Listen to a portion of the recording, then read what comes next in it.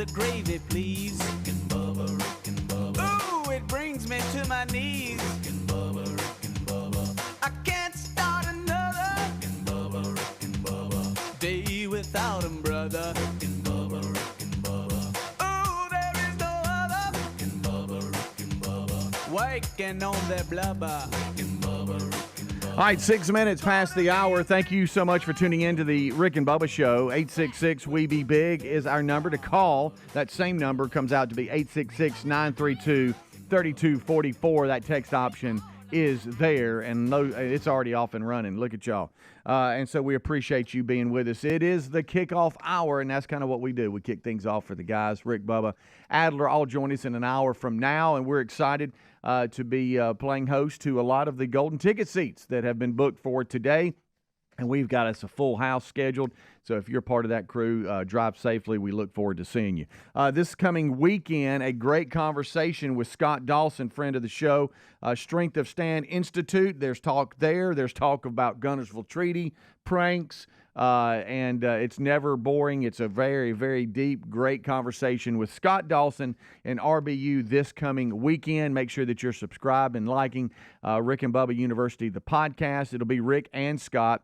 Since Bubba was off yesterday, he's back today, but that was recorded yesterday, so therefore Bubba won't be on this weekend's podcast, but that's why. So check that out with Scott Dawson, RBU, this coming weekend. Make sure that you are also following us on social media. Adler does a great job of sending out audio and video links all in one post, so you can just click on whatever you like. All right, so let's bring him in. Over to my left one. Oh, look at here, Mr. Greg Burgess, ready to go. He just got finished with his last batch of peanuts. Yep. Well, that you pile. I like how you pile them up on the desk on the counter and just go to town. Why do you hate my peanuts? I don't. But, I don't understand. But Is it peanut jealousy? I think what I love is that you eat them like they have like little legs and they're going to run away. Yeah. You grabbing them so fast and eating them. You know I eat fast. I just want you to enjoy. You know I them. eat fast. You do. I just want you to enjoy them. I do. You know, it just seems like you're Thank you, Don. Like you're Joey Chestnut, and you're trying to see how many you can eat in a certain amount of time. I wonder if they have a contest. I don't know. You'd win it. That may be something. You'd win that or an ice cream eating contest. Huh? Did you take a swallow? I was joking on Okay, all right. Bluebell brought ice cream yesterday. That one was of the good. new flavors. I didn't eat the whole thing. I ate probably about a fourth of it. Yeah. Ooh, it was good though. This show, this job for it's just there's so many perks that come with this job, and one of them is that when we just are brought stuff, from either clients or whatever, or you the audience. Matter of fact, golden ticket seats today. That somebody's going to probably bring us something homemade or whatever, and that's a rough life, isn't it? It's terrible. And one thing that we love is when Bluebell gets to drop off their new flavor ice cream. Oh, yeah. And I always love when I get a text, hey, do you mind if we, and you can stop right there. No, I do not mind. Just bring it on. Who would mind that? That's my question. Who would mind it? Don't do that. Don't bring brownie chocolate truffle or whatever it was. It was really good. Yeah. I'm going to go there and get some more of this. And, we let me go get some. Speaking of food, snacks, eating, all this kind of stuff, M&Ms have been a big topic here on the show. Yeah. And did I hear you say something about a new flavor? Well, no, we had already talked about it. Oh, okay. Well, you acted like it was It's new. what started the whole conversation. Okay. Well, why were you acting like it was breaking news? Well, I thought it was until I read it, and then I go, that's what started the whole M&M conversation the other day. Well, I was pulling show peanut prep butter and jelly. and printing. Oh, okay, yeah. And then I heard you go, M&M. But okay, that's okay. We'll repeat the subject. Okay. Well, I heard kind of off in the distance that you had breaking news, but then you realized that we had already discussed that's on it. me. All right, no problem. Yesterday, congratulations to South Alabama. Good night. I don't know if anybody caught that, but college football was on last night on ESPN, and they spanked App State. Good gracious alive. They beat them 48-14. And so congratulations to them. And I went over just really, I didn't have a whole lot of time, but it was just for show prep. I wanted to hear what Al Michaels sounded like. Okay. What do you think? On the NFL Prime game last night. Did they have to wake him up? The Jets hosted the Patriots. And I will say this, as far as the game, you know, I'm not going to go, it's the greatest Aaron Rodgers has ever, but boy, he looked good. The Jets looked good. To get back in the rhythm. I bet. Yeah. Did you think about it? He missed the whole season last year. Right. They beat the Patriots pretty good last night, 24-3. And now everybody calm down. They're talking about, you know, Jets are going to make it to the Super Bowl. Good. But they did probably send a little warning to the NFL. They're kind of looking at him now that, hey, watch out for him. I think he lost his right tackle though. So you're predicting they're going to win it all? No, but that hurt. You know, I feel sorry for those linemen. I know. So his right tackle, he's getting pushed back by the defensive end, but he's holding. Not holding like a penalty, but he's holding what he's got. He's blocking.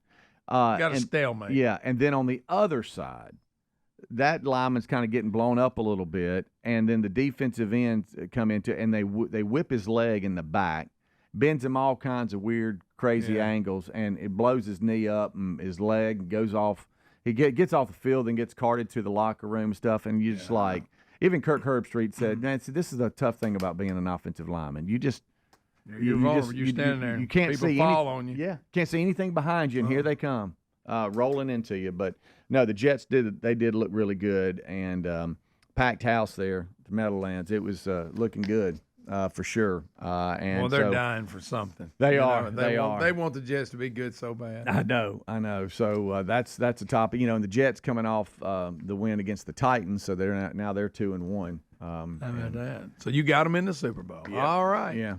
Major Applewhite with South Alabama looks good. Now, I think we need to give, somebody said Mississippi State needs to be looking at Major. I'll give you that. Mississippi State looks really bad right now, but let's give that guy. Just 3 games into 4? Just give him a second. Yeah.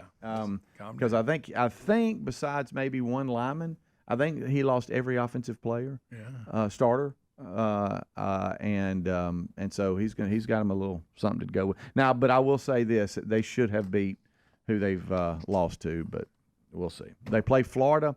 And we have that schedule coming up that we'll talk about. But they do play Florida, and it's 11 a.m. Somebody's day is going to get better because both of them are kind of in a bind. Boy, I mean, both of them have to win. But that's going to be an ESPN 11 a.m. Central Time kick. Florida is at Mississippi State. Hey, look, I'm sitting here looking through, and I've dug through it. I've even looked at NFL games, and I don't see Beth Mowens having a game this weekend. You know, every week you tell me that, and then all of a sudden you find her. That's not every week. And I don't tell you that. Then you'll have her at the wrong game. So you're just going to make your stuff up. So you'll have her calling the wrong last week. Well, yeah. Now on the show prep sheet, I had it right. But then I looked up and it was 9:20 and we hadn't done it yet. So I slid Rick a note and then I put it down wrong, like an idiot. No, let me tell you let me finish. I think you bonded with her, and you're purposely messing it up because you don't want to make fun of her. Oh, you think? Yeah. Well, that's a theory. What do you think about that theory? Probably not very good. Well, but I mean, because you keep going. I don't know where she's at. You're protecting her, and I get that because y'all are friends. Do what now? Hey, this is Beth Mowens. I'm not sure why, but you guys are still listening to Rick and Bubba. They're my friends. See, she you can tell right there she was just grinning ear to ear because Speedy was there. We were. Does she sound a little bit like Reba McEntire when she talks? Yes. I got a little of that. Yeah. Rick and Bubba. Buddy. But I'm just saying I'm on to you. So is that what you are? You're on to me? Never, I mean, Rick, I made him. And you guys are listening to Rick and Bubba. See? Fans again, man. This is Beth Mowens. I'm not sure why, but you guys are still listening to Rick and Bubba. Did you hear me laugh, giggle a little bit? Yeah, so you know me, I don't like silence, so I was just a little bit. Okay, no, I'm on to you. I'm just saying. Purposely acting like you can't find her because you don't want to make fun of her. That's good. You're a good friend. I don't know, Rick. I got her. I don't know what game she's at. Well, I'm just saying. I'm a little frustrated because 560 Sports is a place to go for all the announcers. Also, awfulannouncing.com. You go click other. So if you make the list of awful announcing, that's got to make you feel kind of bad. It does, but really it's a little misleading because in awful announcing, they're giving you the whole schedule for both college and NFL. So it's, I don't know, but if you'll go to awfulannouncing.com, click other, and then the little bar comes down, slide down to announcing schedule, and it shows you every week. Normally about midweek to Thursday it's released. And so those are my two places. And in both of those places, I don't see her listed. But there are a few games where there's no announcer listed. But normally if she is announcing, she is on that list. So I don't know. But I don't see her. Now, I don't follow her on social media. I know you do. So that's my the last thing is to check that and just see if she's announcing something about what she's doing. Good, you know I do. yeah, all right. So do me a favor, hit refresh and see if what she says. Okay, I'll check it out. Like, that's fine. I know what you're doing. So I'm on to you. All right, we'll take a break. We'll be right back. Yeah, it is Beth and Greg. We'll be right back. You didn't even catch that. Feeling secure in your own home shouldn't be a luxury, it should be a given. That's why Simply Safe Home Security is dedicated to providing protection and peace of mind to all families. With LiveGuard technology, Simply Safe's 24/7 monitoring agents can act within 5 seconds of receiving your alarm. Visit simplysafe.com/bigbox to save 50% on a new system with a free indoor security camera. Find the link also at rickandbubba.com under the sponsors button. There's no safe like Simply Safe. You've heard me talking about Raycon before, but there's no better time to check them out because they just launched their upgraded model of the best-selling everyday earbuds. You get the features you know and love, like optimized gel tips for custom fit, 3 customizable sound styles, and active noise cancellation, ergonomic design, and multi-point connectivity that lets you pair with 2 devices at once. Get 15% off plus free shipping at buyraycon.com/bigbox. That's buyraycon.com/bigbox or rickandbubba.com. A medical test can reveal your body's biological age, which can show if you're aging prematurely. Better nutrition has been shown to reverse one's bio-age. Now, my hope of living better and healthier is why I take Field of Greens. Field of Greens is an organic superfood fruit and vegetable drink backed by the Better Health Promise. At your next checkup, your doctor will notice your improved health or your money back. Join me in better health with 15% off and free shipping. Go to fieldofgreens.com, use the promo code BIGVOX or rickandbubba.com for a link. In just a few short weeks, Americans will head to the polls with critical issues at stake. It can feel overwhelming, so why not align with a company that stands for the values of its members? That's why we stand with AMAC, the Association of Mature American Citizens. For just $1 at amac.us/bigbox, you can get all kinds of benefits, retirement planning, and discounts, and AMAC card-carrying members get savings on travel, roadside service, and an array of other cost savings. All you got to do is go to amac.us/bigbox. If your approach to everyday aches and pains is to mask them, then repeat that cycle all over again. It's time to try Relief Factor. Instead of masking pain, Relief Factor helps eliminate it with a unique formula of ingredients that helps support your body's response to inflammation. Give it a try and get the 3-week quick start pack for just $19.95 at relieffactor.com or call 1-800-4-RELIEF to get that deal. You can also find that information at rickandbubba.com under the sponsors. Don't mask pain. Fight it naturally with Relief Factor. Our friends at TheraBreath have some good news if you have bad breath. Try TheraBreath Fresh Breath Oral Rinse. TheraBreath is dentist formulated by Dr. Katz himself. TheraBreath doesn't mask bad breath like those burning alcohol mouthwashes that can actually irritate sensitive mouths. It's alcohol-free and free of gluten with no added dyes or colors. Find TheraBreath in all your favorite retail and drug stores. Look for the bright orange cap or online at TheraBreath.com. You can find a direct link at rickandbubba.com under the sponsors. TheraBreath, confidence in every capful. Oh, look, honey, the ants are back.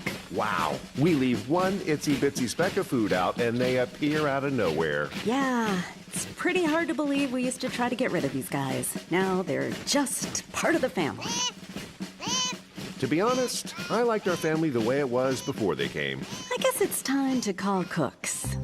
You don't have to live with pests. Get proven protection from Cook's Pest Control. Call or go online for a free quote. Cook's Pest Control. If your spine needs some extra TLC, then you need a Helix Sleep mattress from helixsleep.com/bigbox. Each Helix mattress is designed for a specific sleep position and comfort preference. With 20 unique mattresses, including the award-winning Luxe Collection, and a mattress designed for big and tall sleepers, you'll find one that's right for you. And Helix lets you try it out for 100 nights. Take the 2-minute Helix Sleep Quiz to get matched with the perfect mattress. Head to helixsleep.com/bigbox to save 25% off your mattress order. Or visit rickandbubba.com. With Helix, better sleep starts now. So you you owe back taxes, right? Here's the question. Why is the IRS targeting you and not the millionaires who owe a fortune compared to you? Tax Network USA are patriots you want on your side to solve your IRS tax problems quickly and painlessly. Their attorneys, strategists, and expert negotiators employ brilliant strategies designed to solve your IRS problem quickly and in your favor. Call 1-800-780-8888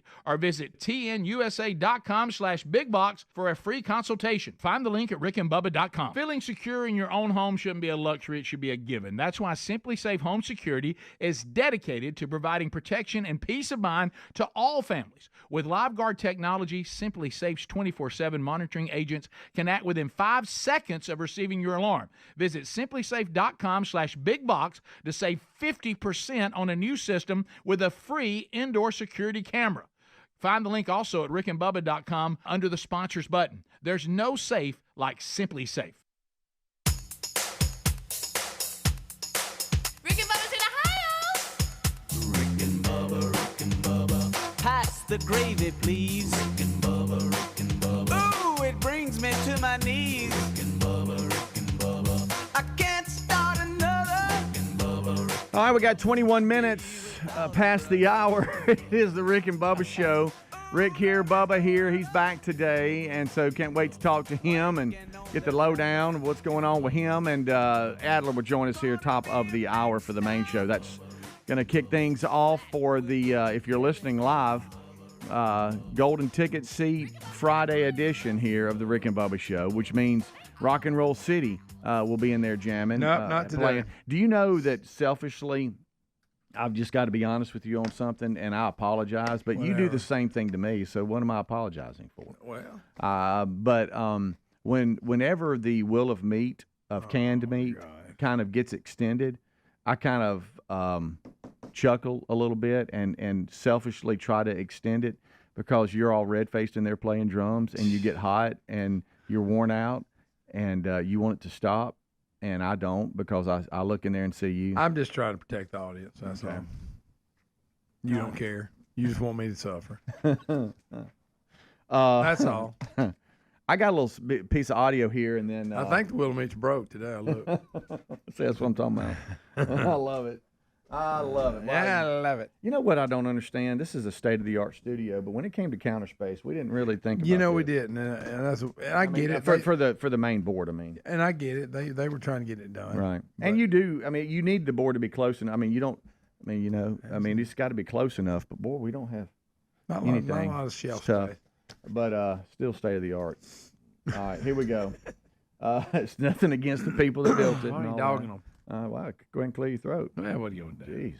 All right, so here we go. I got a little something for you here. Let's see what we got, and if you can tell me what this is here. Late night scrolling on Facebook and figured why not? I'll give it a shot. And I've raised 2 boys for my husband. I've got it. I'm good. Anything that is brought to them to eat in the car needs to stay in the car. So if you eat a half a corn dog, then you throw it in the back and that corn dog stays in there. I have a backpack with me. Same thing. We're not going to let too much out in the open in the first couple hours, maybe. What do you think's going on? Oh, sounds like a mess, doesn't it? That's a tough one. There's something involving a car, because I heard him say you got to leave the corn dog half eaten in the car. Mm-hmm. You have 4 complete strangers. Okay, and they're trying to outlast each other to win a free new car at the Oklahoma State Fair. You remember they used to have, when I was a kid growing up, somewhere around Gadsden, they had a contest where you had to stand there with your hand on the car. Correct. For days. Yep. If you think road trips are long. So they were in the car? Try sitting in a car with 3 other strangers for 10 days. It took 10 days. Well, that's what 4 people are doing to win a new Nissan Sentra at the Oklahoma State Fair. I ain't doing that. They've been there since 11 a.m. on Thursday, and and all the contestants say they're staying in it to win it. So you got to imagine all the stuff that comes with it. It's kind of funny here because they're trying to outlast everybody. But a man has won the Nissan Sentra by staying in the car for 3 days and outlasting 3 other competitors. Everybody bailed in 3 days. I guess so. But there is controversy. because I think whatever is brought into the car has to stay in the car. And so it says here, man wins stinking Sentra contest at the state fair. So somebody made it miserable in there. Don't tell me somebody was popping out some Well, wind there's controversy because at one point, the man that won it brought in a cup of human waste to win the stinking Sentra competition. That ain't right. I'm sorry. I mean, if it naturally, I guess if you have an accident in there, there's nothing you could do. But so he got somebody to hand him a cup of human waste. Yep. And everybody said, I'm out. Yep. They were testing their willpower to try to win the 2024 Nissan Sentra. Whoever can last inside the longest without losing their mind and just opening the door and going, I'm out, wins. It's and I don't remember this. The Stinking Sentra giveaway is a throwback to the 1990s when the event was a can't miss, they say, at the Oklahoma State Fair. Anything that is brought to them to eat in the car has to stay in the car. You try to gross everybody out. Yep. So if you can eat a half corn dog and throw the rest in the back, the corn dog stays in there. That ain't going to bother me. If you're eating a turkey leg, that happens. If you gnaw on some meat and the bone, that stays. If you got a cut with a bald-headed brown dog in it, I guess it stays. The contestants do get this isn't fair. Well, but I mean, I guess you got to have this legally. The contestants do get a bathroom break every 3 hours. Other than that, like somebody took one in a cup. They're left to sweat and stink. Golly, you know, people's in there ripping off on each other. Yeah, I know. That's I don't want a car that bad. Got to pay taxes on it anyway. So something that was new that wasn't there 30 years ago was there apparently was a live stream to it. And you could see the contestants and all that kind of stuff. But a guy has won it, so that's the news, and that's the audio, I guess, of them talking. Look, one of the texters sent us says, well, I guess the new car smells gone.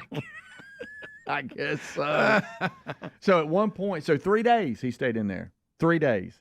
So I guess it's at one point, I mean. So he was pretty gross. Do you talk to the other strangers? Like, hey, y'all talk to me? Or do you just sit there?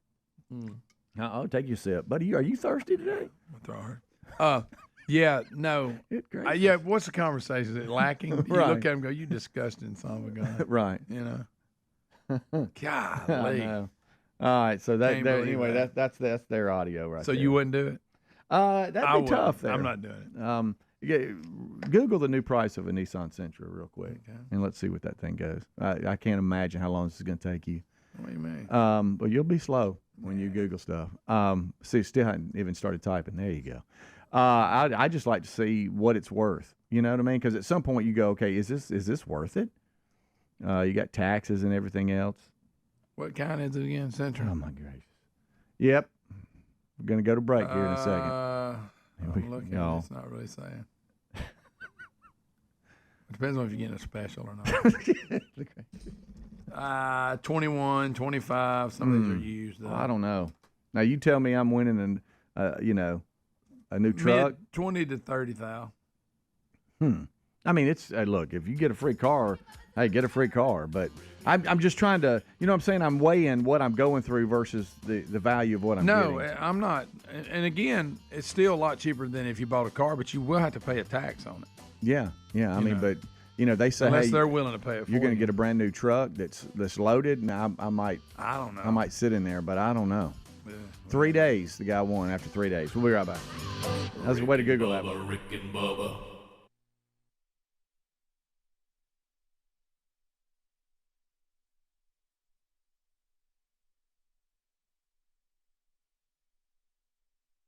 So you owe back taxes, right? Here's the question. Why is the IRS targeting you and not millionaires who owe a fortune compared to you? Well, wealthy people have tax attorneys. You probably don't. Tax Network USA are patriots you want on your side to solve your IRS tax problems quickly and painlessly. Their attorneys, strategists, and expert negotiators employ brilliant strategies designed to solve your IRS problem quickly and in your favor. They have a preferred direct line to the IRS. They know which agents to talk to, which to avoid. And by the way, you should never talk to the IRS yourself. Plus, Tax Network USA learned of a limited special IRS offer. The IRS is willing to forgive $1 billion in tax penalties. Do you qualify? Find out by calling 1-800-780-8888 or going to tnusa.com/bigbox to find out. They are the team that we recommend to solve your IRS issues and get your life back. Go to tnusa.com/bigbox for a free consultation. You also find the phone number and the URL at rickandbubba.com. Our friends at TheraBreath have some good news if you have bad breath. Try TheraBreath Fresh Breath Oral Rinse. TheraBreath is dentist formulated by Dr. Katz himself. TheraBreath doesn't mask bad breath like those burning alcohol mouthwashes that can actually irritate sensitive mouths. It's alcohol-free and free of gluten with no added dyes or colors. Find TheraBreath in all your favorite retail and drug stores. Look for the bright orange cap or online at TheraBreath.com. You can find a direct link at rickandbubba.com under the sponsors. TheraBreath, confidence in every capful. Mom, Dad's doing a crazy dance on the patio. Ooh, really bad dancing. Sweetie, are you okay? Vicious mosquitoes everywhere! Save yourselves! I'll call Cooks before you pull a muscle. You don't have to live with mosquitoes. Get proven protection from Cook's Pest Control. Call or go online for a free quote. Cook's Pest Control. Feeling secure in your own home, that shouldn't be a luxury, it should be a given. That's why Simply Safe Home Security is dedicated to providing advanced protection and peace of mind to all families. Now, right now, you can save big on your award-winning Simply Safe system for 50% off and claim a free indoor security camera. When you order today, this offer is not going to last long. With exclusive Live Guard technology, Simply Safe's 24/7 monitoring agents can act within 5 seconds of receiving your alarm and even speak to intruders in your home, warning them that the police are on the way. With no long-term contracts or hidden fees, Simply Safe earns your trust every day by keeping you safe, satisfied, and never locked in. That's why Simply Safe was named Best Home Security Systems by U.S. News and World Report. Join countless listeners who found peace of mind with Simply Safe by going to simplysafe.com/bigbox. Save 50% on a new system and a free indoor security camera. There's no safe like Simply Safe. Or find the link at rickandbubba.com. If your spine needs some extra TLC, then you need a Helix Sleep mattress from helixsleep.com/bigbox. Everybody's unique and everyone sleeps differently. Helix has several different mattress models to choose from, and each mattress is designed for specific sleep positions and comfort preferences. In fact, the Helix lineup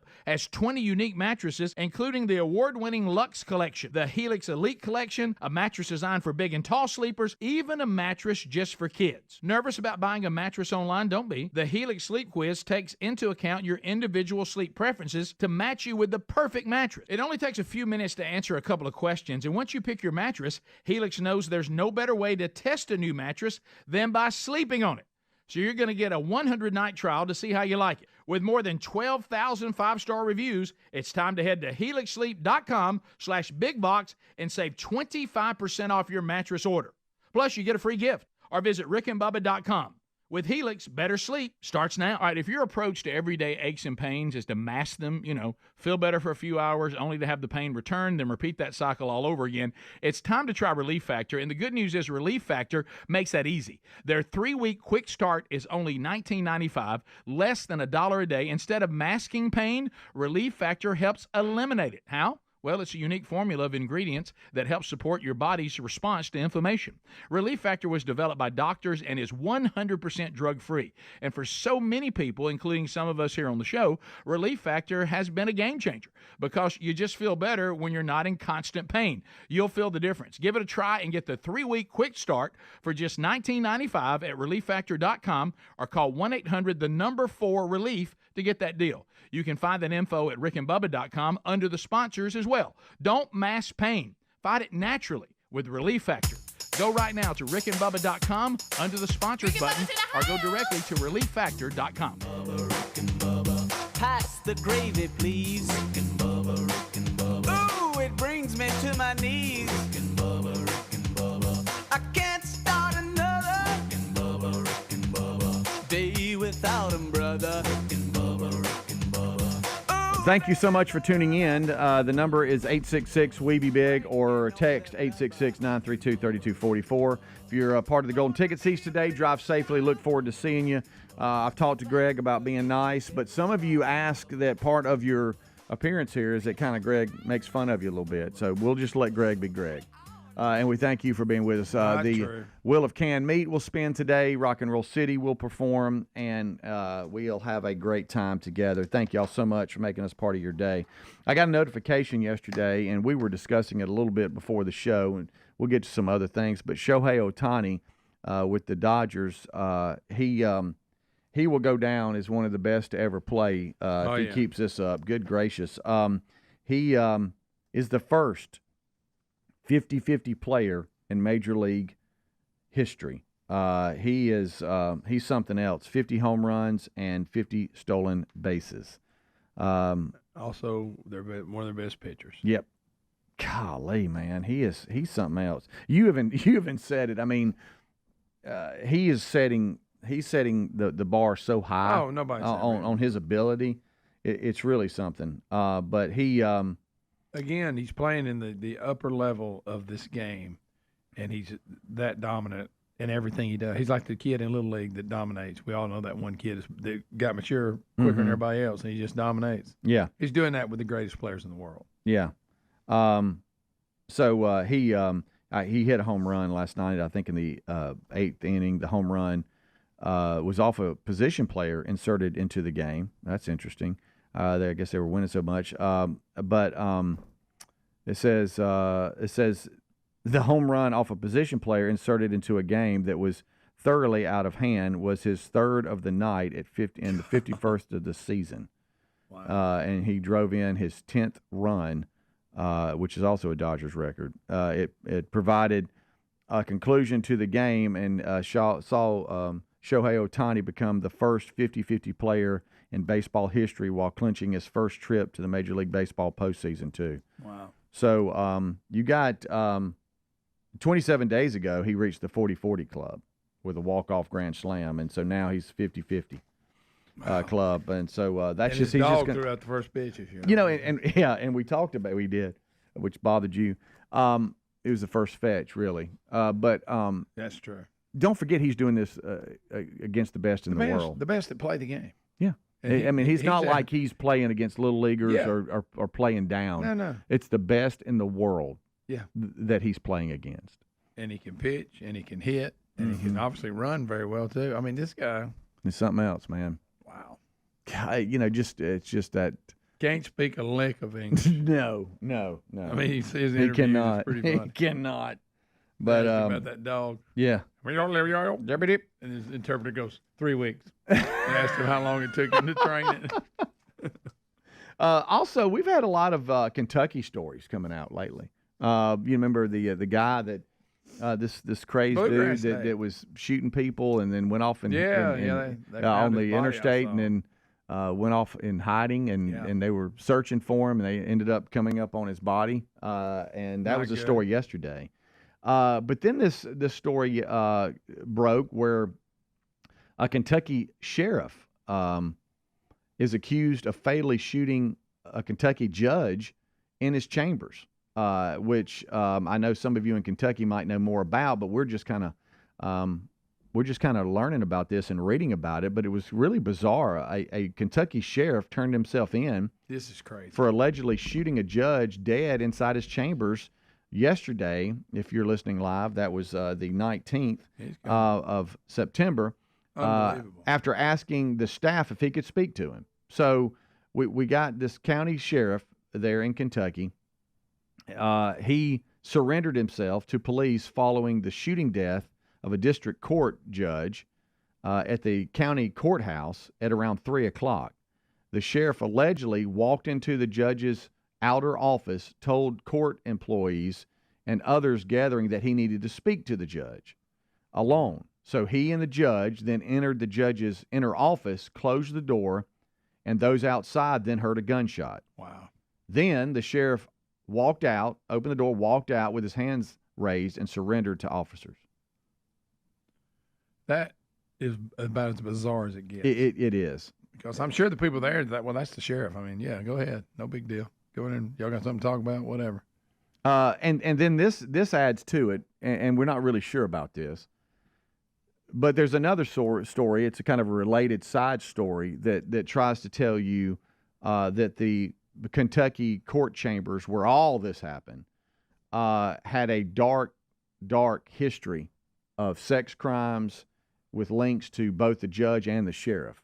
And that I guess a former deputy is currently serving a 7-year prison sentence after being convicted of sex crimes there inside the chamber.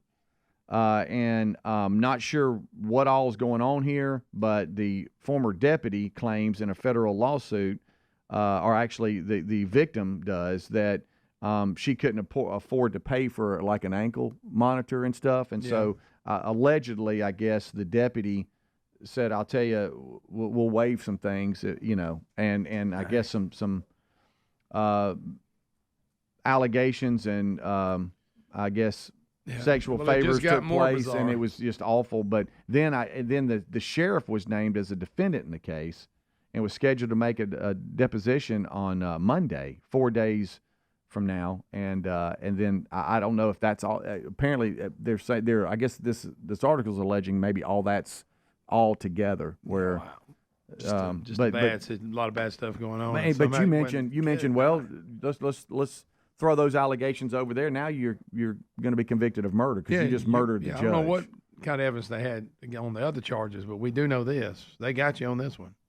I mean, there's no way out. You will be convicted of murdering him. Now, some of those that are there, because this is not in the story, but that they say that the sheriff was upset at the judge for some allegations that have to do with his daughter, and I'll leave it at that. Well, so it could be put sheriff aside. He was in there as a dad, so but again, who knows? I don't know. It's not in the article that I have read, but. The text line, 866-932-3244, from those of you that live up there are kind of giving us some insight to the story. Yeah. So that might explain it. But we'll see. But it's just weird that I'm the sheriff. I asked to see the judge, go into his chambers, do that, and then walk out and go, all right. Yeah. So I've basically said, okay, I need to kill him, and I know I'm going to jail for this, but it's worth it. Yeah. Evidently. So we'll see as the info gets released. Wow. And the allegations back to the deputy, the reason why the lawsuit on the sheriff was there was that he didn't reasonably respond to reports of suspicious activity, and so that's kind of why he was all part of that. He's tied to it. Yeah. Jeez, my man. But, we were like, this was kind of an interesting story, so we're kind of trying to play it out here and figure it out. But I saw the headline yesterday, and I thought, I was watching the news, and they brought it up, and at the time, they didn't release who did the shooting. I thought, well, maybe it was somebody that had been convicted of something, or a family member of someone who's convicted that had a beef with the judge. Right. I never thought it'd be the sheriff. No, not at all. But if those of you that are texting us with that storyline about the daughter, if that's in play, at least it kind of makes a little bit more sense. But we'll figure it out together, I guess. People will make stuff up. Sure. 866-WE-BE-BIG, 866-932-3244. We thank you so much for being with us. We're off and running here on a Friday edition. If you're part of the Golden Ticket Seats, please drive safely. Rick, Bubba, Adler, all join us right after top of the hour, so don't go anywhere. Rick and Bubba, Rick and Bubba.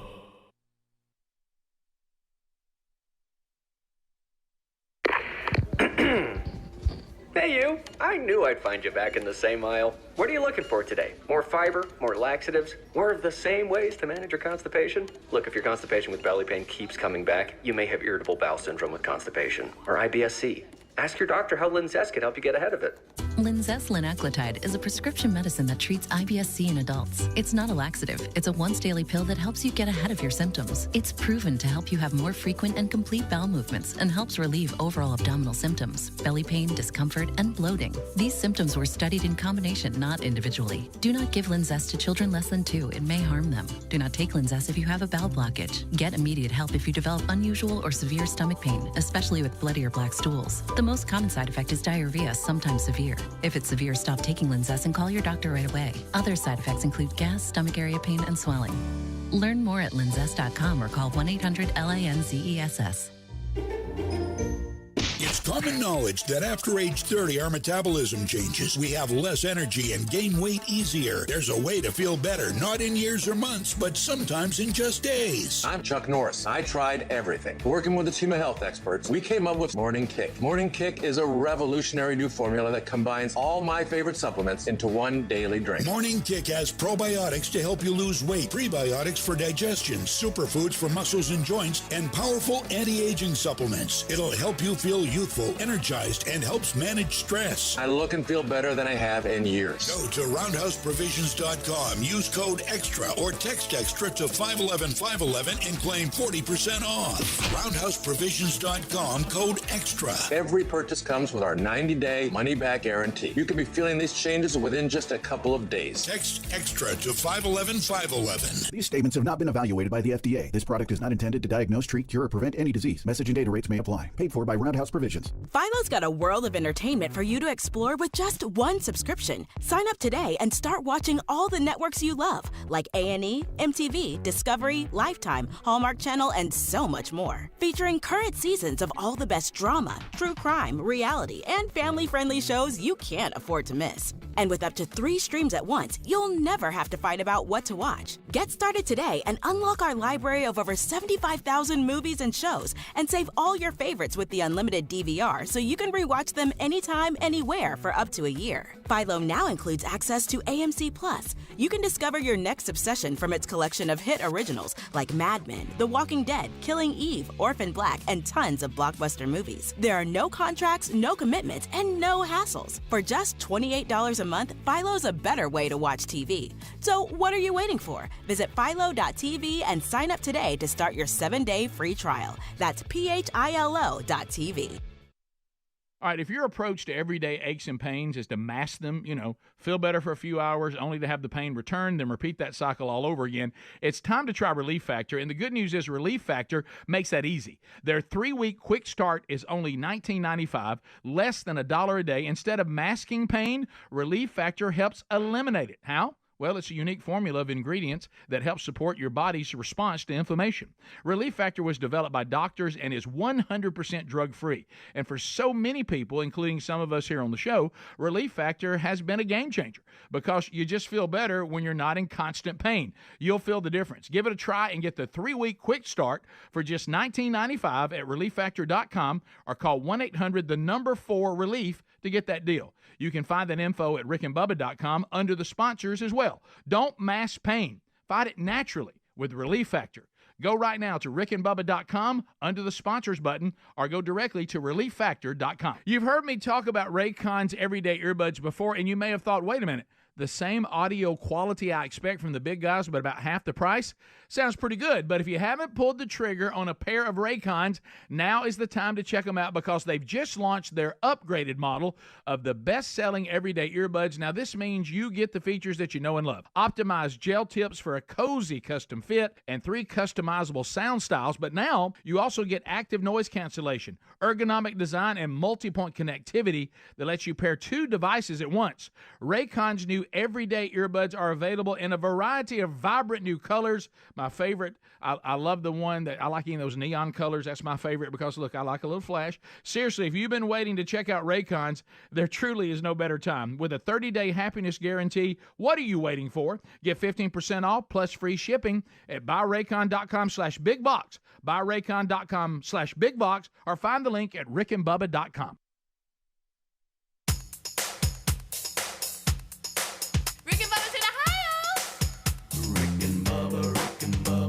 Pass the gravy, please. Rick and Bubba, Rick and Bubba. Ooh, it brings me to my knees. Rick and Bubba, Rick and Bubba. I can't start another. Rick and Bubba, Rick and Bubba. Day All right, we got 11 minutes until top of the hour. It's the kickoff hour. Thank you so much for tuning in to the Rick and Bubba Show.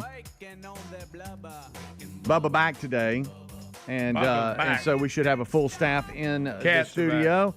Adler will join us here shortly. This portion of the program is sponsored by amac.us/bigvox. AMAC. BIGVOX. V is in voice. AMAC stands for the values of its members and fights every day to protect the individual's liberties outlined in the Constitution. And as a member, you're going to enjoy over 100 different discounts with companies that share your values. Got an array of savings that will save you big time when you travel. Plus, you'll receive a subscription to the bi-monthly AMAC magazine. In 7 weeks, we, as Americans, we're going to vote. And you realize that? You realize that, Greg? I mean, do. Good night. Lots at stake.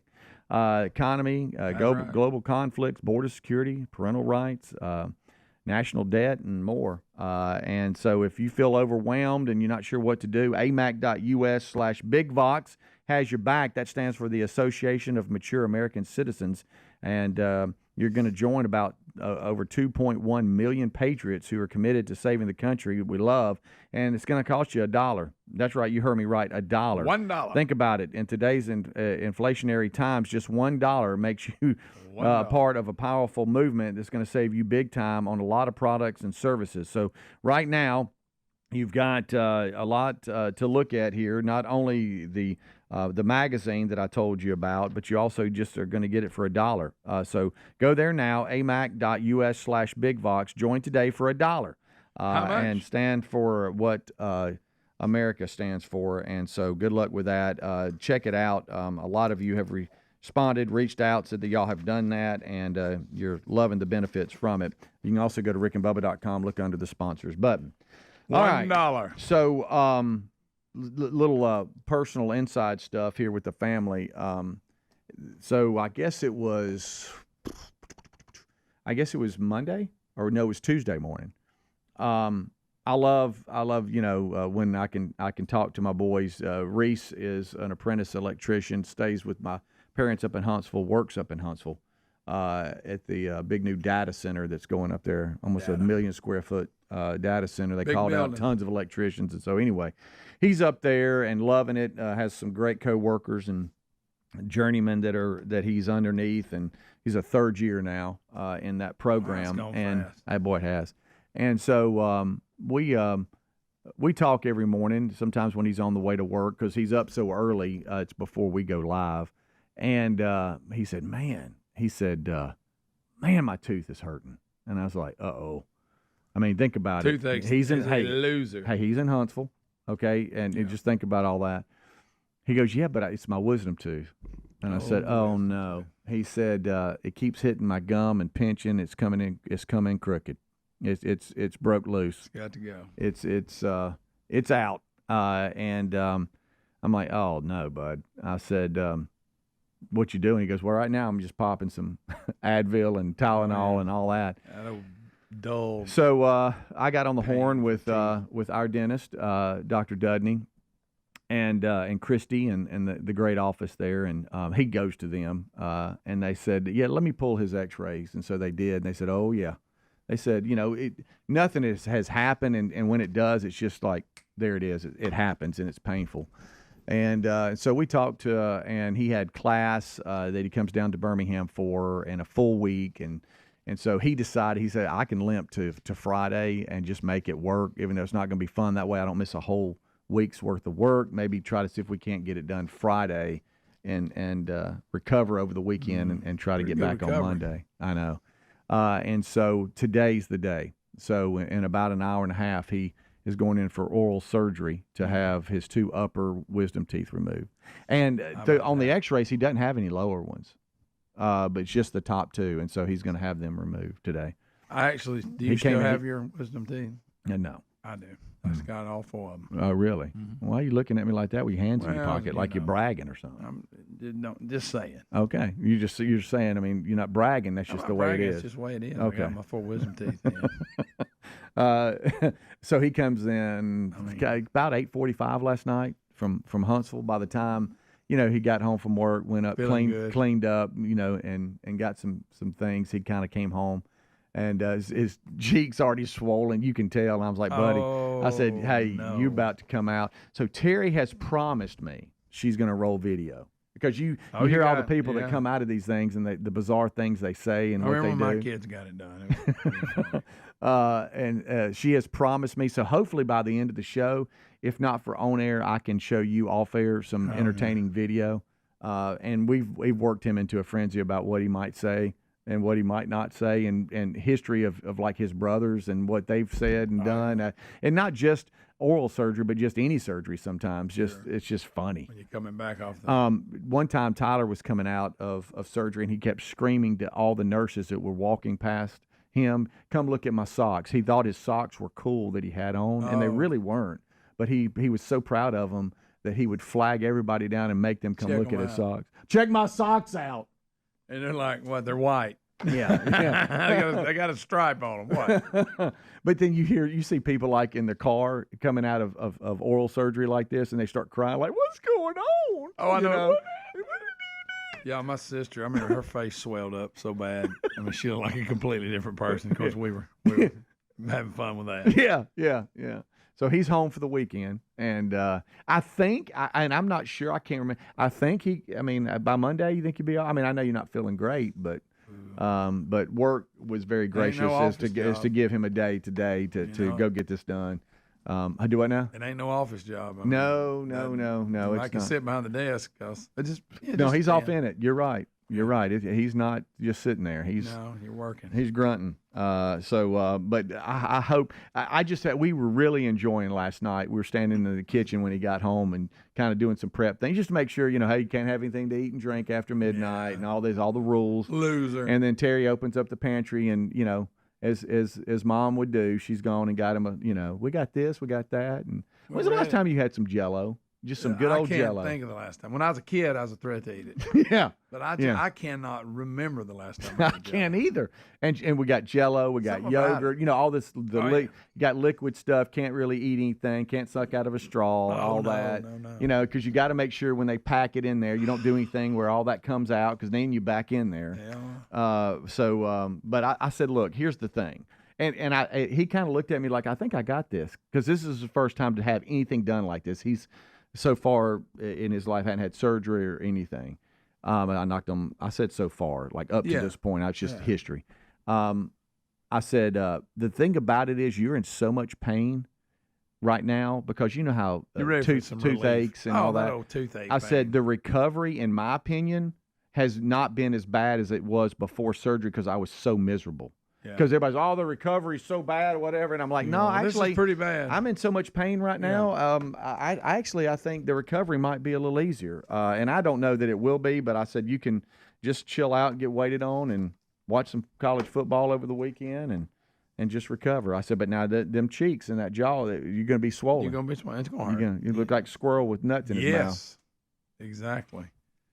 Well, he'll get hit, but like you said, on the other end of it, at least he'll get back to normal. Right. And not, because that tooth pain is terrible. It is. It is very terrible. But those guys that he works with in Huntsville, man, they're so good.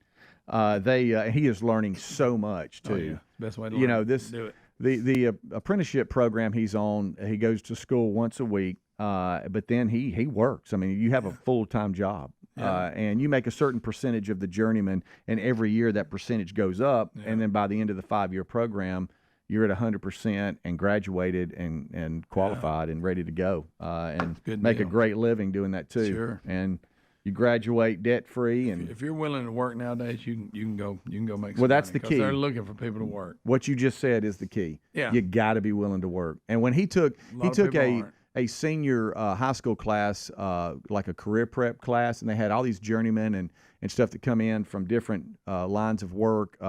And the one common denominator in all of them, they said, if you don't mind, getting dirty, working with your hands, and putting in the work to build yourself to where you can have a career, he goes, they're all like, you'll be amazed what kind of career you'll have because now that's going away. Yeah, and everybody's looking for somebody. And so thank all the folks there that he works with for giving him a day to go get this done. But I cannot wait for the video. Oh, yeah. I looked at Terry. I said, you ready for this? He's a big boy. That's true. Rick and Bubba.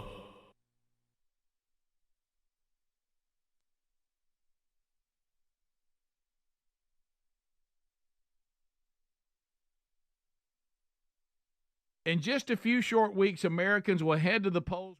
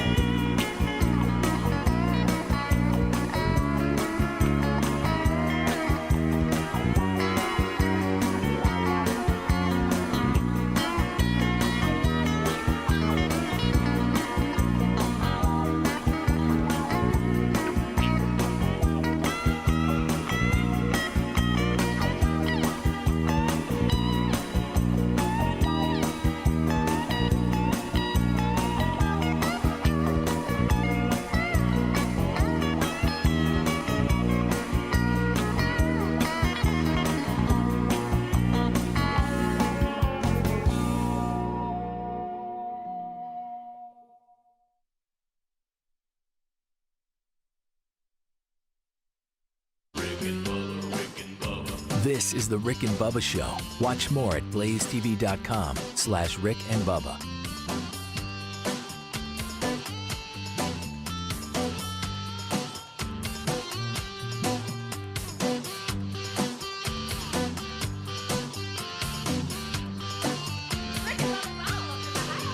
Rick and Bubba, Rick and Bubba.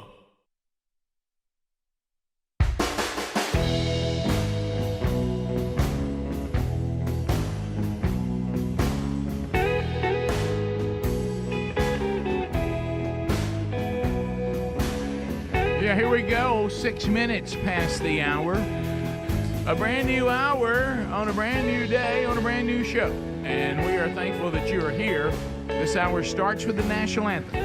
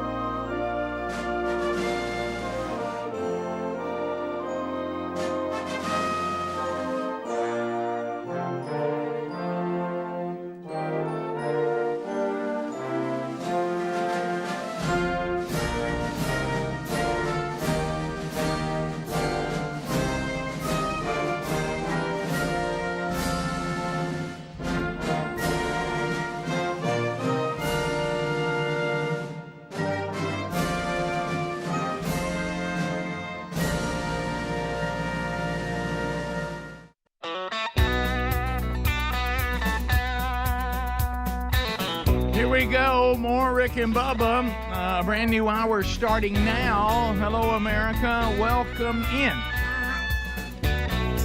Roll it.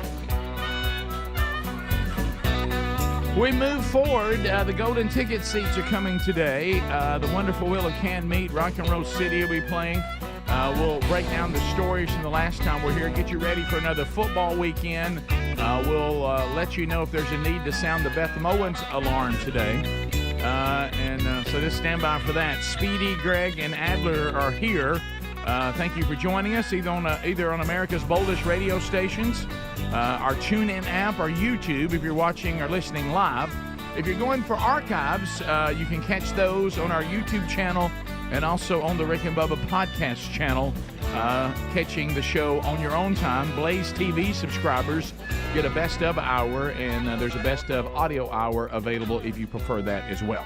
Well, he's back. We're missing one, the silver tongue one, the man with a golden voice, professional lunch eaters, man of the year, the inventor of pizza in a cup, Shakespeare's worst nightmare, and the master of the King's English. Ladies and gentlemen, put your hands together for Bill Bubba Bussey!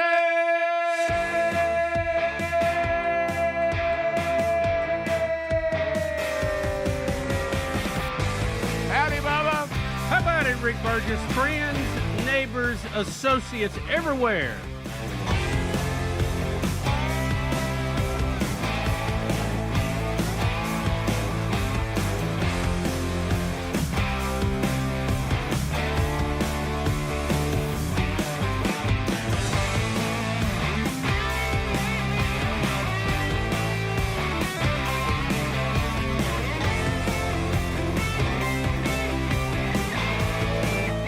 Hey, y'all, prepare yourself for the rubber band.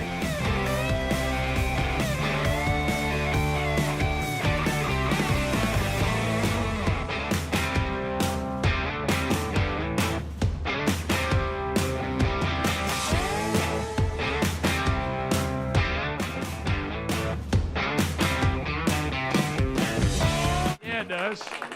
The Spinners. You know, that's a classic, isn't it? Oh, when that happened, when we were kids, I thought, my goodness, I got to get the Newsom's records, and I better find that 45 and find it now. You know, I mean, I got to get to the mall. The great Newsom's. Absolutely. There was about 3 places you could go to get records back then. I remember one time, and I can't remember what the song was. You just click. but we were after it. So that we had Newsom's records, and what they would do, we talked about this before, but we'll revisit. They had your albums and all this stuff, and then they would have on the wall individual 45s of the current top 40. Oh yeah, they'd have them listed number 1 through whatever, and you'd but go now over. I preferred record part. And Did you really? See, I was too. We were in Oxford, so we had Newsom. Yeah, we had Newsom's right down at the mall. I had to go down and talk to Dale and get the latest Who, scoop Pick? on everything. Pick's got it. I used to remember Rick, they had a little turntable and a headphone, and you could put the 45 on and listen to it before you bought it. So the other option, there was a fallback position. For some reason, JCPenney also carried records for a while. They did. I forgot about that. It was a limited number. Not a lot of shelf space. And I can't remember the song. It's going to drive me crazy. And I was with my mother, and I had to have it. Okay, I just had to. I had to. And I couldn't find it anywhere. Newsom's didn't have it. And JCPenney, and all of a sudden I remember, isn't it weird how old I am and things I can't remember, but I remember this. And there was a guy who said, well, now, we do have one. I don't know the condition it's in the display case. But that's the only one we got. And I said, well, I'll have it. And I went home and it skipped. You know what, Rick? I was going to say, how many times did you buy a record and carry it home and it had a skip in it, and you thought, and the thing was to carry it back, but it was so far, and you usually had to have your parents drive you back then. And then you get the ones I called the humpback that would do this. Yeah, they weren't completely flat. Put a quarter on it. Sure, you better. Oh yeah, but if you start weighting that needle down, it's digging into it. It is. What about when you had the little arm with the magnet on it and it would hold them up? Yeah, of course it would always drop more than one. Yeah, sure. Drop if you put too many. Well, we're trying to figure out right now, and I've got a guy working on it. I told y'all this in the past, but there is an update. So when my grandmother went on in to glory.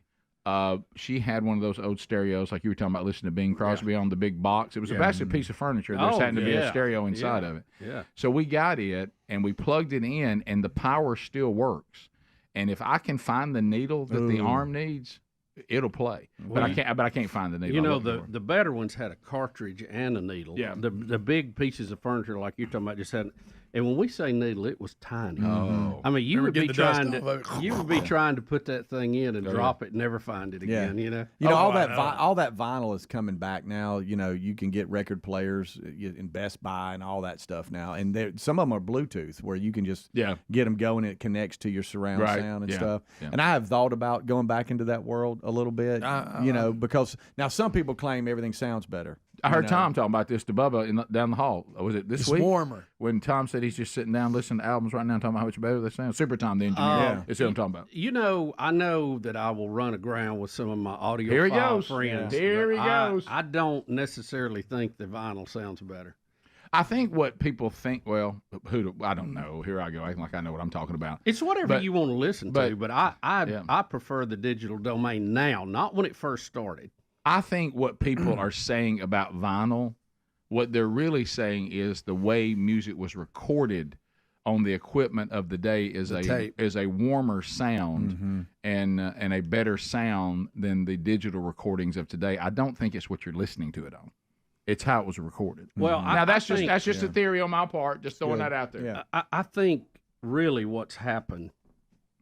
I don't want to get too deep into it, but just like pictures, the first digital pictures were not as good as film.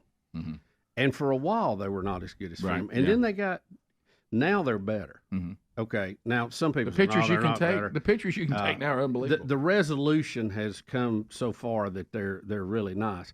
Now, I understand the romanticism of listening to records, and I'm all about that. I would do that if I had a Young turntable. people are doing it. Young people are loving it. It's very trendy to do that now. But I just feel like the digital domain now, and like you said early on, Rick, the recording was like those early photographs. They didn't have the resolution. They didn't have the thing.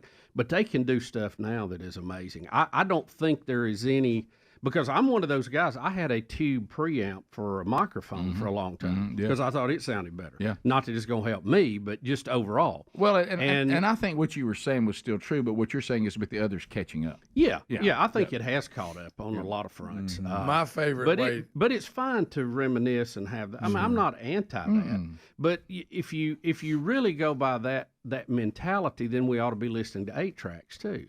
which was terrible. I don't think anybody's going to make that case. But I will say that my favorite way that music was delivered is the CD. I agree. I love the way it sounds. You still have something you can hold. I agree. And you can, I think that was, when they got that, I thought my first CD was Hysteria by Def Leppard. Yeah. Which you now claim is overrated. It is. Lisa had bought me this awesome stereo for Christmas. It was right before we got married. And I put that thing in there, and oh my goodness, the sound was incredible. I agree with you. I don't really have a desire to go back to records because to me records are a bit of a hassle. But the CD, like right now on this show, I'll go ahead and I'll be the cranky old man on this show. Right now, when I'm playing bed music, I prefer the CD over the iPad over here. Yeah, I just like the way it sounds better. Yeah. And I like when you could buy a product and you held it in your hand. There are compression schemes on all of it to some degree, some more than others. But yeah, I think one thing I've noticed, Bubba, out in the digital domain is and I guess this is part of catching up. It's not consistent. Like some music sounds great, and other music doesn't sound as good. Well, again, it's the encoding process too, and we can argue about MP3s and ACC and all that. But yeah, you're right. We'll be back. More Rick and Bubba next. Rick and Bubba, Rick and Bubba.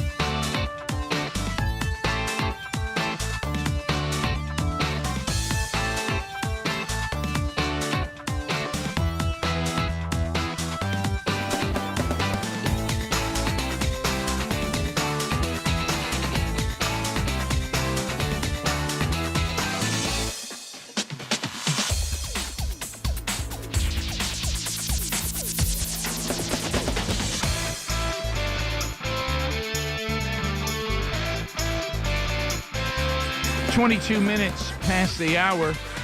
Hey, thanks for being with us today. Bubba back. We got the whole crew here now. Post Helmsy, because he has gone on into coaching. But the rest of us who are currently here are here today. Bubba is back today.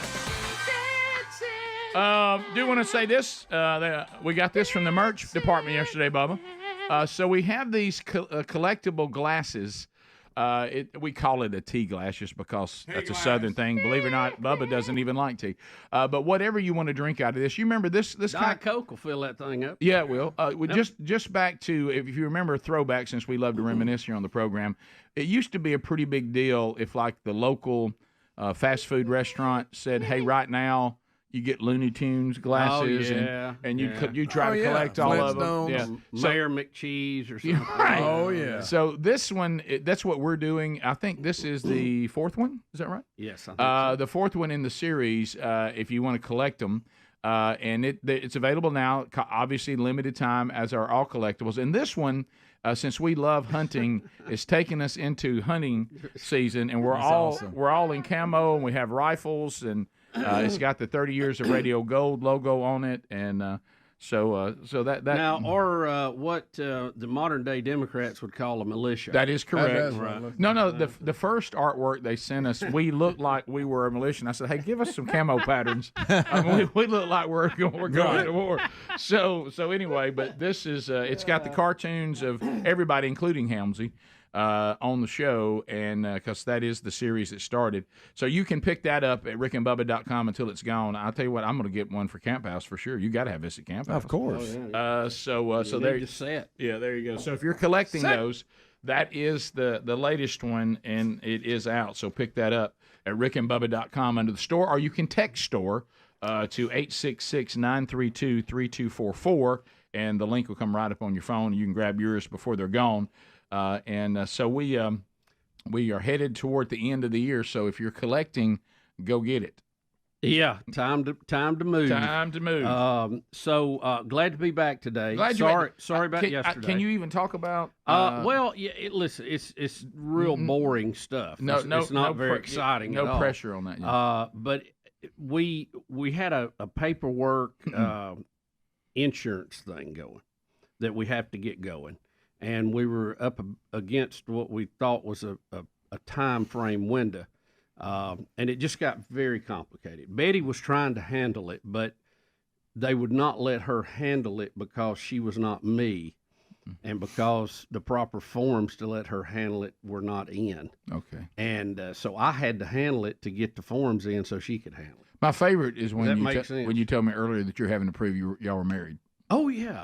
That's Bob asked the question, like right now, as long as we all been married, somebody says we need proof that you're married. Do you know where that is? Well, I'm working down the list. I really don't. Talking about wedding certificate? Or are you talking about just show your ID and she's got your last name? Oh no. Your marriage license. Your marriage license. You got to find. You got to have the paperwork. You got to have more than one, though. See, so what?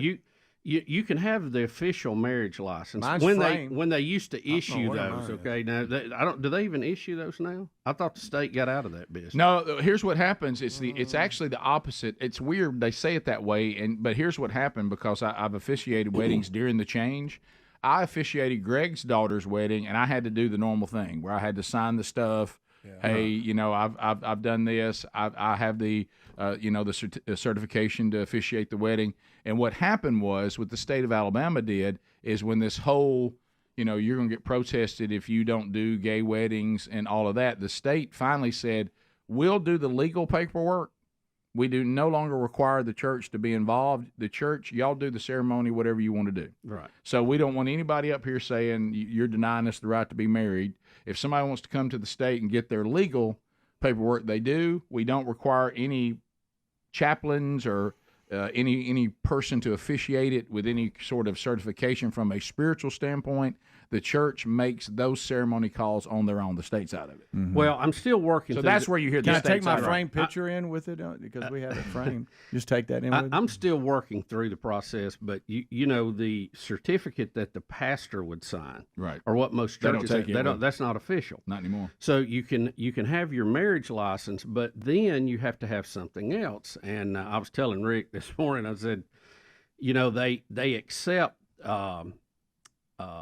utility bills that are in both of your names. None of mine are in both of our names. Yeah, I can't even think if I have any in both of our names. It usually was whoever went to set it up. Correct. And it just comes to the house and you pay it like you some of ours have my wife's names on it. Some of them have my name on it. So that's. But I don't know if we have any with both of us on it. I'll have to work through that too. The But house, anyway, it's house real, in both y'all's names? It's real boring stuff. Boring.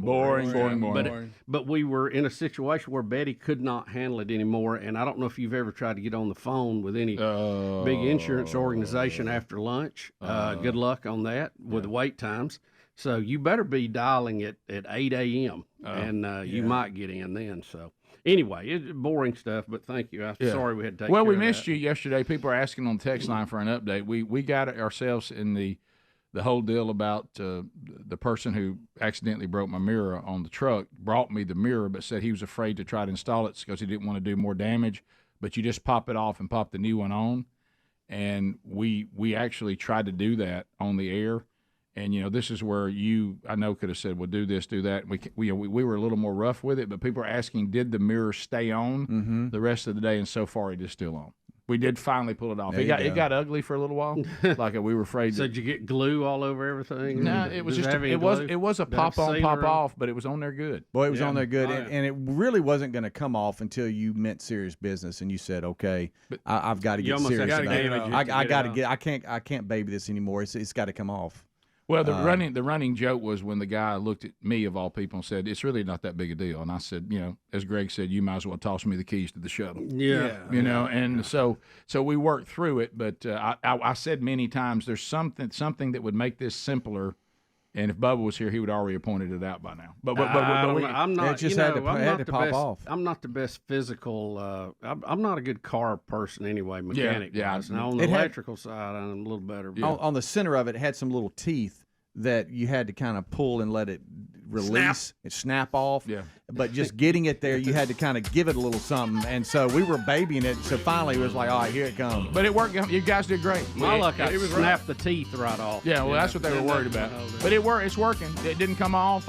I even, I'll let the truck eat, and it hung on there fine. Oh, she's good. Of course, I've never looked at it, but when I was asked if it was still on, I went and looked. Bottom of the hour, more Rick and Bubba coming up right after this. Rick and Bubba, Rick and Bubba.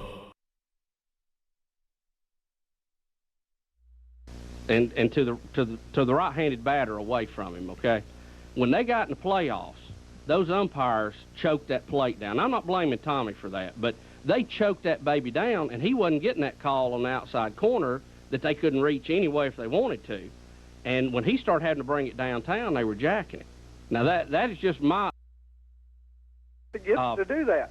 The thing that's always amazed me, just from a pitching standpoint, and I know some of the diehard Braves fans will get on me about this, but I really believe it's true. You watch the strike zone that Tom Glavine was allowed during the year, okay? He was getting calls off the plate, and to the right-handed batter away from him, okay? When they got in the playoffs, those umpires choked that plate down. I'm not blaming Tommy for that, but they choked that baby down, and he wasn't getting that call on the outside corner that they couldn't reach anyway if they wanted to. And when he started having to bring it downtown, they were jacking it. Now, that is just what I have noticed. Now, I know I'll get boos and hiss because I don't follow them like that, but the strike zone was dramatically different to me for the Braves pitching in the playoffs versus the regular season. And the top pitchers we had to have the corners. Maddox, too. He's got to nibble those corners. He's not going to say, coming down the middle of the plate, hit it if you can. Jerry in Oxford, Alabama. What's up, Jerry? What's going on there, buddy? Doing all right? Buddy. This is Two Bits checking in this morning. Got a comment about the Braves. What's that? Look, we all ain't signed a $10 million 4-year contract. Right. We all ain't got a TV show. We all ain't raking in the money like y'all are, Top Shelf. How about nothing like hearing from somebody who went to school with. Wait a minute. Did we sign a $10 million deal? Because I'm getting jerked around. Where's my? I thought you were talking about baseball players, Jerry. I didn't know what you were talking about. Jerry, please let's be factual. It was actually somewhere around $6 million. But go ahead. My bad. Hey, listen. Now, the real deal is, look, baseball. 162-game season is long. Yes, it is. You know what I'm saying? I mean, you don't go to like in football. You go to a game, you got to win that football. You got to win it. baseball, you go to a game, it's more of an entertainment. You know what I'm saying? Well, you're right, and that's always been why I am not into the regular seasons, because the games don't really mean much. They don't mean that much. I'm not going to pay $180 to take my family of four to go see a game that don't really mean that much. Yeah, because now, yeah, you go to a Titans game, they lose that game, it could be bad. Jerry, let me ask you this: and I love baseball. I do think it is, America's pastime, but has the pace that we live bypass that? I mean, because we're all in a hurry to get somewhere, and we're an MTV microwave world now. We ain't got time to sit around for 3.5 hours and watch a baseball game. Well, I was wondering that because to me, baseball used to be like a picnic. You'd go out, it's an all-day event, you have fun. Go Big Go. But now you're checking your Palm Pilot to see where you got to be, and if the game runs long, you're going to be late. Well, the good news is professional baseball games are so long, you could go to the game and get caught up on all your work. Sure. You know what I mean? Why maybe, Rick, maybe that's a marketing thing. Have desks with laptops on it, and you go to the game. We're just trying to help. Just brainstorming. We're just trying to help. Got some more calls about it. We'll talk about it a little more. 26 minutes past, you're listening to and watching The Rick and Bubba Show. Rick and Bubba, Rick and Bubba.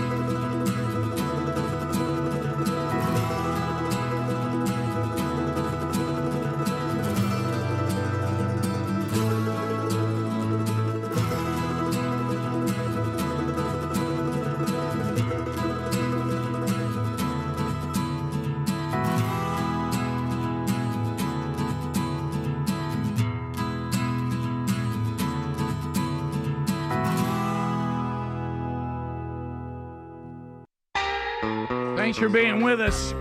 Rolling through another one. Golden ticket seats coming up a little bit later on today. The wonderful Will of Canned Meat, Rock and Roll City, all there. A brand new Rick and Bubba University, the podcast, will be out tomorrow. Our old buddy Scott Dawson dropped by, and we laughed a little bit about some of Scott's connection to the show and some of our favorite stories of Scott Dawson in duress, and had a good time with that, and also talked about the latest project that his ministry has going, and talked about kind of the state of the church. And really, if you have loved ones, kids, you yourself, or someone who's thinking about going into student ministry, worship leader, production ministry, that's the media guys and ladies that are in such high demand. They're actually developing a program from children's ministers. You'll hear us talking about there's a big gap right now of churches struggling to fill these roles, and we talk about why. And this Strength to Stand Institute is a great idea and may be the solution. And this may be something that you hear going, hey, that is my ticket to serve the Lord with my gifts and be in vocational ministry. And I was afraid I didn't. I was looking at about $175,000 for my education, trying to get a job where the starting salary is $37,000. That's not exactly a That's not good math. That's tough math right there, Rick. But there may be a better way, and this is a great idea, the Strength to Stand Institute. But listen to that coming up over the weekend wherever you get podcasts. You know, when we started the show today, you played Rubber Band Man. Oh, yeah. Spinner's. You're talking about a classic. Yeah. But it made me think of something, and I don't know, you've seen the video, too, of one of Prince's concerts. I think he was at the Staples Center in L.A., and he comes out, and now think about his catalog, how many hits he's had. Oh, yeah. Place is packed. People going nuts. Right. He opens his show with Play That Funky Music. Right. And about a 20-minute rendition. Oh, of yeah. it. Oh, yeah. Because it's just such a classic. Oh, and yes. it gets, Oh, I mean, yeah. everybody's going to be tapping their toes and clapping. And, Sure.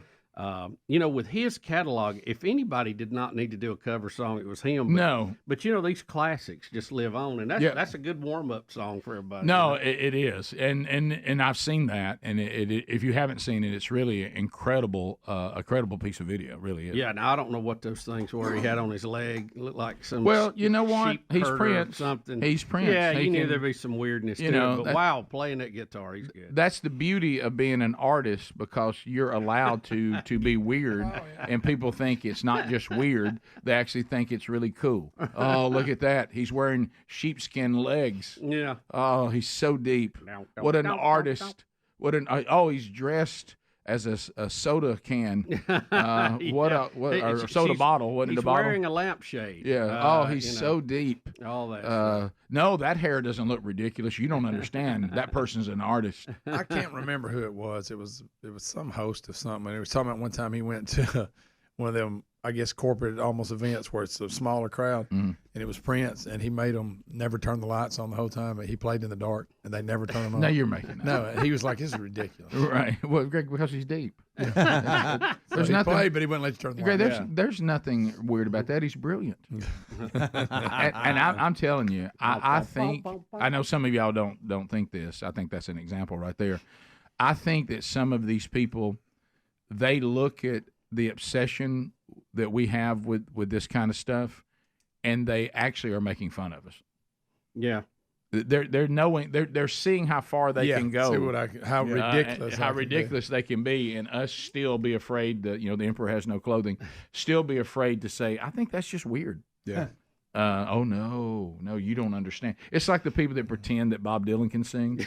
Yes. And it's like they're afraid to say, I don't think that sounds good. That's not real good. Oh, you don't understand. He's an artist. That He's is an one of the artist. strangest. Yeah. And I'm trying to get through this without bringing up Prince playing My Guitar Gently Weeps. I know. You knew that was coming. No, let me tell you right now, him playing on that and him playing Play That Funky Music, I mean, it's at the forefront of all Prince talk right now.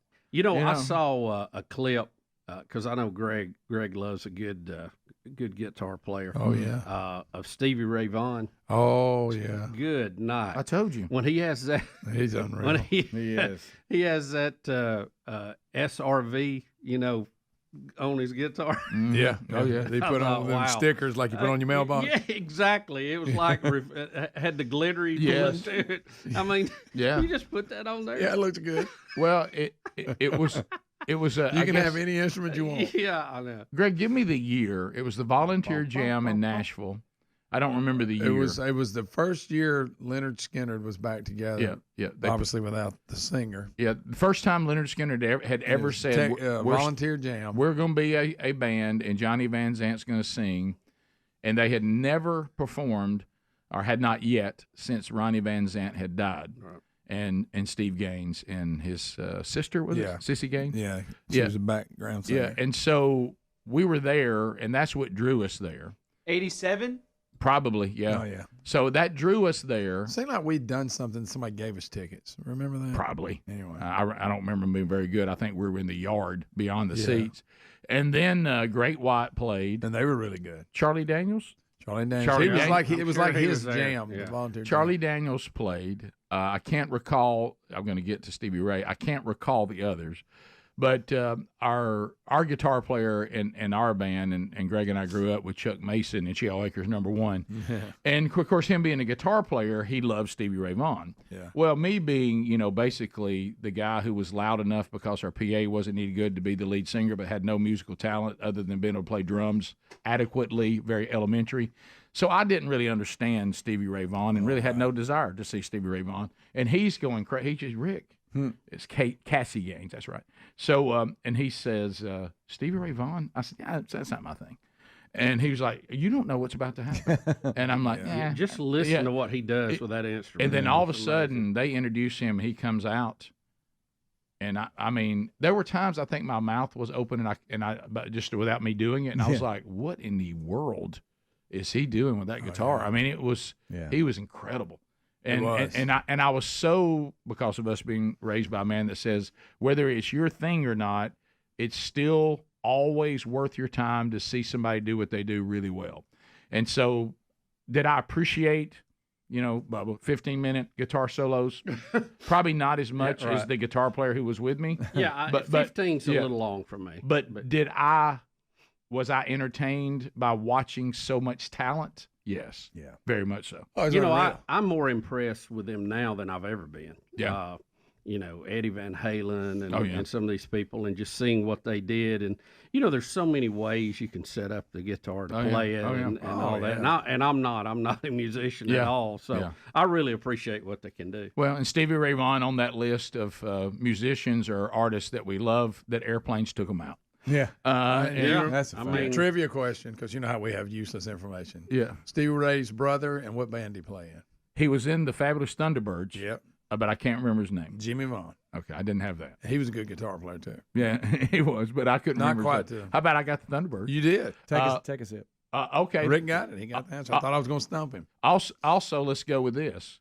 I thought about this yesterday because we did one of these Would You Rathers yesterday. Would you rather be able to be a tremendous singer or a tremendous guitar player? Guitar player all day. Because you know why? I've seen some tremendous singers that aren't cool. I know. A great guitar player is always cool. They don't even age. Even if you're old and goofy looking, but you can still play. As a singer, one day the voice will be people going, he just can't do it anymore. Look at see John Bon Jovi. Yeah. But if I'm a great guitar player, I'm always cool. Yeah. I think I take guitar as well. I agree. Yeah. Yeah. Would you do singing or guitar? Would you just love to wail or just? Being the vocalist is kind of number one. But, yeah. Of course, Bubba missed out our discussion yesterday. Our choices. Thank you, Greg. Well, we just you could either be. Let's don't revisit that. Let's don't revisit that. They gave us a choice of two singers. If you could have their voice, you got to pick one. Here we go. And who was it? It was Freddie Mercury and Steve Perry. Oh, and Steve we had a Perry few questions about if you were Freddie, what all came with that. Right, and Greg went in a whole speech. He wanted clarification. I want to know. Did I just get the voice, or I had to get a? I think Steve Perry is so unique. I went with Steve Perry. Yeah, I just. Now, how long can you sing at that doing that level? Steve Perry obviously can't, not very long. Right. But with auto-tune, if I could choose between voice and guitar, I think I'd go guitar too, guys. Because then you can just shred and then just be like, hello, everyone. Have you heard some of those reels where you just hear the vocals? Oh, yeah. It's amazing.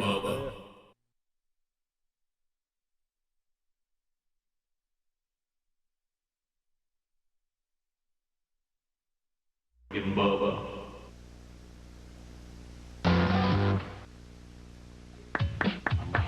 We're back. 32 minutes past the.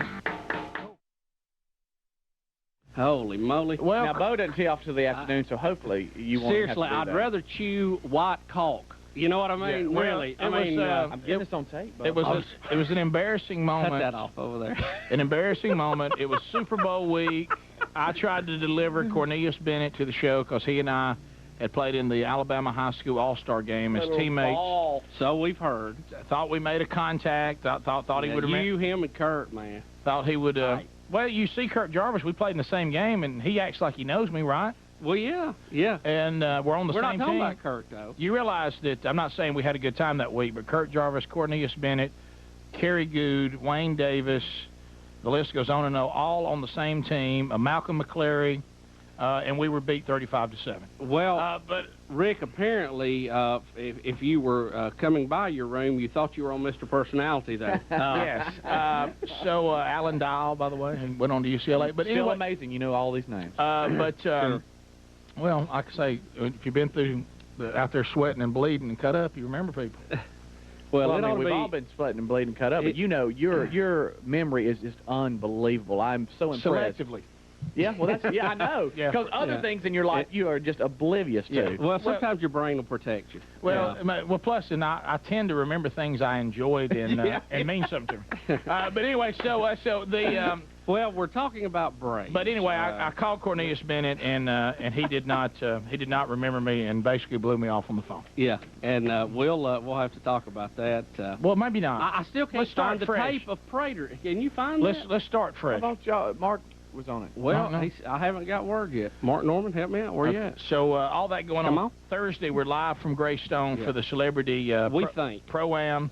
Bubba and Speedy will tee off on TV and radio live, and it is always quiet. And then I'll do play-by-play on radio for a whole hour. Can I tell you, putting the TV and radio part together on location has been nothing short of a Middle East peace conference. I mean, we just can't get everything like everybody needs it. Is it because of the different holes they're trying to do? Because to me, we did turkey toss. What's the difference? Well, that is because somebody dedicated to do that set the whole thing up and mixed it themselves and all of that. When we basically our setup to go out, we're not set up to feed TV their own mix so they can do their own thing. But Nashville. At that particular setup, yes. Cameron had the big board. Yeah, you remember Cameron went out and did the whole thing. We have our little... So in other words, basically, Nashville has got after it and has got the equipment to do an on-location show better than what we have in Birmingham. Yes. For that particular location, yes. If we were in the truck, it wouldn't be an issue. So we should have done the truck. Well, the lighting is then an issue. Then how can they get the shots of us in that truck? Well, we're just going to have to get the lighting in the truck worked out. Do you know I love the truck? I do too. I'm ready to do a show out of the truck again. How about I love the chairs? It's a comfortable thought. You know what? We can go to a Braves game. There's plenty of room in the parking lot. We did it out of the truck last year, and I kind of liked it. I love the truck. You know what? We may end up in the truck before it's over. Huh? We may end up in the truck before it's over. Well, every time we have a technical talk where everybody goes, all right, that's it. Well, shouldn't TV, it changes. What about this plan? TV does it all and just gives us the audio. Well, they don't want to do that. How come? Because they don't want to stay the other 2 hours that we're on the air. Yeah, you'd actually be more than that. You'd be at least probably 4 more hours, probably 2 before we go on the air radio. Y'all are witnessing our after-the-show meeting right here live on the air. This is good stuff. Anyway, Braves. Nobody's coming to the Braves. Somebody get your checkbook out and let's get this thing done. Quit peddling. If we're going to do it, do it. If we're not, let's don't do it. We're trying to melt 2 systems together. How about this? We talked about this how many months ago? And now we're in a dilemma, and it's the weekend. This was what I was worried about. Now you know I have an ulcer. How about when we have brainstorming meetings? Might want to start thinking about how we're going to pull it off then. Guess when I met with everybody a month ago, it was meaningless. that was a waste of your time. About like our conference call yesterday. Well, let's not worry about it till 48 hours out. Well, you know what? It'll make things interesting. I'll say that. Yeah. And I was afraid it was going to be boring. How about I'm gonna show up and do my show? I sure hope everybody's getting it. That's what we tell. That's what we're warning them. That you'll just walk out. Oh no, I'm gonna do my show. I just hope somebody hears it. That's what I'm saying. Because I'm gonna have fun anyway. Because I'll be hanging out with y'all and some friends will be stopping by. I'm gonna have a blast. I hope it gets handled.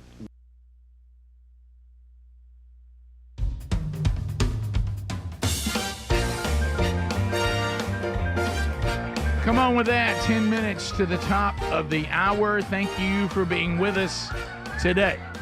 Field of Greens. Yes, it has been one of the more popular products to come along in a while on the Rick and Bubba show, and I think I'm pretty clear. You've heard me talk about it. I absolutely love it.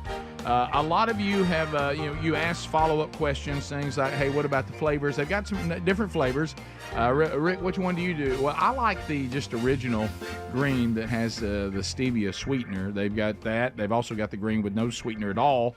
And then there's the Sherry likes the wild berry flavor. The Adler, you tried was it strawberry lemonade? Is that the one you're doing? And so very good, very sweet. I put it in water. It's great. Okay, so anyway, this is pretty simple stuff, folks, as far as the scientific part of it. The body needs certain fruits and vegetables to run. There's the nutritionally, it's pretty straightforward, but that's hard to do. This is kind of like an organic superfood where these scientists have handpicked the right fruits, the right vegetables. You have this in the powder. You can do 1 scoop a day. I do 2. That's the max that you can do. I'm going for the max. But if you want it to last a little longer, 1 probably will suffice. But anyway, the medical tests that we take, a lot of times you can do this now. Have you ever gone and they do any of the testing where they say, I've done this before, here's your age for your years, but here's your biological age. What you hope is your biological age is actually younger than your years, not the worst, where you're actually biologically older than your years, meaning your health is struggling. Field of Greens, they make a better health guarantee. If your doctor does not see the results of your body responding to the right nutrition and your checkup isn't better, you get your money back. So go to fieldofgreens.com, use the promo code BIGVOX, and you'll pick up 15% off and free shipping. I love this product. I think you will too. The link also at rickandbubba.com under the sponsors. So a couple of things to discuss. I was talking about this. Have you ever noticed, and we've talked about this a lot on the show over the years. We don't hide this. All of you know this. We have a biblical worldview. We don't apologize for that. We don't pretend that's not true. But some of this we talked about, and you can go research this. I remember when John Lennox was on the show, he would talk about this.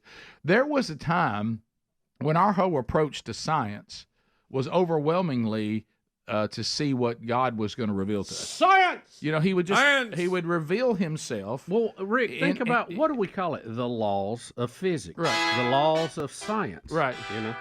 And that required a lawgiver. Yeah. So, but then all of a sudden it became trendy and mod to say, well, if you believe that there is a creator and that creator is the beginning of everything and is revealing himself through creation, you are backwards. And it's so funny to watch them not want to say it the more they research. Here, just listen to this headline. Scientists say human consciousness comes from another dimension. Whoa, what about that? Hey, you talking about our spirit? Is that what you're talking about? And so they're saying, okay, sorry about that. My headphone's not in my head now, but people on the text now, hey, Rick, fix your hair. But anyway, so they're now researching our consciousness. How do we know who we are, Bubba? It's I love this word, baffling. New theory to explain human consciousness has suggested it comes from hidden dimensions and not just brain activity. Really? Well. It's almost as if maybe we are spiritual beings created by God himself. So, Rick, you mean, wait a minute, we could be spiritual beings living out a physical life because we have a earth suit on we call a body. Oh, the next thing you're gonna tell us is that you've just discovered that we are body, soul, and spirit. Yeah. Oh my goodness. Yes. Reflecting our mind, body, and right. soul, for sure. It says the sheer fact that we can conceive of higher dimensions than the four within our mind, within our mathematics, is a gift. It's something that transcends biology. We're able to have thoughts that they say when we look at how the brain just functions, in your skull, we're pulling things that are beyond what the brain can do. So where does that come from? And now they're going to say, I guess we're aliens or something like that. I'm going to tell you where it came from. It came from God. Because God, we know in Scripture, breathed himself, life, into the first ever human, and his spirit is there, of course, in the fall. And created us in their image. Correct. The triune God. So, boy, that'll open a can of worms. Yeah. So what they want to say is, how many times have you heard this? This is what this study. Now they're saying other dimension. They're not going to say God. Right. But what God is another dimension. But what were we told? What were we told?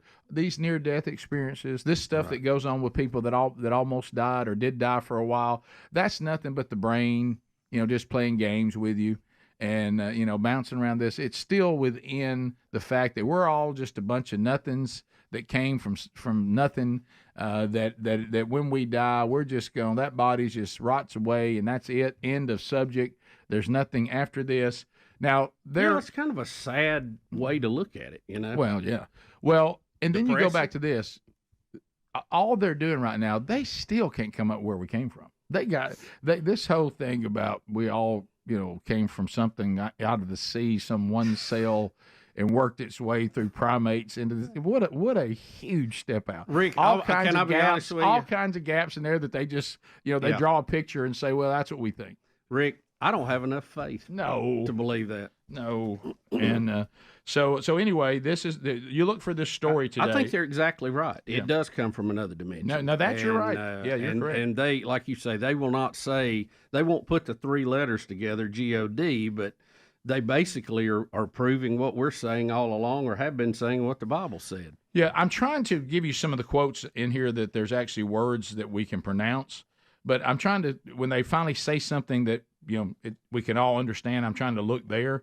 And so these scientists working on this, and as we continue to study the mind and the world we live in, the limitations would prevent us from detecting higher dimensions that could, in theory, exist all around us, but there seems to be an ability for a human being to do that. They're really saying that your brain is too limited to have this consciousness, so where does it come from? Of course, we know, but would anybody say on this one, I wonder? All of you out there that love to make fun of those of us of faith, and science is king for you until it tells you something you don't like, would you say follow the science on this? I would say you have to follow the science. And how about this? This is the one I love. People say, well, why can't we see it? Why can't we scan it? Why can't we measure a soul in somebody? Right. Now, like I do, you've seen loved ones who are asleep, what they look like. Mm-hmm. And you've also seen them at a funeral when they are, you may have seen them in the hospital or at home when they pass away. Correct, yeah. They look totally different. There is something different about that physical body. And something left. Yeah, so something is not there that was. It's not just the same thing. And people, they want to know why we can't measure it, why we can't do this, why we can't do that. But think about this. Our instruments, our measurements are set up and created in our dimension. Mm-hmm. They're not designed to test and set up things in other dimensions. Mm-hmm. Yeah. And there's no way to cross over that barrier that we know of currently. Now, keep in mind, when you go, some of you want to know where this is. It's a study from the University of Nevada, Las Vegas, and it's Michael, Pravica. He's a professor of physics at the university. Now, don't think you're going to read this and he's trying to prove God exists. That's not what he's doing. He's come up with this big, long word that he says explains all this. But what he is talking about and what the study is revealing, those of us that are people of faith would go, well, you're just trying to come up with a way to explain the fact that we're spiritual beings. Right. Yeah, I mean, that's all you're doing. Yeah. I mean, to me, that's as close as science saying that you have a soul that is spiritual that as they're ever going to get. Top of the hour. We'll be back. More of the Rick and Bubba Show continuing. We got updates for you today. We'll get into some of your phone calls. Golden ticket seat guests are making their way here as well. We'll see them, Lord willing, a little bit later on. We'll be right back. Rick and Bubba, Rick and Bubba.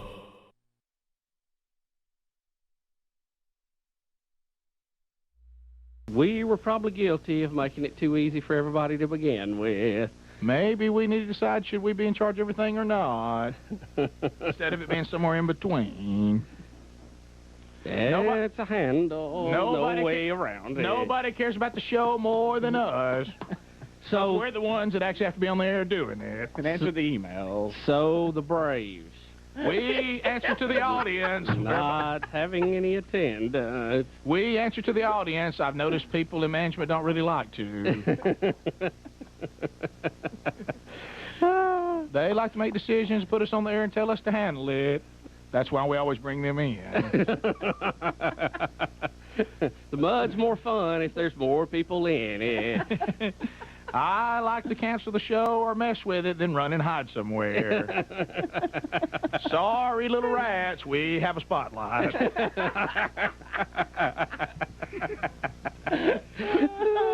All righty. Where do you want to? Where you we want to troll here and get through this? Here we go. Am I going to do a major league player and then buzz him on a troll? No, we can't troll Greg Litton. Okay. Greg Litton from Destin, Florida, has played with San Francisco Giants, Seattle, also the Boston Red Sox. Greg, how are you, sir? Hey, guys. How you doing? We're great, Greg. Welcome to the Rick and Bubba Show. Appreciate it. Friend of Todd Jones. Greg, what can you shed on this of why Atlanta has decided they don't want to go out and see their championship team? Well, I don't like to call in. I was listening earlier and stuff, but these callers are about irritating me.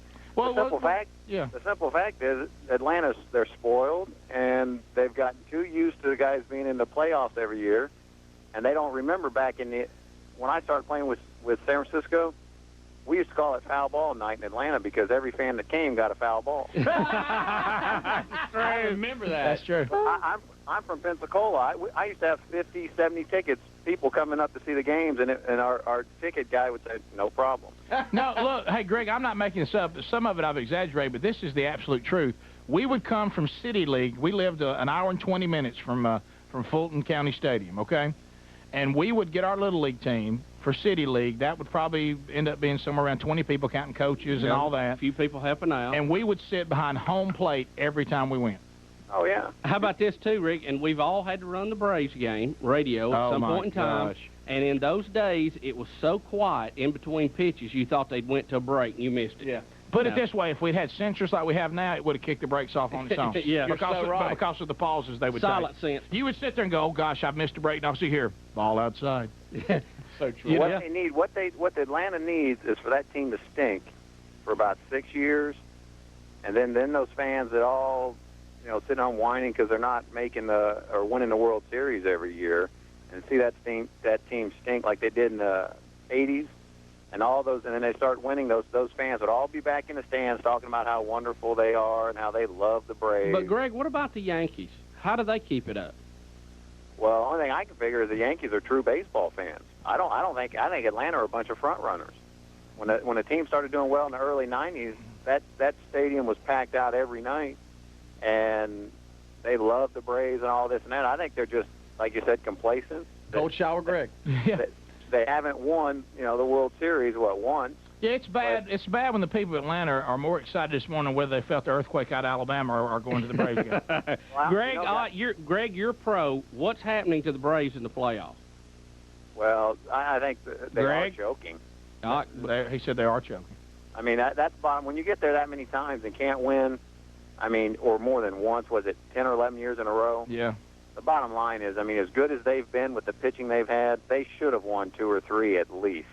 Now, you can't win it every year just because you're that dominant, but during the regular season, because playoffs you can get beat any time. But, you get the playoffs 4 or 5 times, you win 1 year, that's pretty good.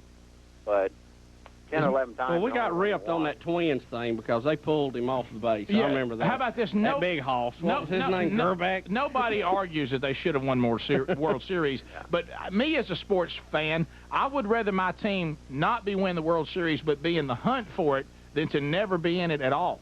Absolutely. I really would. I know it gets frustrating, but I still get excited that, hey, we've got a good team. Greg, saying they're choking in the playoffs is too easy. Get a little more detail. What do you think? Well, I think the biggest thing, they get there every year because of their pitching. If you look at Maddox, and I believe I've been out of the game now for 6, 7 years, and I don't remember. My memory may be like Rick's. Thanks, buddy. But I think you look at Maddox and Glavine, their record in the playoffs is not very good. Maddox is arguably one of the best pitchers ever, and his record in the playoffs is not very well. Greg, are they choking them on the strike zone in the playoffs? Do you think so?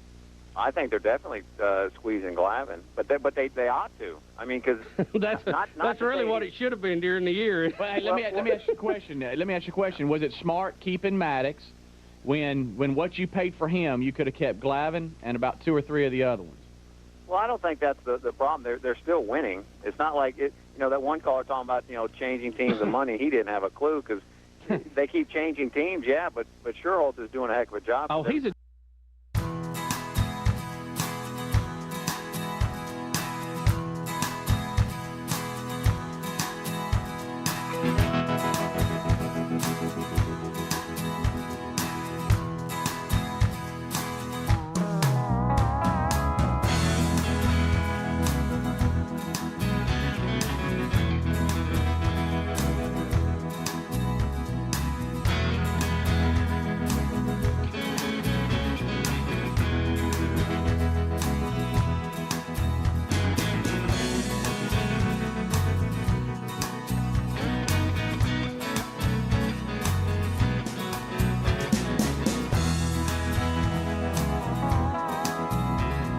Thanks for being with us today. 6 minutes past the hour. A brand new hour starting now. As you hear, the gang's all here. Bubba's back. Another Rick and Bubba University, the podcast out this weekend. Scott Dawson, our guest. We have a blast together, so catch that wherever you get podcasts this weekend. Also, golden ticket seats coming up a little bit later on, and the wonderful Wheel of Canned Meat will spin, and Rock and Roll City will also be performing for the tubers. So, Bubba, as we work our way back from the text line, and I knew this was going to happen today, sometimes when you see us do things, you may think, wow, I wonder what it is. And when you hear what really happens to put us in these situations, you're like, oh, so they're just a bunch of good ones getting through life. That is correct. So someone said, asking about this shirt that I have on today. It's one of our old classics. So, hey, why you wore it today? I really wasn't going to wear it because I knew people would ask if it's still available, and it's not. It's an old school logo, and I like the shirt, and I like the color and all that. And someone was asking, did I grab it out of one of the kids' closets from old school? I will tell you this, our world is so weird at the time that we go to work, and we give you so many stories about that. Based on my day-to-day, I'd already made the decision that I wanted to go T-shirt versus, golf shirt or button-down or anything like that. And so in my house, the T-shirts would require me to walk through the dark room if I don't lay it out the night before and rustle around inside. I don't know what this thing is, but it has clothes in it. It has 2 doors on it. I don't know what you call those, but anyway, so when I realized today that Sherry was asleep and it was dark in there, and I put on pants that would go with a T-shirt, nothing else. Okay. And because I'm going to try to get to the farm, I hope. So I realized, well done. I looked in my hanging closet, which does not wake up my wife, and this shirt was hanging there. Yeah. And I thought, well, there's a T-shirt on a hanger. So sadly, I'm pulling a Dairyberry. This shirt is no longer available, but it was on a hanger versus inside a cabinet type thing that I would have had to rustle around to find a T-shirt and wake my wife up. Yeah. So I know y'all think, sometimes you think, I'd like to know how that situation, why that's really it. It's no more complicated than that. It was like it was available on a hanger. Yeah. There it was. So, you know what? I looked at mine the other day. Mine is, I think it's that same color blue. Yeah, I think it is. In the dark, it's hard to see sometimes. Yeah. But I almost wore it the other day. Yeah. It's kind of cartoony in color, and I like that. I do too. But anyway, we did. Right. Plus, if it's hanging, it doesn't need ironed. We brought back. Not that that's ever stopped anybody. No, it's not a closet. Somebody said, you talking about a closet? No, you know what I'm talking about. I don't know what it's called. This piece of furniture. So it sits there and it has 2 big doors on the front of it. Yeah. And then there's shelves inside of it. And then there's drawers below it. Is it an armoire? Maybe. drawer? Maybe armoire or something. Armoire. Yeah, so you can put things inside it. You put your drawers in a drawer. Yeah, right. And then you also have a few rows of drawers as well, whatever that is. I know it was, they were proud of it, and it's really large and heavy, and it sits in our bedroom up against the wall. And so armoire, people are saying wardrobe, something like that. Yeah. One time I did go in there and found myself in another land. So maybe it was a wardrobe. That's what it was. Yeah. So well, I've had, to your point, I've had the flashlight on my phone out many a times, trying not to wake Terry up, looking for stuff. So we pretty much, when we get up, if we're trying not to wake our wives up, we would just grab what we can wear that is available without waking them up. Yeah. So we're just glad. I'm just glad to get out of the house with a shirt on. And sometimes because I have left without one. Before. And those of you that are watching the flashbacks and watch the show now, you go, yeah, I'm buying that. You don't have to sell me on that one. I can see that with my own eyes. Now I will tell you this: some of you have been telling us and trying to urge Bubba and me to bring the jerseys back in here in the final months. I have found some of them. So I may start going. It's just too hot for jerseys. Yeah, because you have to wear some kind of undershirt because they rub you raw. They're kind of rough. We've got used to this soft material now, and an old shirt. Oh yeah. I grabbed an old golf shirt I had the other day, and I thought, man, that thing feels like sandpaper compared to what we've been wearing. So, maybe when it gets a little cooler. Yeah. So we're not exactly fashionistas, and it was funny. Greg, of course, can't wait to to find some way to dig at anybody. No, that's not true. And Yoshi's like, "Oh, trying to dress it a little better." And I said, "No, a shirt at one time wouldn't fit old chubby Rick. It fits me now. I've had this shirt a while, just couldn't wear it. Just couldn't wear it. Yeah, so And anyway. yes, I do know. Just coming back from the replays, that we still wear some of the same shirts. We probably need to upgrade that. Yeah. If we find one we like, we'll wear it. Yeah, right. So anyway, that's it. Now we can't. I'm cautious here. I don't like to give people reassuring news and then have to take it back. Right. Greg says he thinks that Speedy's starting to protect Beth Mowins because of their friendship. I don't know. Because he doesn't She was so sweet. He doesn't like us making light of her or whatever. She was. It just hurts my ears. Yeah. That's really the bottom line. She's a professional. She does a great job. She does. I don't know what hurts my ears worse, her or you doing impersonation of her. Neither I get I the think same it's the effect second. either way. Yeah, because it's an impression. Yeah, that's why you probably would. How about this? Greg made a point today, and I know, Bubba, you're a big Reba McEntire person. Yeah. Listen to this liner. Greg, not her doing a game. Just this liner, and Greg made a point today that she sounds a little bit like Reba. She's got McEntire, a little touch of Reba, and I have to say she does. Listen to this. Hey, this is Beth Mowins. I'm not sure why, but you guys are still listening to Rick and Bubba.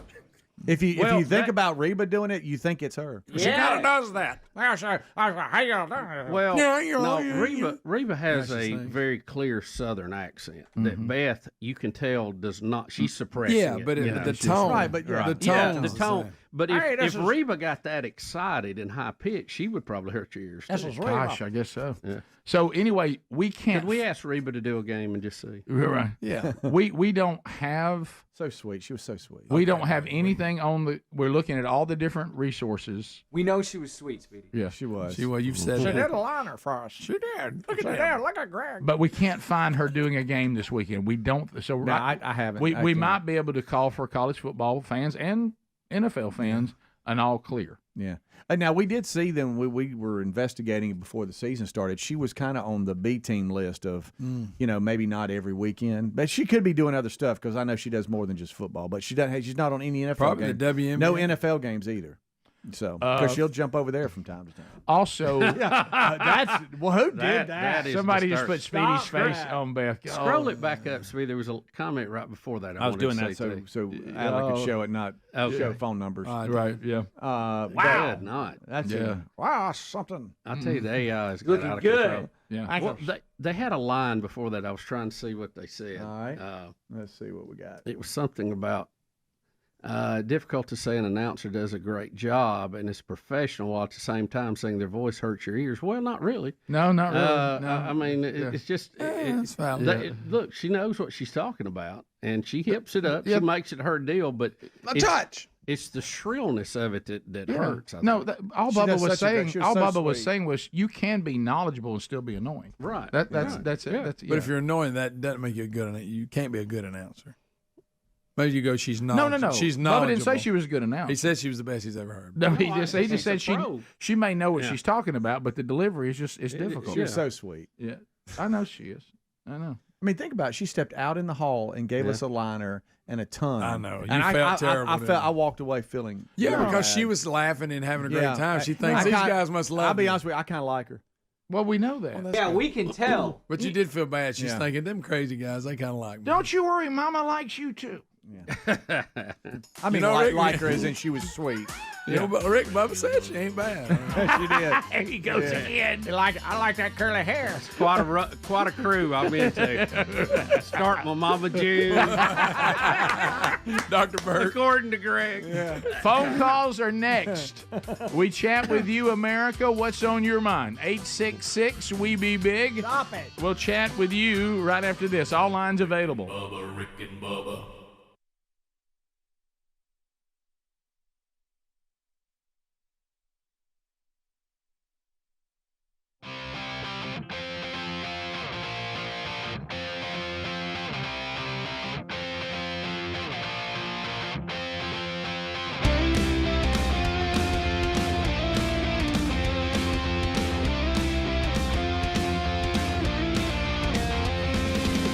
There's no doubt he was a genius.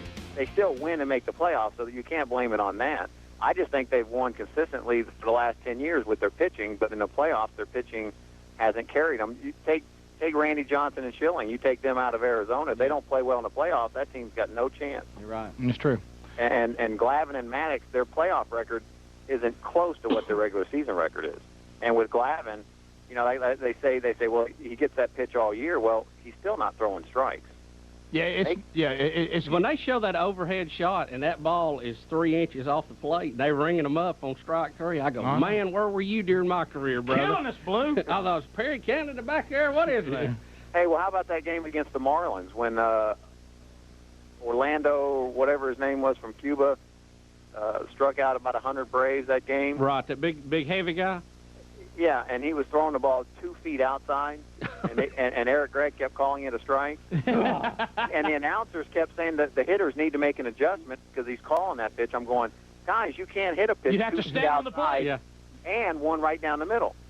So you got to, as a hitter, you got to be ready for the strike. You can't prepare to hit a pitch 2 feet outside. Well, Greg, it's good to hear from you. Call us anytime here. Hey guys, I want to call you back and tell you about in '89 because I was going to call earlier, but I decided not to. Because I was in the earthquake during the World Series. Oh, that's right. Wow. Yeah. I remember that. I remember when Al Michaels, that went off there, he said, feels like an earth. And didn't I call you? I said, hey, something's going on. Wow. That was my rookie year, so it was an experience. But I'll let you guys know. Greg, we want to hear that, okay? Thanks, Greg. Love talking to you guys. Rick and Bubba. And it's a hot one. We're back. I would get excited when they used to win 11 games.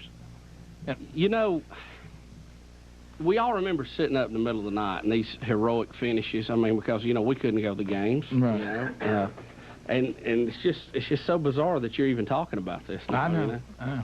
Here we go, 30 seconds and 30 seconds only. But I love watching Maddox pitch, by the way. The largest number of people, the shortest amount of time, trolling. Keep them phones a trolling. Here we come, phone trolling. Tim, Atlanta, what's up, brother? Hey, Rick and Bubba, love the show. Thank you. What's up, buddy? I'm going to answer it in about 10 seconds here. Okay. When they went on that last strike and Glavine was head of the team there, or the Players Union. The union? Yes.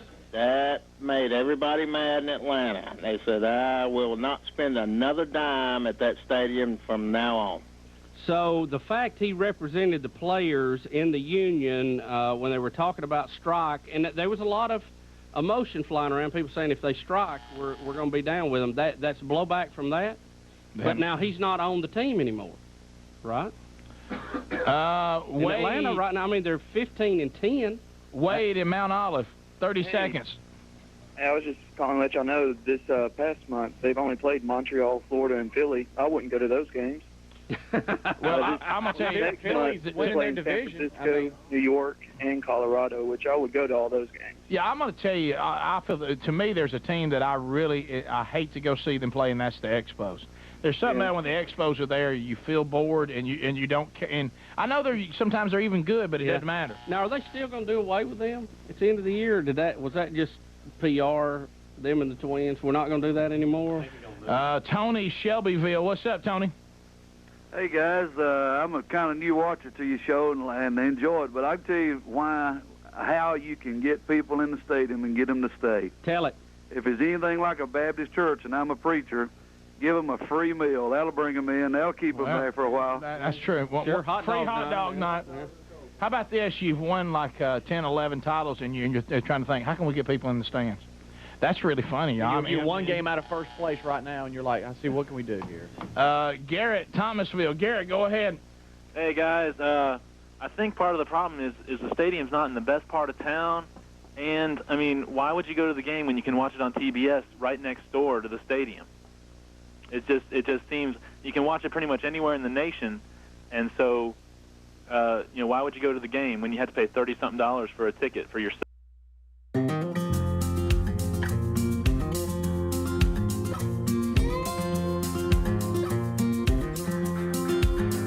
All right, here we go. 21 minutes past the hour. The Rick and Bubba Show, 866-WE-BE-BIG. That's our number. Let's go.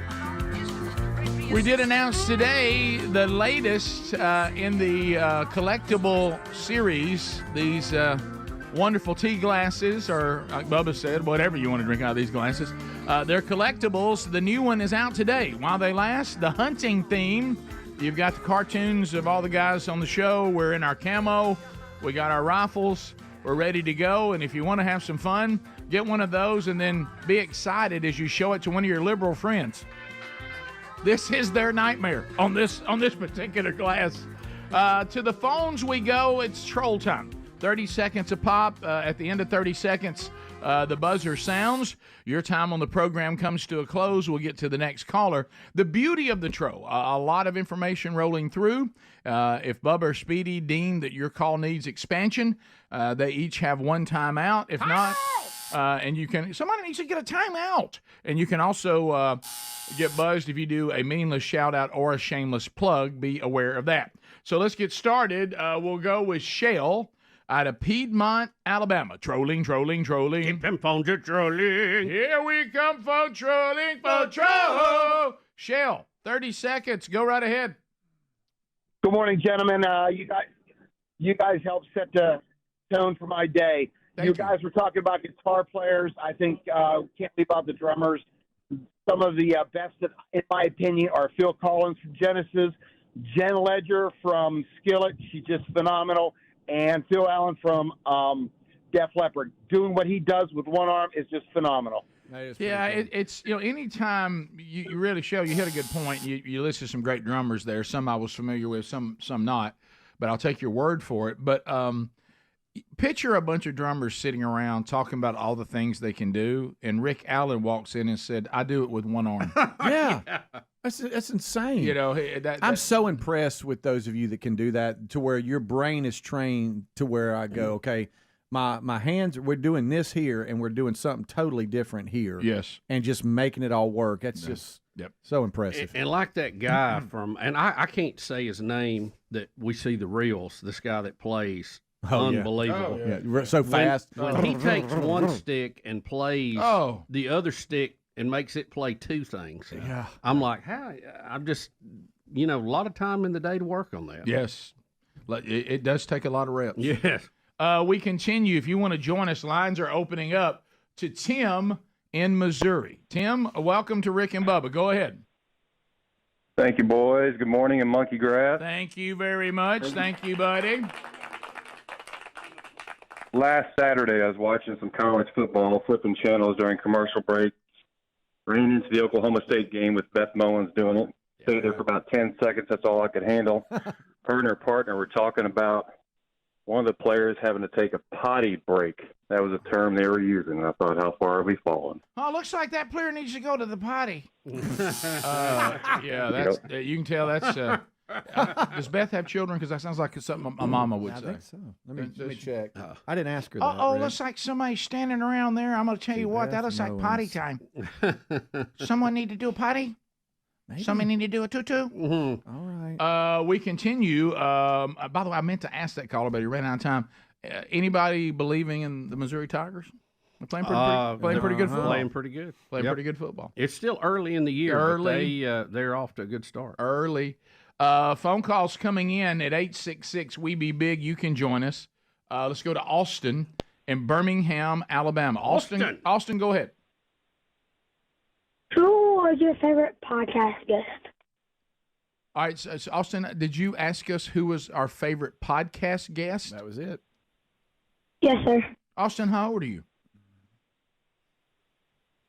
I'm 11. 11, okay. Austin, thank you for that question. That's a very good question. That's a good one. And, old Rick and Bubba, we're a long way from 11, so us even remembering how many people we talked to on this podcast may be tough. But, gosh, Bubba. Well, we've had so many good ones, and they're in different areas. And they vary, You've got some that have been spiritual in nature. You have some that's been political in nature. Mm-hmm. You have some that's been national security. You have... we have our Bigfoot UFO group. I will say, I think probably Dr. Travis Taylor is one of my favorites. Yeah, just from that's a good one. You're right. Topics we cover, No, that is a very good one. I would tend. I just can't remember all of them. But I don't want to say that's my favorite, and the rest of them are second level. I want you to say that's one of your favorites. That's that is, and mine too. He's an easy podcast. And, of course, mine, would be Scott Dawson that's out this week. Right. We continue. Bill, welcome to Rick and Bubba. Close second. 30 seconds. Go ahead. Hey, how y'all doing this morning? Bill, we're good. Bill, we're good. I think you need to keep up with the times, and you need to rename that wheel thing you got and call it the Wheel of Pets for the Haitians, and hope it lands on the big dog, the Great Dane. And as you spin it, you kind of shout out, "Wow, what a meal!" That's pretty good, Bill. You really thought that through. They're eating the did. dogs, eating the cats. Did you see where China had taken the chows and painted them like pandas and put them in a zoo and told everybody they were pandas? You're making No, it's real. You ought to see it. No, I mean, they painted them just clear as a bell. Well, are we having a problem with the pandas now? I don't know. Is there a panda shortage? I thought they all came from China. Clyde in Butler, Alabama. Clyde, go ahead. Hey, good morning. Hey, good morning. But y'all talking about Diet Coke the other day leaving a bad taste in your mouth. If you like a Dr. Pepper, a Diet Dr. Pepper has no aftertaste. If you ever had that. I never said a Diet Coke left a bad taste in my mouth. Yeah, were you talking about the Oreo Coke the other day? I think because that definitely. Well, you were talking about about a week ago. Y'all talking about diet drinks leaving a bad taste. Yeah. But anyway, Diet Dr. Pepper leaves no bad taste in your mouth at all. I'm somewhat addicted to Diet Coke. Yeah, I will tell you, of all the diet drinks that I have tried, I will have to agree with you. Coke Zero, also to me, I don't have an aftertaste on it. But Dr. Pepper is probably, in the diet drink world, probably one of the better ones. Yeah, it's probably closer to the original than most of the rest of them. But I like several of the diet drinks. I like the Diet Mellow Yellow. I like the Diet Coke. You're not going to like our health update today. Yeah. Amber in Alabama. Amber, go ahead. 30 seconds. Yes, sir. I've never called in. I listen to y'all every morning, and I appreciate your opinions on things. So I just wanted to hear your opinion on the IVF bill that was passed by the Republicans. I have some people that I really care about, but just because of that decision and that bill, they are choosing to vote for the blue side. And I just wanted to hear your thoughts on that. Can somebody give her a time out? Time out. I don't. What are you talking about? The Katie Britt bill? Yes, it's the one that they supposedly were blocking to pass or something about like helping IVF people in Alabama get the IVF treatment, and the Republicans blocked it. Sorry, I'm nervous. And so I have a lot of people that I respect, and just because of that, they are now voting blue. No, I don't think you've got that totally correct. Right? Yeah. It started. It's kind of long, and I'm not. We'll come back. It sounds like that. Because I'm not up on every detail of it, but I can give you the general deal of it. All right, we'll do that when we come back. Bottom of the hour. Thank you for the question, and we'll. And you did fine. You weren't overly nervous. You sounded as good as we do. Now, I know that's not a very high bar, but we'll come back and answer your question when the Rick and Bubba show continues right after this. Rick and Bubba, Rick and Bubba.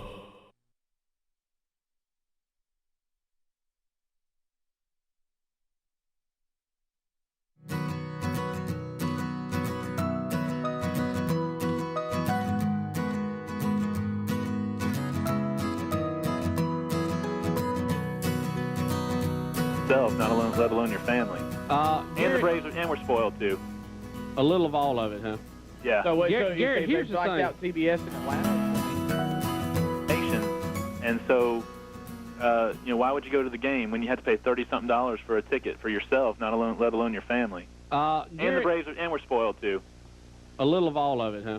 Yeah. So wait, Garrett, they here's the blacked thing. out CBS in Atlanta. I mean, Garrett, here's the thing. In the old days, they did a lot of that, blacking out. The game wasn't sold out and whatever, but you may be right, and I know there's certainly people who would say, I didn't go to the game because I could watch it on TV, but I think the more accepted thinking now is that if you're on TV, that makes you a bigger item, thus more people will want to come see you play. That is kind of the mentality now. I mean, they've done that with college football. I mean, practically every game is on TV now, and it hasn't hurt their attendance. As a matter of fact, it's helped it.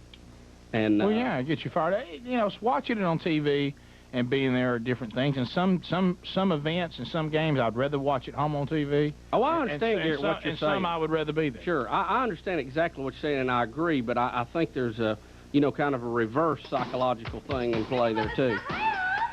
But yeah, I mean, and you look at how the TV coverage for NASCAR, what it's like now. Look, what we need to do is carry a group to the game and fill that stadium up. That's what we're going to do. That's what we need to do. We need to carry a group and just have a whole Rick and Bubba section. I never thought we'd have to do this for the current Braves. Sure. We'll bus them in from Mississippi, Tennessee, everywhere. Turner South, we'll talk to you tomorrow. See you. Rick and Bubba, Rick and Bubba.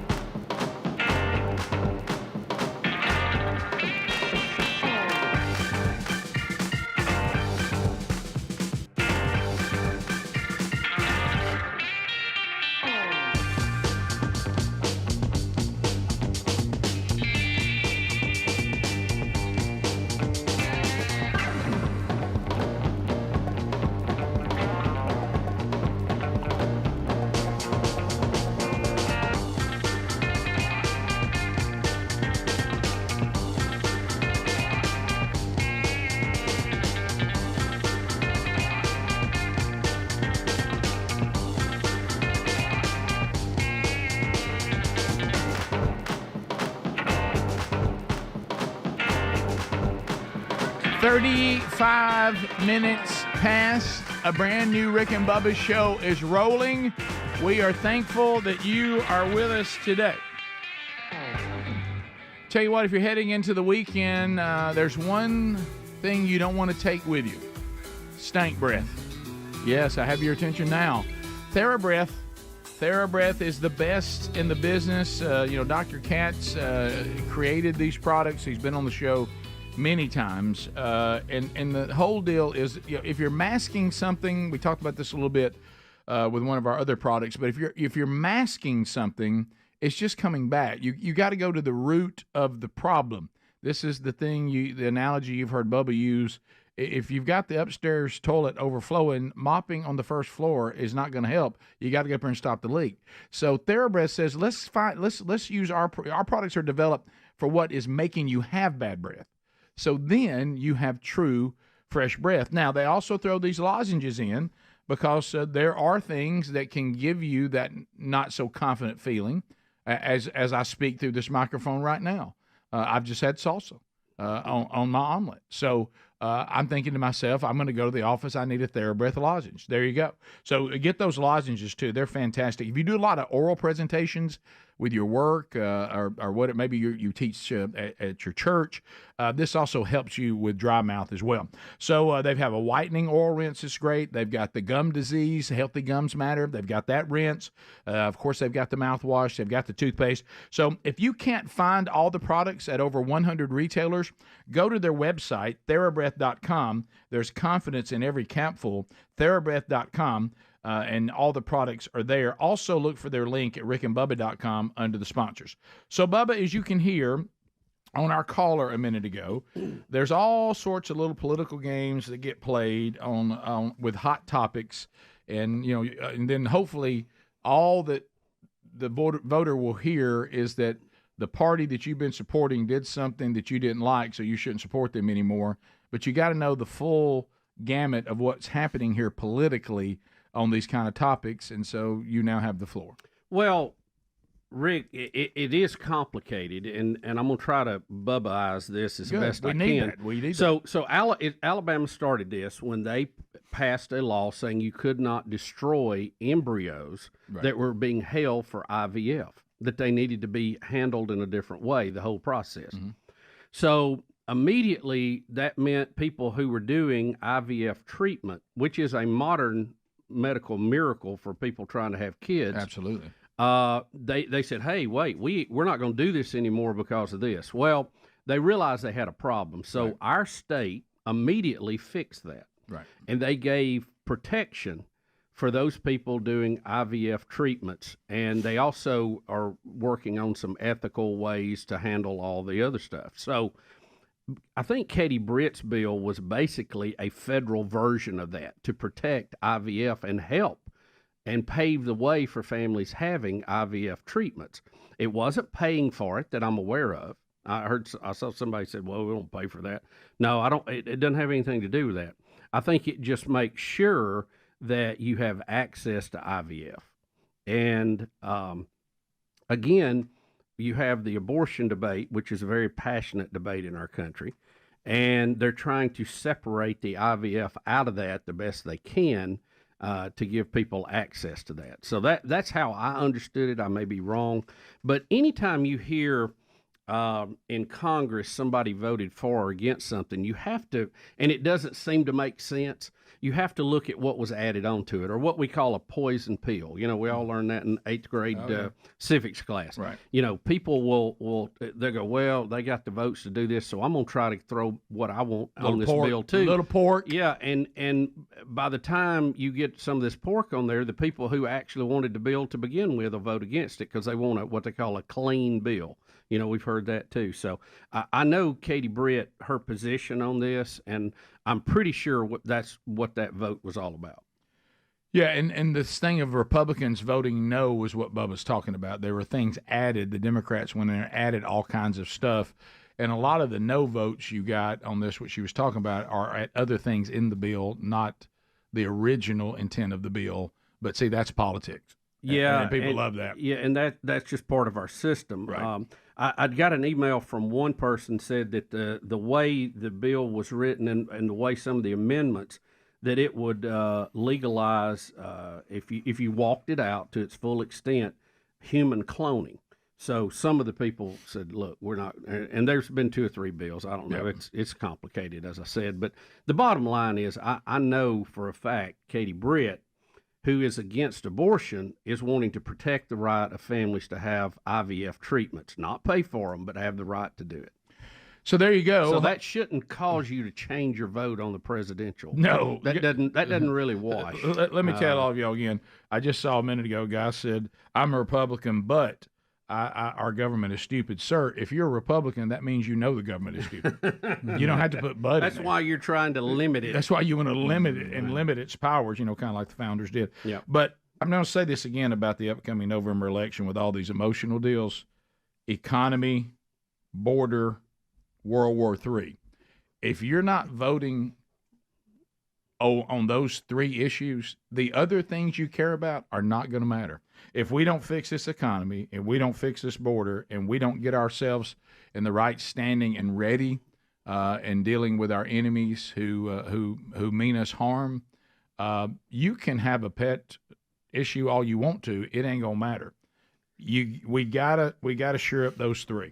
I would say, Rick, the foreign thing is even going to be on a B level for me because the biggest threat to our country is internal now, right? And no not, question, not there. external, no question. And if you look at the financial plan that Vice President Harris has put forward, many people are predicting a massive depression from that, recession, then depression, because when you start trying to tax unrealized gains on things, man, you're out there, you're way out on the old chopping block on that.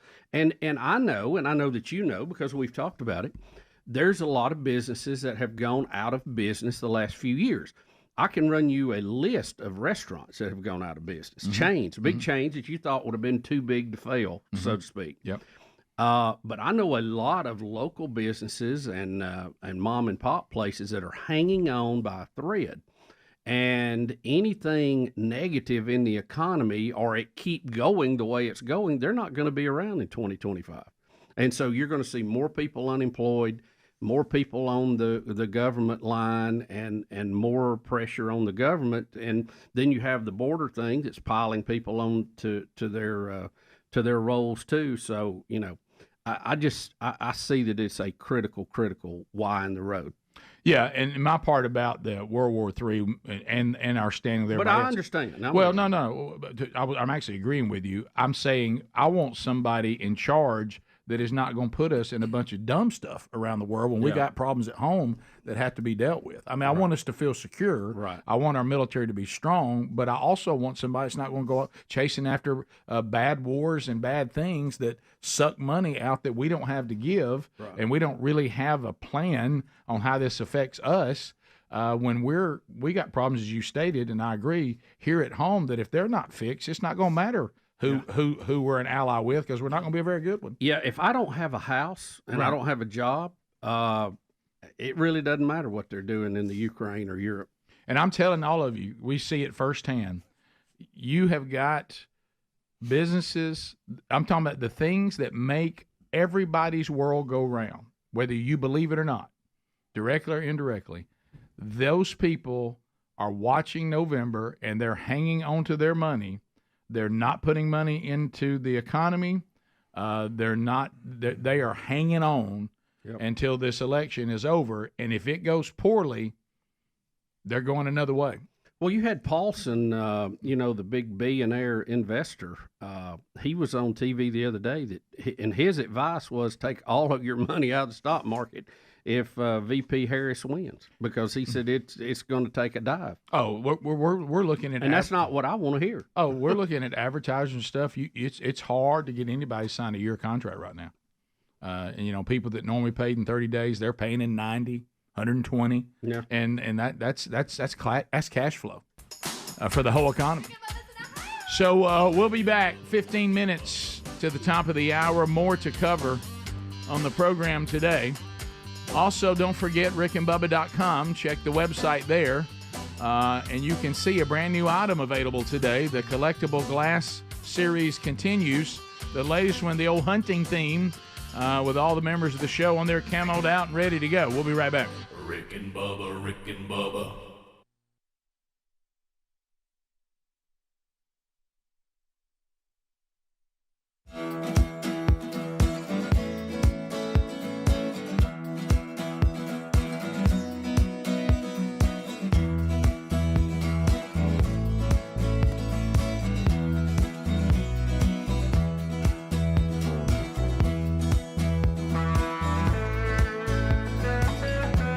Yeah, my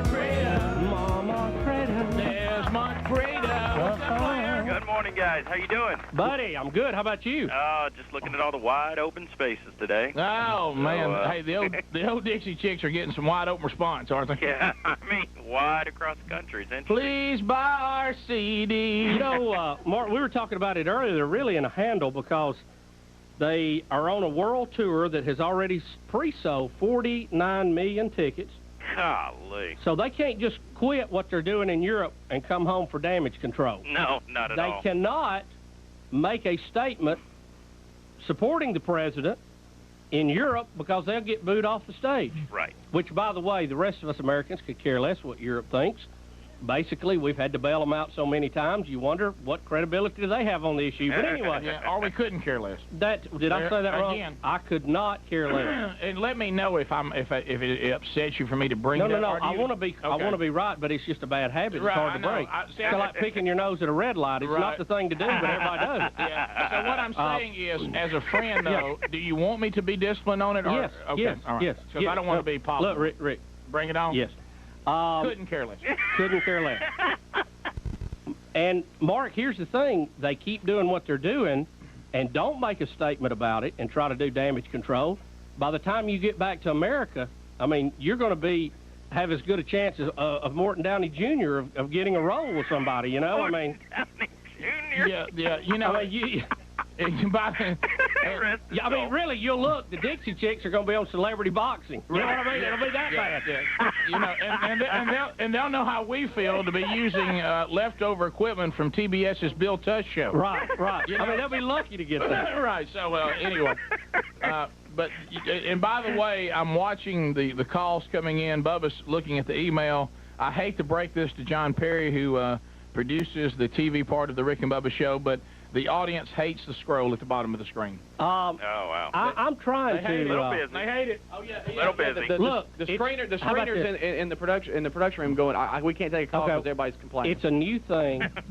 Let's give it a chance. I understand. I'm going to have to watch it at home to see how I feel about it. I'm looking at it right now, and how about this? I find myself hating it. It's a little busy. Yeah, maybe that's their way of telling us they think this show's dragging a little bit. I don't know. I hate that cheap camera he keeps making me use. How about this? If you're like me and have ADHD, that is a nightmare looking at that. Sure ADHD? Yeah, well, that's what they tell me I have. What is it? I don't know. What does it stand for? I think attention deficit. What's the A? I have attention deficit disorder, and I'm hyperactive. Attention deficit hyperactive disorder. I thought you know what, for a minute, I thought you've got one of them new TV sets they're talking about. Yeah. I don't know what it is, but I keep getting email from all these psychologists, and they keep telling me that. And see, the problem is I have it too, just not quite as bad as Rick does. So people who realize they can't deal with Rick will spin over to me, and then I can't pay attention either because I've got it, and they're too long for me. ADHD. ADHD, yeah, what I said? Attention deficit hyperactivity disorder. I got it. Thank you, Jim. Don't forget LMNOP. Winning question, ask a librarian. Didn't I just say that? Yes. Okay, here's the thing, too. HDTV. Here's what I really have. You know what I have now? I'm an adult, and I no longer have my mama to slap me and tell me to pay attention. That's my problem. Right. Hey, King Cole was born on this day in 1919, so you want to know. Thank you very much. Thank you, Mark. Sure. Did that just scroll across the screen? That was top line right there. Did it really? Yes, it did. How about this? I mean, I've got 20/20 vision. I can't even read it. Well, it's because we got a little bit of TV in here. Is that what it is? Born on this day in oh, my gosh. Just celebrity birthday. In it. Yeah, there it is. What's next, horoscopes? Yeah. Oh, no! No! Is that a celebrity birthday going across there? Look, we like to crawl. They Turner South says we like to crawl. Nate, how about this? All I ask, no celebrity birthdays, please. Every morning show in the country that is horrible does celebrity birthdays. Please. Speedy, move. They're zeroing in on the TV, which is going to be a terrible, you're not going to be.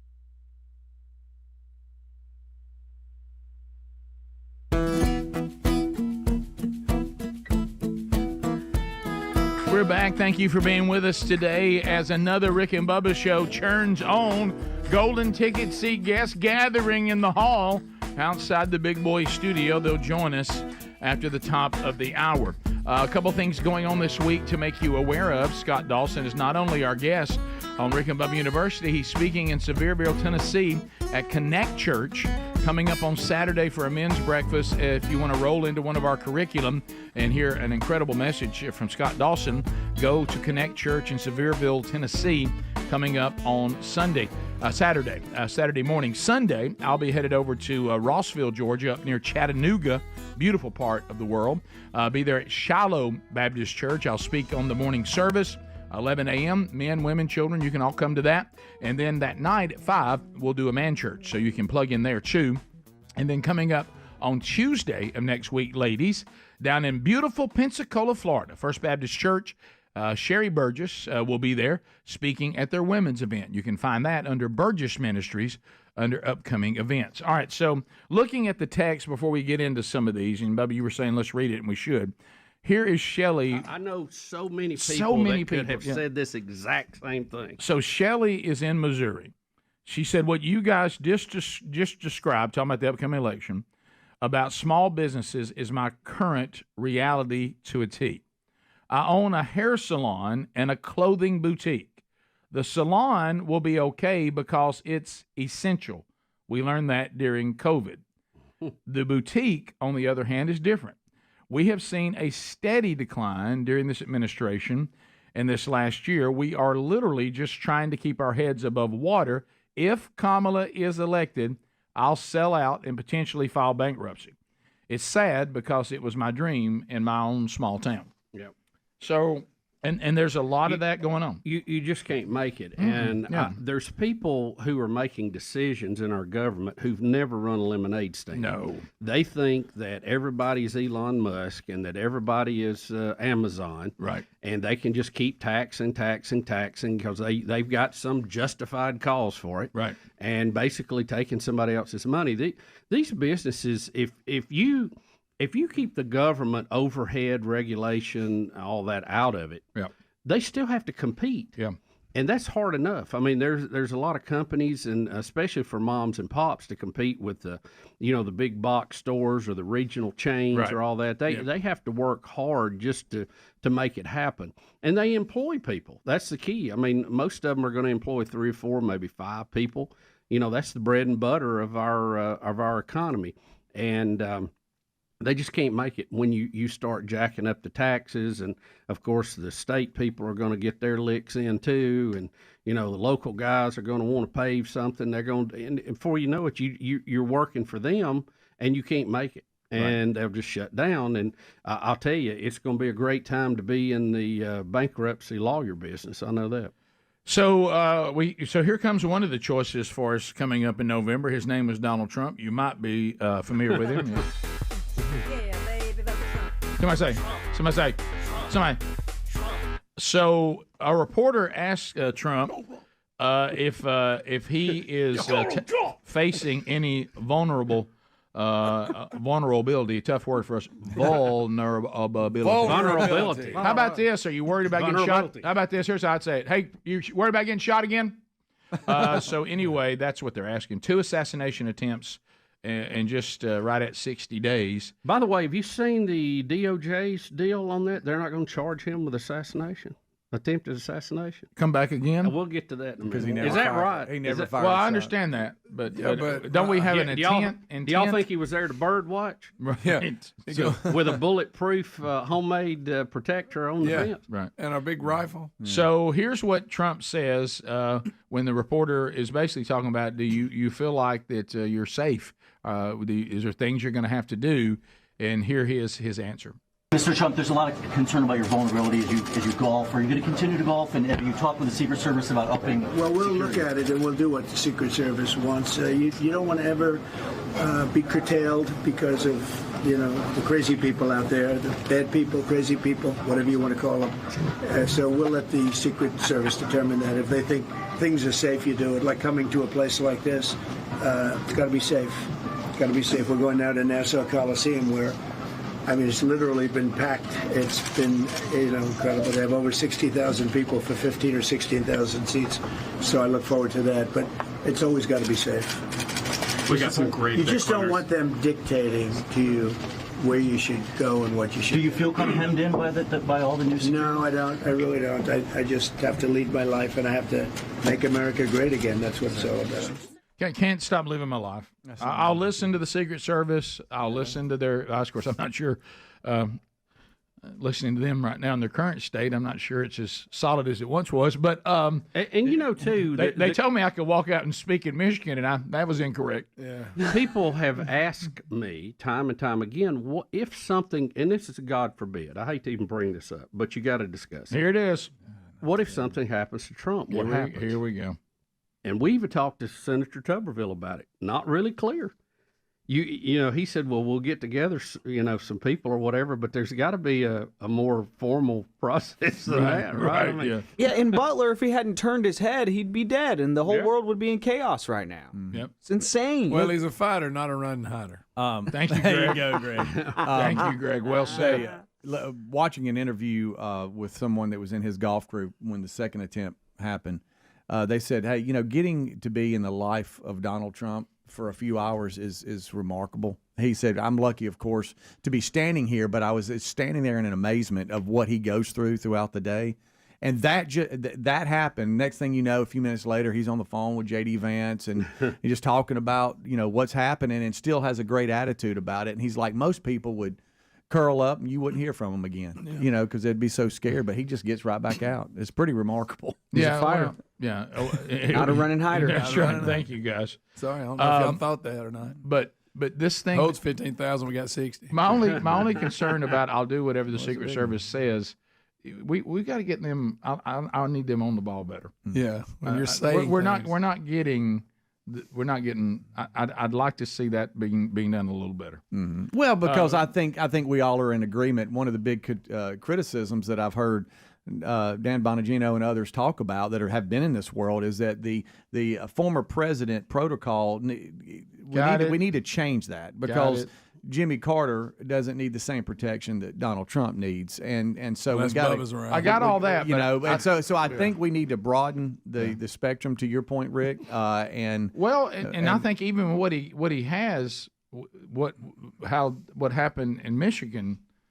That wasn't a lack of enough. It was just that was incompetence. Yeah.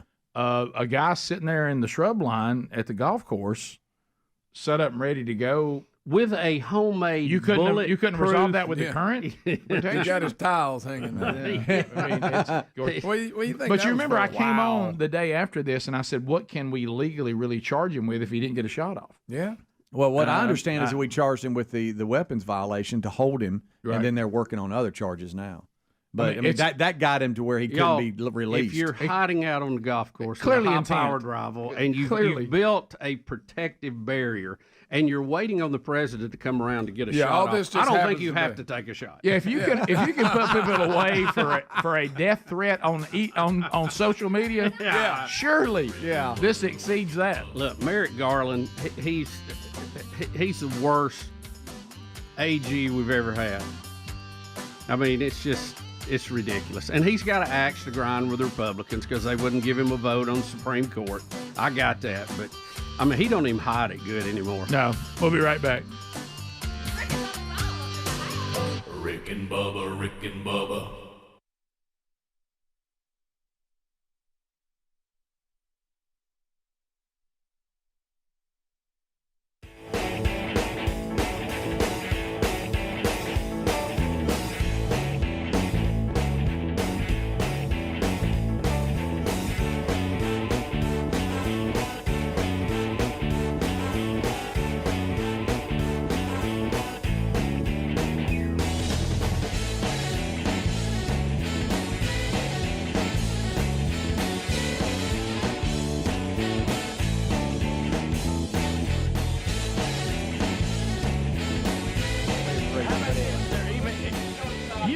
They're doing celebrity birthdays and on this day in history, that kind of stuff. Yep.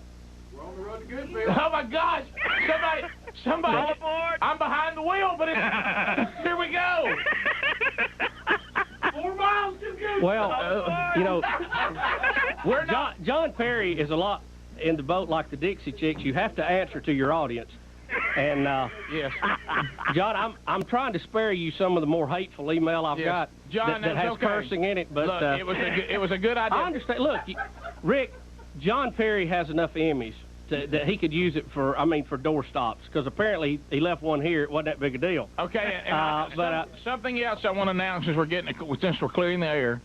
Speedy wore a shirt without washing it first, and it smells like fish. There it is.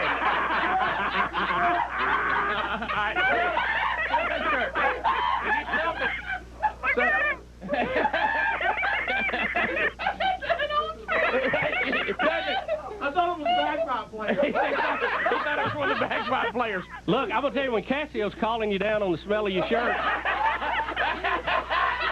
A minute ago, he went by over there and it was just, okay, but you don't smell that fish smell? Man. You know what it is? I think it's all those supplements he takes. He's sweating them out. Yeah. I think omega-5 fatty acids are just rolling off of it. I tell you what it is it smells like fish. I know they told y'all to drink some cod oil, but I mean, come on. Don't drink it by the cupful. His shirt smells like fish. Yeah, I got a new shirt. You know, I ironed it like I like it. You know, and everything. Sure. And I got here and I sat down and went, so it smells new. You know, okay. It's got a fish smell. A fish? Yeah. I think that's the fish. Walk by. Now that might be. Walk down through there and let them get the trail. It might be Jim smell like an old book. Yeah, walk by. Be sure we're not like confusing. Walking regular. That's fish, isn't it? It smells like fish. Speedy. Oh, man. What a foul. Fishy. Hey. I smell fishy. How does it feel to be the guy that doesn't smell good? You smell like fish. Well, that's my shirt. It's not my body. Look, Rick Humphrey saying too, my God. My God. How about this catfish too? I hate to call it. You know what our new name for you is, don't it? Hunter? Catfish Hunter. Oh my gosh. Yeah. That's all right. Go. There's some shirts. I'm hurting right now. I'm going to change. There's some shirts off. Fun, is it? The day of reckoning. Cassie, I'll just scream it's not fun, is it? I'm glad it's not my body. Yeah. I'm gonna go get Febreze. We're gonna go spray it. Something, but don't come in too hot. How with about the cologne. this? You might need to hang it out the window and just drive down the highway. That classic works. move. That works. It's raining a little bit. You'll get a little of that. And Speedy, go put on something. Why did it take y'all 2 hours to tell me? No, I smelt it right out of the gate, but I thought Why didn't you say I something? said it'll go away. I didn't know it was you. You didn't know. Oh, hush. For a minute, I thought as part of a celebration of St. Patrick's Day is eating raw fish. I didn't know what it was. He didn't know you were going to I thought there might have been a bucket of fish in here. God. Oh, you know, a minute ago. I'll be out playing golf today, and it'll just. You're going to wear that and around other people? Outside in the rain? Does it really matter? Well, you know what they'll say? They'll say, man, Speedy, I'm gray about this golf game today, too. I didn't want to bring it up. But Why are you gray, Biggin? What tournament is it? The Helena Youth League tournament? It's going to be a little wet. Well, I tell you. What's so gray about that? Well, it just seemed a little strange to me.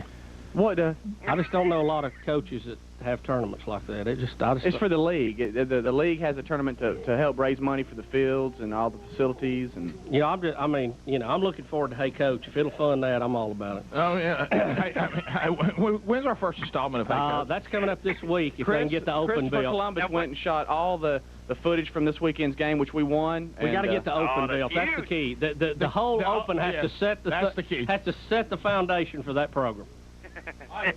Smelly's out. Okay, we'll see you, Fishy. There he goes. There's some other shirts in our studio. So what's the announcement? Well, we're going to announce a huge giveaway for race fans. If you would like to, get some privileges that you can't normally attain, we're going to start on the website's already got information on it today. We're going to give you an opportunity to win some things that are unbelievable. Unbelievable. And when we get back, we'll tell you about it. But what about forecast-wise? The rain's back. A lot of people think who'll play golf with Speedy today that there's been so much flooding that it smells like fish.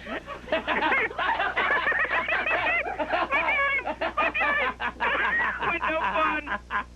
So, J-Bo asked me a minute ago, and I didn't know what she was talking about. She said, have you ever been fishing in like a cedar forest? And I didn't know what she meant, and so... There's a good chance of rain today, I can tell you that. Everywhere it's rained? Sure, I think most Alabama, Georgia, and the Gulf Coast. Yeah. I thought it was going to be clear today. No. I went to the website. It had a sun on it. Is that a bad sign? Well, weathermen will lie to you, but... Thank you, brother. See you guys. Rick and Bubba, Rick and Bubba.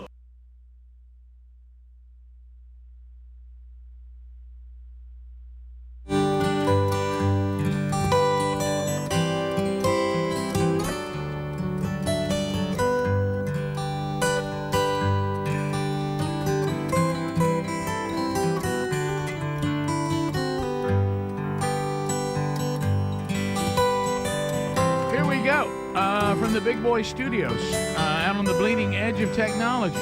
We come to you from Sweet Home, Alabama, to the rest of the world on various platforms, live and or archived. America's boldest radio stations make up the Rick and Bubba Radio Network. The YouTube option, hello tubers, you can watch that live. If you don't have either one of those available to you, there's a TuneIn streaming app that has 24/7 Rick and Bubba, including the current show.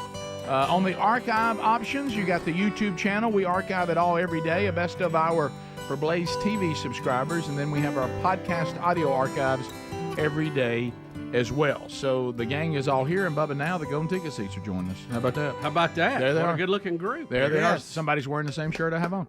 Okay, so how many of you, we always do this every week, you've never seen a Rick and Bubba show in any studio? This is your first time ever. Raise your hand. Okay, it's most of you. Okay. All right. I have seen the show, just not in this studio. Okay. Okay. So I have we'll seen have some to compare then. Yeah, I have seen the show in this studio.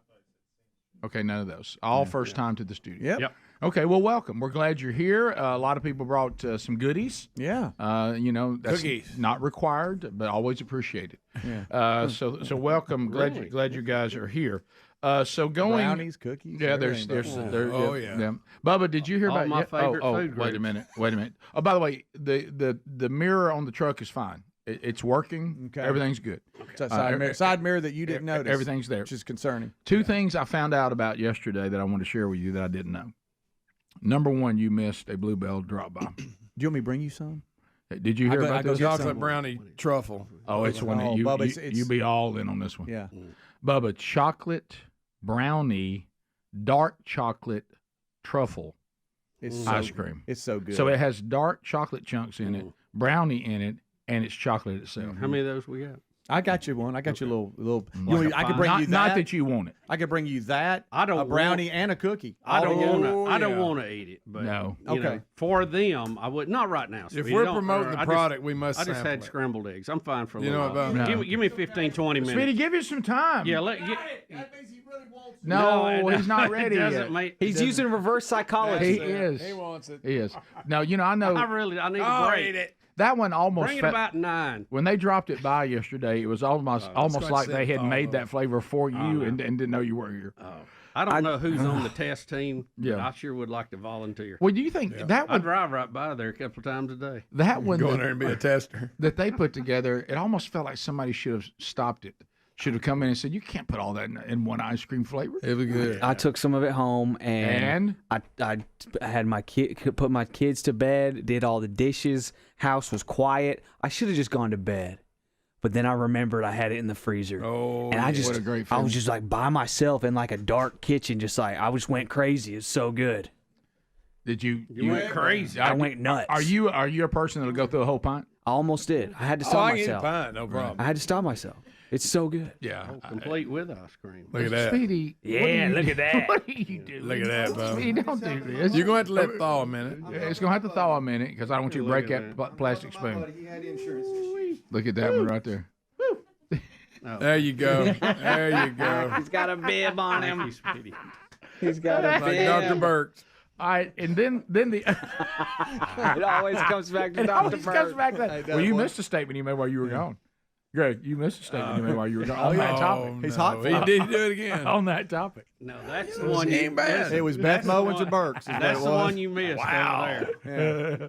Bubba had a playoff. So She's so sweet. and it's happening again today on the text option because we get so much information immediately. I knew that we had people, Bubba, that lived in the podcast world, meaning they catch the show on their own time, Right. And some people won't move into the current day. There are people that are catching this show months ago. Okay, and they won't come into because they don't want to miss anything. That's a good one. But I did not know, Bubba, there are people that have the YouTube option, and because it gives you the option to start whenever you want to, even though the show's live, Right. we'll start getting comments like we just did right then right. for something we talked about 2 hours ago. and they're just now giving us their response to it. I didn't know that existed. That's all. I can't handle these time stamps right now. Yeah, it can be a little confusing. Yeah, and I kept saying, and you wonder why we don't sing the 7 o'clock song, right? Yeah, thank really. you. And I did say Michigan instead of Pennsylvania. I meant to say Pennsylvania. I said Michigan. That when Trump when they tried to shoot Trump the first time is what I was talking about. I wasn't talking about Florida. I was talking about when he was. You put him in Michigan. I had him in Michigan for some reason. It was in Butler. Butler, That's what, I just Pennsylvania. corrected that. I said I kept saying Michigan. I meant Greg said it Pennsylvania. was in Arizona. Yeah, I thought it was. Not Oklahoma. What does it matter? It doesn't really matter. Yeah, right. Does it really matter? Do you know what song that just came from? Do you know what song that came from? What? That Does it line? really matter? Do you know what That's a song Queen says song, yeah. Oklahoma, not Arizona? What? Oh, that's okay. What does it matter? Do you know what song that comes from? Nope. Never been to Spain. Yeah. Oh, look at me. Three Dog Night. Take a sip. Take a sip. Little of something. 3 Dog Night for you. But originally written by. No, I don't know. Oh, come on, Greg. You It's your got me. area. Hoyt Yeah. Axton. Oh, it was. You're the or Freddie. his mom, May. She No. wrote Heartbreak Hotel. What? Yeah. Hoyt Axton's mama wrote Heartbreak Hotel. Yes, I think you might have to check that. But I Which believe I'm version right. of it? Are you down? Are you walking that back a little bit? No, Okay. I think I'm right. Rick, he just Uno reverse card your trivia. I know he did. How about that? How about Which this? version of Heartbreak Hotel? Elvis Elvis. Yeah. Do you? The Jacksons did one. That's did. what Oh no, it wasn't that one. I can promise. Do you like the game Uno?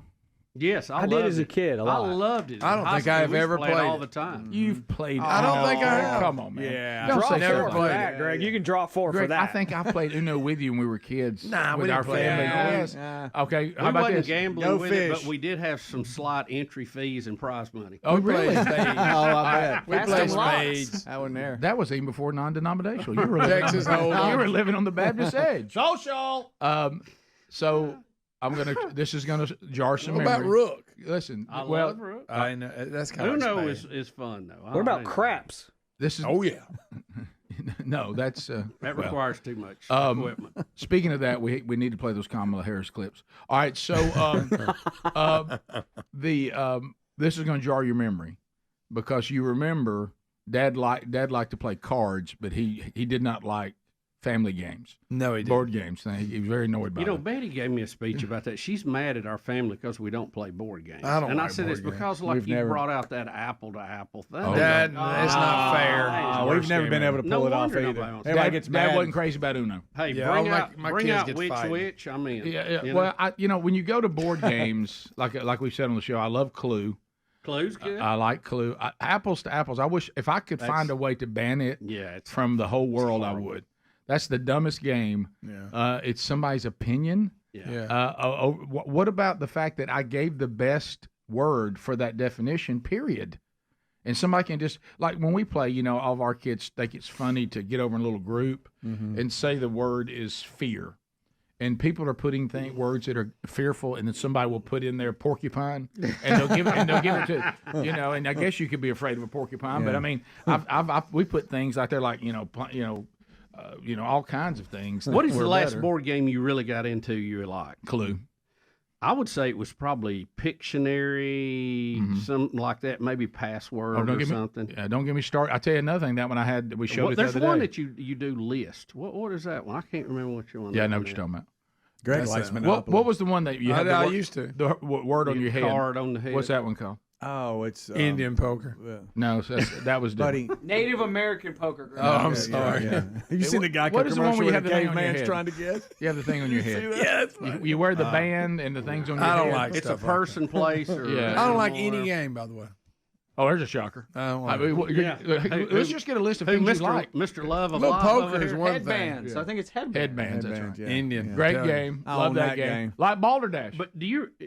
I like Balderdash. But Don't don't even even know like what that is. Pictionary when it came out? We used to have Oh, I love serious Pictionary. Pictionary. Greg likes now. thumpers. Well, the problem is I can't draw, so I was never good at Pictionary. I can't draw anything. Yeah, well, a lot you of people can't. can. I'm gonna give you that. Yeah. You can't. No, I can't draw anything.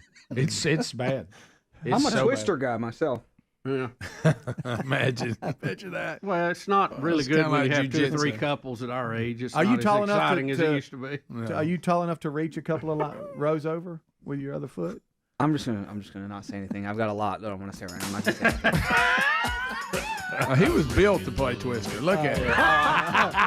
Yeah. He's ready. He's ready.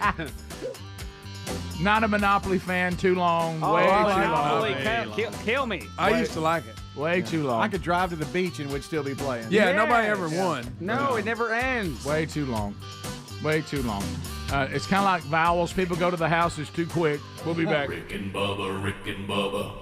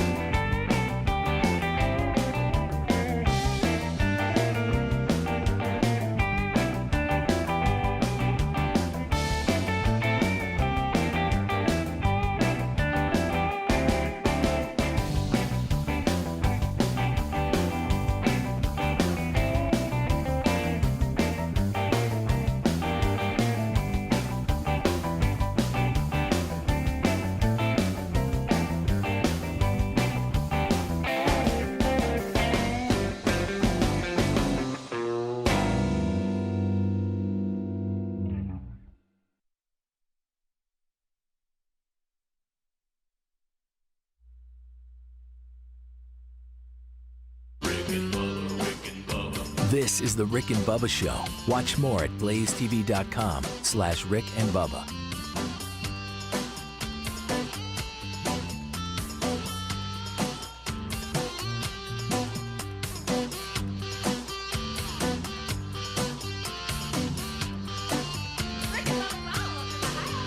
Rick and Bubba, Rick and Bubba.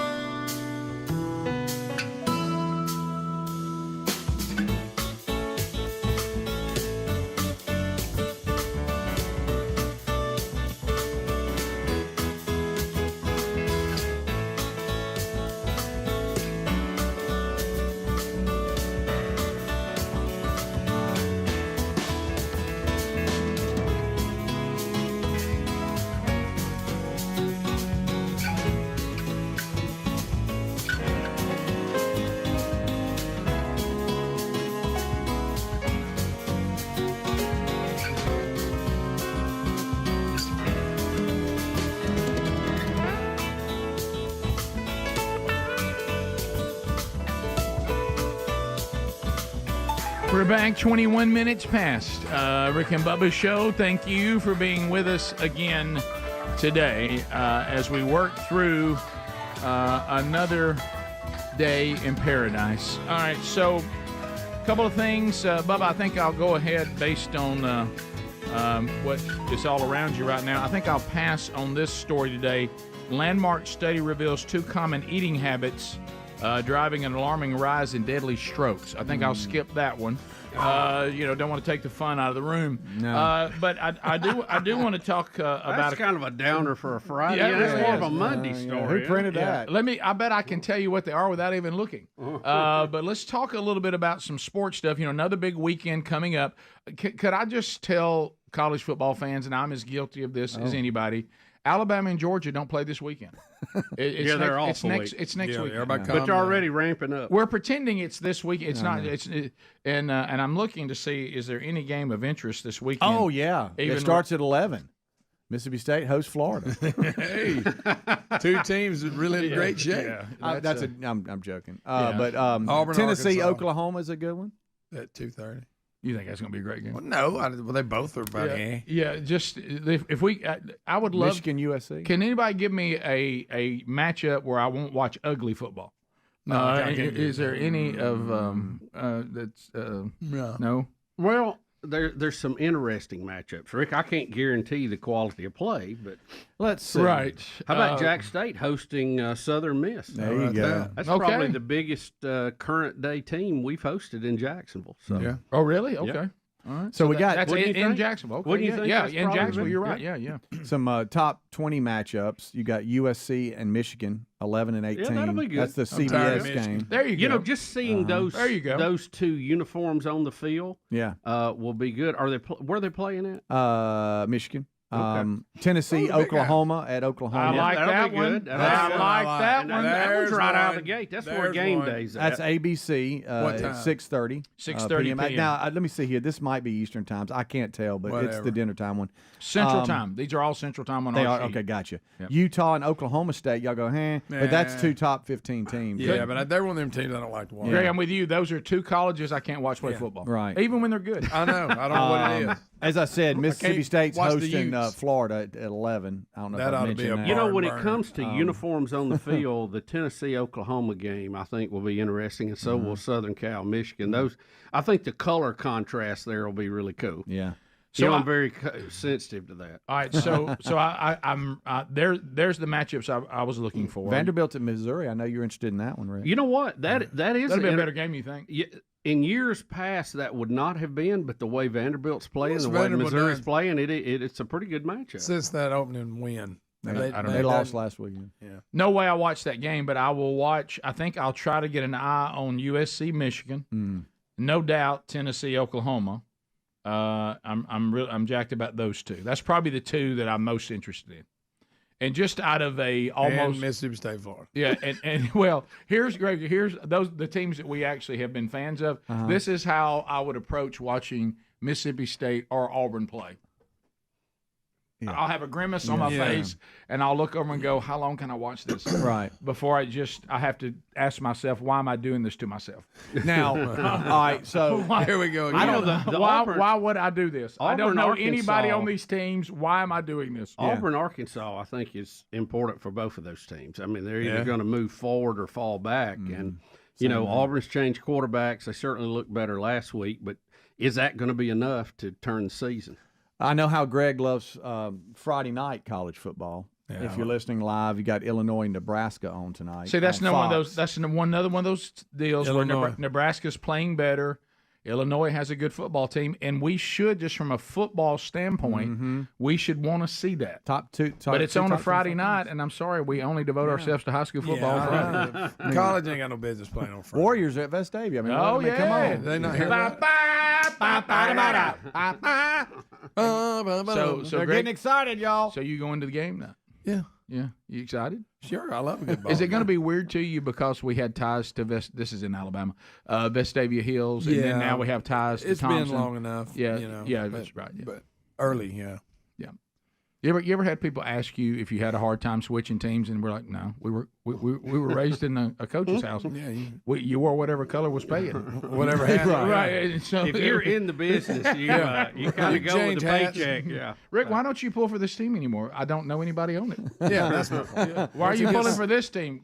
My kid's coaching, or my dad's coaching, or my kid's playing on it. Huh. Right.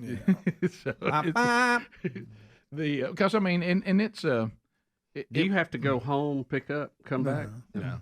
Go to Mama's. Mm-hmm. Go see Mama. It's game day. Let him get a nap. You don't know. Are you thinking about a nap? I don't like naps on people who take them. Can I tell you that? Shoot me straight You on don't this. like me, then. Hey, all right, let's take just them all the time. And Mama's watching right now, probably. But let me just throw this out there. I had kind of planned on dropping by and seeing Mama today too. Am I going to mess you up? No, you're good. If I come over there and now you won't be able to nap, you'll feel obligated for us to visit. I ain't gonna nap. You know I ain't gonna. No, nap. you know why you? Let me tell you the worst thing you can do, because Greg, you already hate staying at somebody else's place because you feel like you're on their nerves. I know. Whether it's family or not. When you're grown. Hey, listen, let me tell you when you really double down on I'm in your place is when you lay down and take a nap there. Oh, that's really bad. I mean, now here's a nap. You've really become a guest now. You're in one of our beds. Oh, yeah. Here's what happens when you take a nap. You wake up, and it's bright, and you're confused. Mm-hmm. You think it's the next And day, you're and under it's sheets. not. It's not the next day, but you think it is. And then you got to get all that together. Can you separate nap and dozing off? There's a difference, yes. That is. Hey, dozing off, usually you still have your shoes on. I dozed off so bad. In your chair? Yeah. I dozed off so bad. You're not yesterday. covered. No cover. You You're just right. got your clothes on. That's right. If you cover up, no. You're sick. If you're in the bed in the middle of the day and you're covered up, you're running fever. You are sick. You cannot put yourself to bed like you're down for the night. No. It's actually. Are you in your underwear and covered? But ain't nothing wrong with the doze in front of the TV. Do you do that? Do you do that, Bubba? 10, 15 minute power nap. Do you go full blown in, cover up? I'll go longer. Yeah. I'll go down for a few hours and come back. I'll say I can't do that. Yeah. Then I can't go to bed when it's time to go to bed for work. I have to be careful. I have to be sure I put enough, bumper time in there between getting up and going back to bed. But I had one of those doze offs yesterday, and it was such a doze off. I like a good doze. As I was coming to, I had no idea where I was. That's what I didn't know. You were deep. You went deep. I don't know where I am. I don't know what day it is. I've got up and I'm walked not around. sure of my age. Yeah. I don't even know what era I'm in. I got to go to school? Whatever. Right. I may be Do late I for have class. Do I have class? Am I late for work? And especially when the sun sets earlier and you're really confused when you get up. No, that's bad. Who are you? Yeah. How long we been married? Bottom of the hour. We'll be back.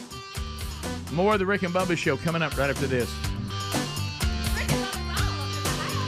Rick and Bubba, Rick and Bubba.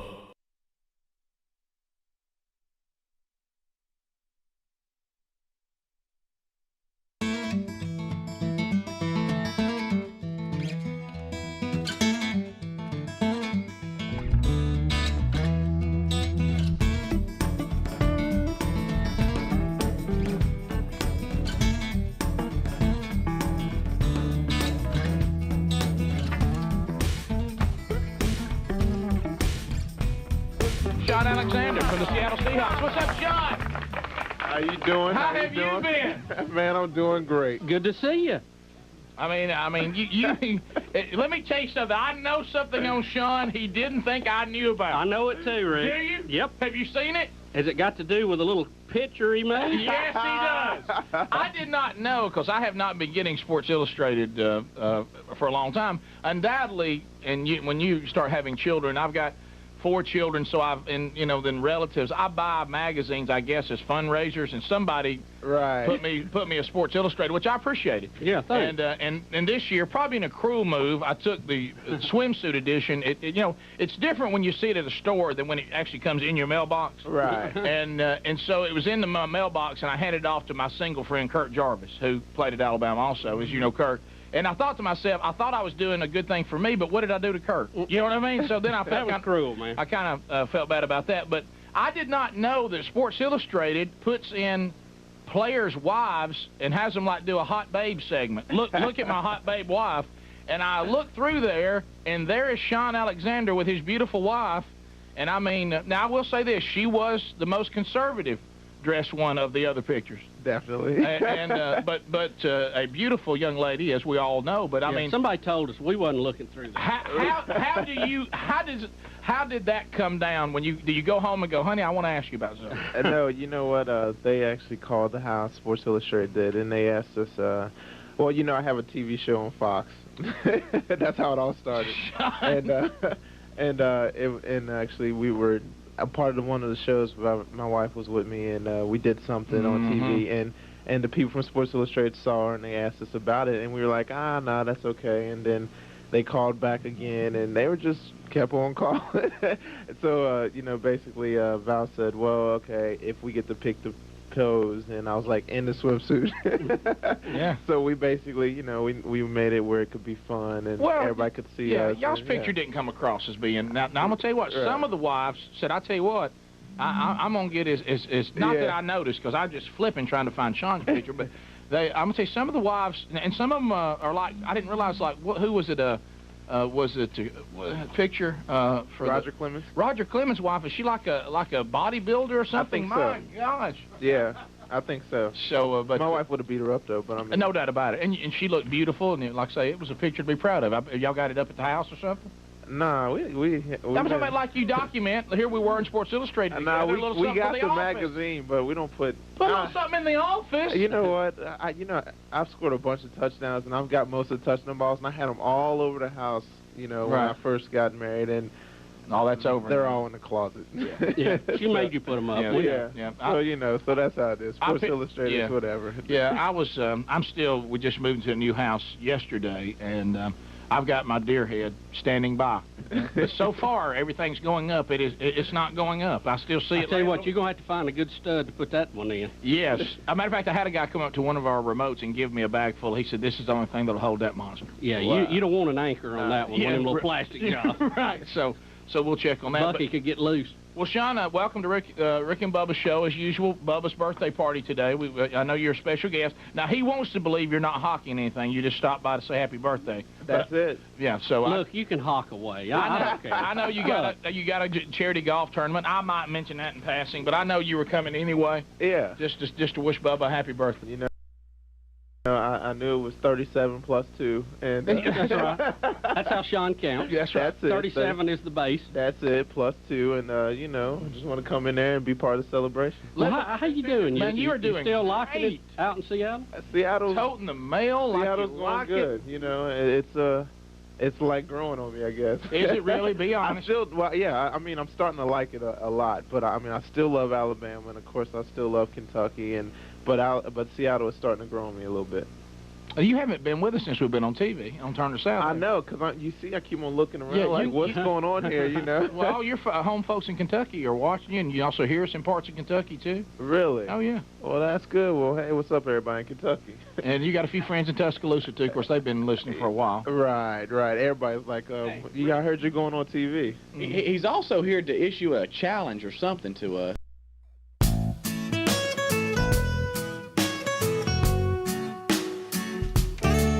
That's right. We're back. Thanks for being with us. Speaking of sleeping, how about sleeping on the right pillow? You remember when My Pillow came along? Look, Bubba and I were doubters. We were. You remember they said, "Hey, y'all going to be talking about these? You need to try them." And I remember thinking, I thought, really, what kind of difference can it make? A pillow's a pillow. But we were completely wrong, and I remember the first time I woke up and realized I didn't wake up. I slept right through. And it's because the head's tilted in the right position. And we have those available to you right now through MyPillow. Obviously, the premium Queen MyPillow is available for $19.98 now. Employee pricing sale is rolling. Some good ones. We got blankets as low as $25. Socks are 25% off. We've got their famous bed sheets, $24.98. My slippers and my sandals, $25. So if you want to find out more, and if your order exceeds $75, shipping is free. So don't miss this. Go to mypillow.com/bigbox, mypillow.com/bigbox, or rickandbubba.com under the sponsors. Jason Kelsey in the news today. He can cut up and act a fool, and apparently he's taking some heat by all those that troll on social media, saying that he is acting like immature, like a clown and a slob, doing wild antics on ESPN duty.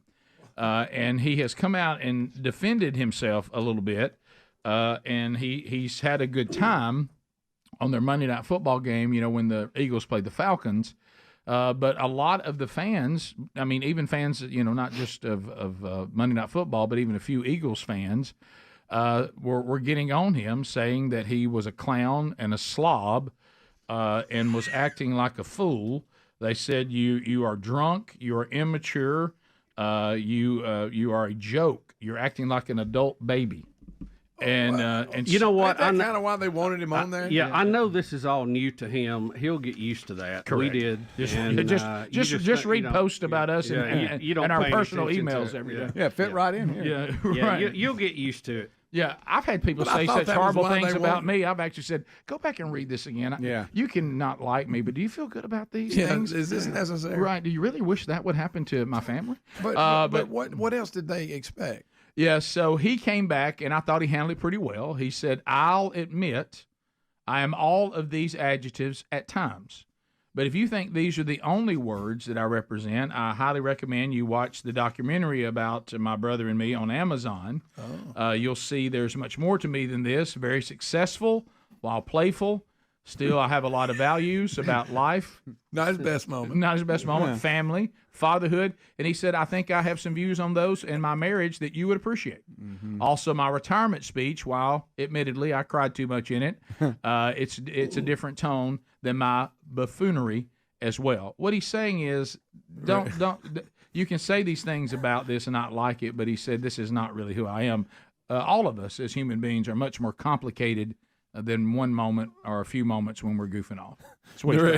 This behind you while you're reading this. Yeah, I know. He's such a handle for his wife, though. Mm-hmm, right. I mean, because she comes out and says, no, don't do that. Don't do that. Get back in He here. knows what everybody wants him to do, and he's living up to it. He says, I don't. This you is tell what Lisa, we're right? showing right Yeah. here. He said, I could tell, by the way, when you were talking in the third quarter in the booth, that you have been up and down roller coaster of being in and out of being drunk since noon. So he's saying, hey, understood, no doubt. Sometimes those adjectives describe me, but there's more to me than that, and I hope you'll understand that. Here's another thing out of the NFL. We've got the head coach of the Detroit Lions, Dan Campbell, has sold his house because of security concerns. Fans have figured out where he lives. Well, Rick, boy, if they hit a losing streak, can't act right, y'all. Rick, if you're going to sell your house every time fans find out where you live, you're going to be moving a lot. Mm-hmm. He might as well get a camper. Bubba, can I He is funny in the Applebee's commercial where he's taking the order and he puts the menu over his mouth. It's like they're going to steal somebody's going to like the coaches do. Bubba, I think hey, he's done a job. Rick, seriously, if you'd have told me that someone could turn the Detroit Lions into a sure enough competitive football team, I've lived my whole life, I've never seen it. Yeah. So he's done an incredible job. To me, he ought to be the top coach that anybody's trying to get right now if you could get him away. I think what's happening here is, how sometimes people don't want to say what's really going on about maybe where they live. It's a $4.5 million home if any of y'all are looking for one. But in Michigan. But I think what may be more truthful, I think the Lions and his family feel unsafe because they live in Detroit. Maybe that's it. It could be that. And because he says we're moving to a more secluded area. Some fans know where I live. Well, Bubba makes a pretty good point about that. I don't think you can move anytime the fans know where you live. They're going to, You may be moving to a more secluded, secure area because you live in Detroit. Yeah. Get on out in the country. Yeah, I'm going to think easy access. I'm going to think that might have more to do with it. Well, Bubba, are you buying the Jets hype? I mean, the Jets went from. You mean the green machine? How about the Jets went from, hey, we're going to be a Super Bowl team this year, came out of the gate a little rough, started kind of walking that back a little bit. Of course, they played the 49ers, but now they've won 2 in a row and beat the Patriots last night, and people are now. Rodgers getting his groove. Well, now you can see he looked good. They're starting to be a little hype now. Yeah. Rick, I will say this, and it's way, way early in the NFL year to make any predictions, early. but It was very strange to see the highlights on this morning when we came in, and the CG, the character generator under it, said Jets rout Patriots. That's weird. You just don't see We that know it's much. a different time and different teams, but you're right. That does seem weird. Yeah. And the Jets defense looked like you thought they would. Wow. And then 3 Aaron, points. He's was paying dividends. In Yeah. it. He was just right. If they all can keep over the him place. healthy, that's the thing. Yeah. What? It was impressive how he History. can still extend plays, Yeah. and use his feet to. He's pretty good. Yeah.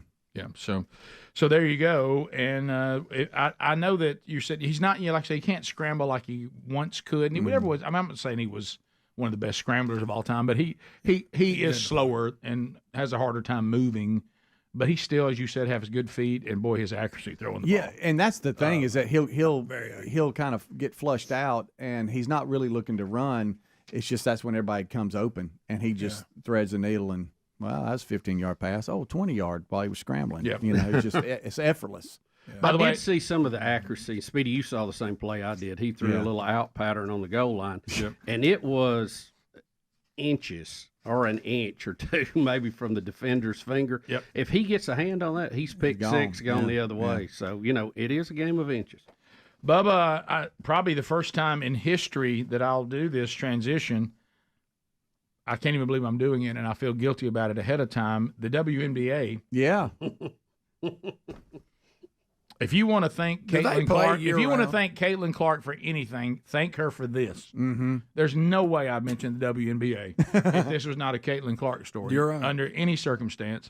I'm not as intrigued enough by her to actually watch a game, but these updates are very interesting. She smashes more WNBA records on the final night of the regular season. Of course, the Indiana Fever still loses, but Caitlin Clark, get her some help. Yeah, Caitlin Clark continues to show herself as not just a great college player, but an elite professional player in the WNBA. Well, maybe they get a little time off. They've been playing. I mean, it picked right up after the college season. Yeah. She's probably been playing basketball a year and a half. Oh. So we had needs a break. Doesn't it? So keeping up with this, said the Washington Mystics, Greg. I know that's your team. Yeah, moved Thursday night's game against Indiana to the city's Capital One Arena, home of the Wizards, due to demand for tickets because she was coming to play. It proved to be the right decision. Here's the largest crowd in WNBA history: 20,711 fans watched a WNBA game. Now, so are you telling me Caitlin Clark is good for that sport? Bubba, I'm saying that with zero hesitation. Yeah. And anybody who doesn't think that is just a fool. So her own people in her league hating on her, it's probably helping them out. Yep. So would you go to a Caitlin Clark WNBA game and sit in the stands and watch the game? No. Or listen to an entire broadcast of Beth Mowins calling a game? Oh, I'm headed over to the NBA. What time is tip-off? WNBA. What time is tip-off? Pick me up on the way. Go, Caitlin. She's calling something. No, listen, I like I told you, like when she was in the NCAA playoffs, and, Birmingham from time to time will host those. If she had been playing, I might have gone to see a game just to see her play. Because she's now, the best. Tiger. What she did at college. Well, so you're right. I might have done that. So can I ask you something too? Because we keep getting texts and emails about the Nebraska quarterback. Are you up on him? Oh yeah, Greg would think he's a bip. So we keep hearing he is a lot like Patrick Mahomes. And now I'm seeing stories where not only is he a lot like him, it looks like he's trying to copy him exactly. Oh, really? And he's got a personality. He's saying that he unintentionally looks and acts completely like Patrick Mahomes. Yeah, I'm not familiar with that. No, Rick, you got to see the picture of it. He looks like Patrick Mahomes. I want Nebraska to be good again, so I'm all in. Is he as good as Patrick Mahomes? That's the question. Well, probably not. Not yet or now. You mean in college? Maybe? Yeah, stat-wise. By the way, leaving that, Caitlin Clark said she scored the most points by a guard in a single season than anyone else in the history of the WNBA. Wow. So there you go. Here's the guy. Now that's disturbing. No, that is, Bubba. That is. Yeah, that's a lot. His dad was a professional baseball player, traveled a lot. Greg. He was. Greg. You can't say that. Who says that? They're just wearing the same outfit. We started same the bed. haircut. Going to break. He can't dump anything you say right now. They said he does the same warm-up routine. Does he do this? As much as he can. But He screamed, "This is he's what I saying do." it's unintentional. Take a sip, Greg. Phone That's what I'm calls. telling you. Take a Phone sip. calls are next.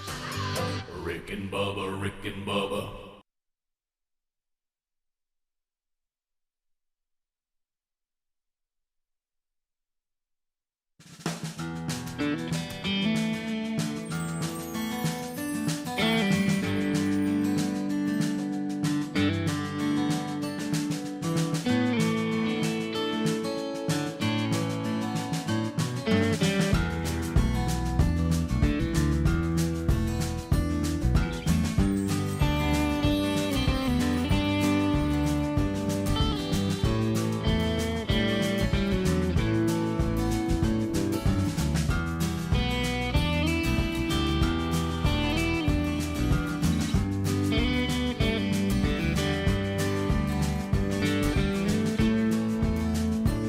Oh, you guys don't want. This is a mistake.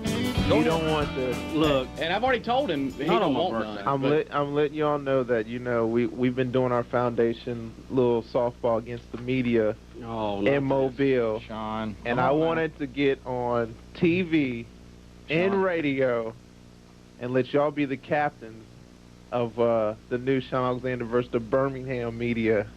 You don't want none. You better wear Sean, a cup because it's coming hard. I'm just letting y'all know. This is your only hope.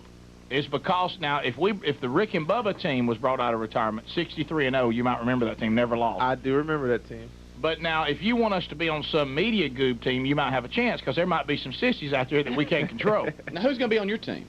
Well, there's always my captains is always the same. Me and Chris Samuels, and then we go pick. I want to be on Chris's team. Really. We go and pick some of my other friends through, Alabama, the SEC, Some of his pros. friends. Yes. Some of the pros, So they're King all Griffey Jr. athletes, so No, we have to. Okay, that's fine. That's fine. Let me okay, call Jeff Fisher and that's how we play. I don't have to call anybody. We're not trying to play against. It's not about what you all do. Y'all have no say in this thing. You just tell us where to stand. Me and Big Chris are on teams again. It's over. So we'll talk about that. Let's talk about the golf tournament quickly as we get to break. The second annual Sean Alexander Charity Golf Tournament, presented by the Orthopedic Center of Huntsville and Huntsville Hospital Sports Center. Yep. That's coming up on the 17th of April. 17th of April, yeah. Canebrake Golf Club in Athens, Alabama, where you can hear us on the Rocket and watch us on Turner South. And you're going to bring some friends up to the tournament, and you can find out more by going to SeanAlexander.org. That is SHAUN Alexander.org. And we'll tell you more about that when we get back. But you can go to that website right now. It'll benefit Boys and Girls Clubs of Greater Limestone County, the University of Alabama National Alumni Scholarship Fund, and the Sean Alexander Family Foundation, which does great work everywhere. So you can find out more. Go to SeanAlexander.org, or you can call to be part of this tournament, 205-344-6615. 205-344-6615. We'll be back. Hang on. Rick and Bubba, Rick and Bubba.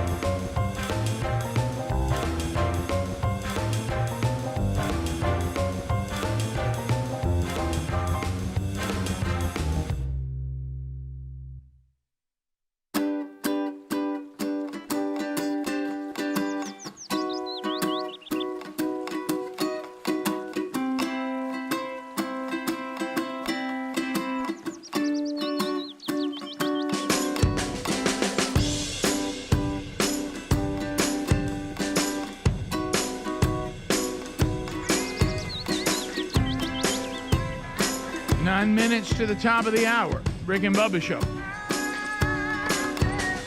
So if you want to talk to us right now, Speedy is taking your phone calls. And you can join us at 866-WE-BE-BIG. You can have comments and questions, bring in some information to the table. And we're here to chat with you about whatever is on your mind. So as we are getting the phone calls lined up, a lot of people on the text option are sending us split screens of the Nebraska quarterback and Patrick Mahomes, and it's really scary. Yeah, I sent Adler a little clip of him coming on the field, and it's a split screen with the way Patrick Mahomes comes on, and see if you think there's any similarities. Okay, all right, so here he comes. Which one's which? You tell me. That's crazy. That is really funny.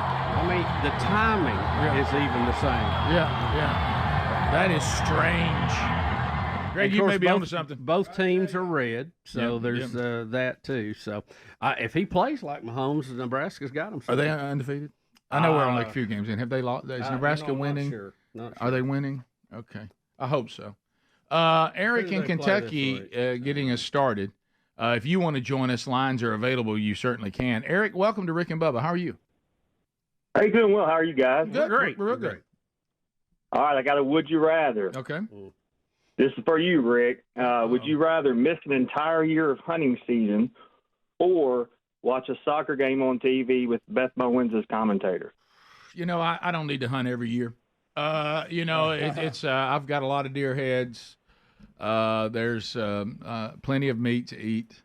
Maybe I could miss one. And then I wouldn't have that pressure on me about, hey, I need to go hunting. I think that the damage to my psyche for the rest of my life would be less by not hunting. But that would be, I hope I don't ever find myself in that situation. I really honestly think I may not hunt. I mean, can you imagine it being a combination of her calling it and it actually being soccer? I mean, that could scar me for the rest of my life. You miss one hunting season, you just bounce back. Yeah. We continue. Carrie in Sweet Home, Alabama. Carrie, go ahead. Hey, I am the Greg Burgess to the guy that y'all played Monday falling down the steps, and I'm his little baby brother. Do you remember we played a guy walking out, a member of his hunting camp, and slipping. Oh yeah, and right. That's your brother, and you're his baby brother. Yeah, that's my big brother Rex Barker, and he said the reason that he didn't make no noise or say anything. Well, pretty lucky he didn't say anything. Yes. Out of the ordinary, but he's the better brother, just like you are to Greg. Yep. I would have been saying something, but he said the reason he didn't say anything is he had actually premedicated with Relief Factor right before he walked out the door and fell down. There you go. That's good.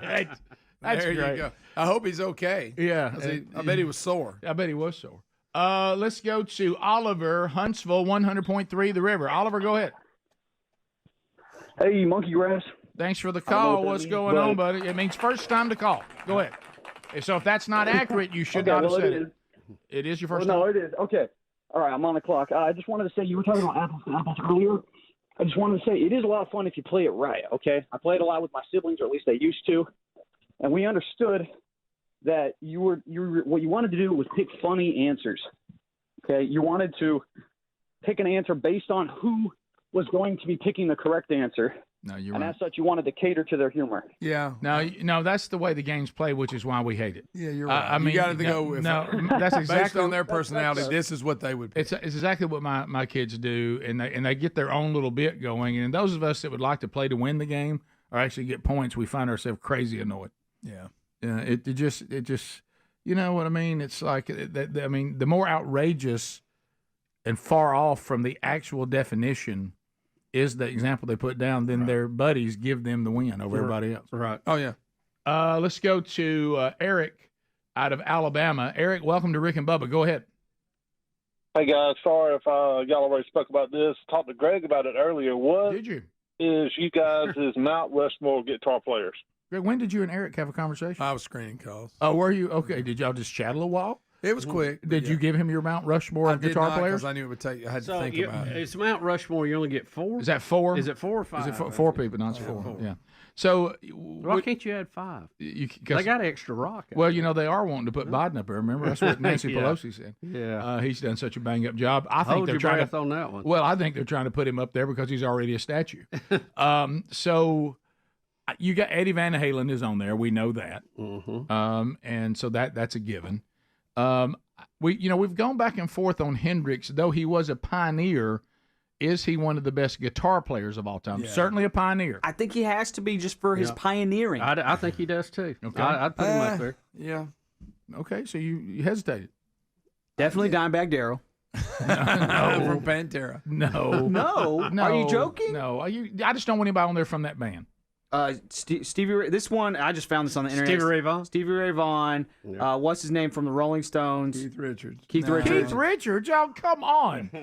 I don't agree with that one. And then you got Jimi Hendrix on this Where are you on picture. Jimmy Page? Too And sloppy? and then Jimmy Page. Too sloppy? I wouldn't call Jimmy Page sloppy even. At times. Live? But Are you talking live? I think he does it on purpose. He said he doesn't like. I think he gets bored with riffs and starts playing with them. Just goes nuts. Yeah. If I can take two of them and wad them up into one because they played together, is Joe Walsh and Don Felder. The way they play, I thought they were really good together. They do good. They don't belong on Mount Rushmore. Yeah, I think so. What about? Are What you are you based on? Who's Are you a fastest? Saturini person? Joe Sat? Yeah, see. I am, but I wouldn't put him up there. What's that? Ingwe Malmsteen? Was Yeah, Ingve he's out there. Wildstein. Yeah, He's he's out great there, too. I wouldn't put him up there either. Okay. A lot of people can play fast. What about Glenn Campbell? Pretty good player. He's a great You player. ever, you ever watched him like when he was doing studio sessions? Great player. So who do we agree on?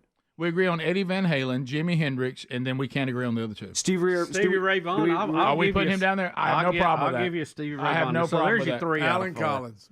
No. Greg, you're saying random people. Yeah. Kirk Hammett and call it a day. I don't know who that is. Metallica. So you're trying to go with your love of bands, not the guitar player. You're exactly right. That's exactly what I'm doing. You're going to be surprised at this pick. Okay. But he's a really good guitar player, Lindsey Buckingham. He's good. I watched him play one time, and the fact that he plays with the fingers and all that, and he was much better than I thought he was. Let's go B.B. King. No, because he didn't play. He didn't play chords. What about Prince?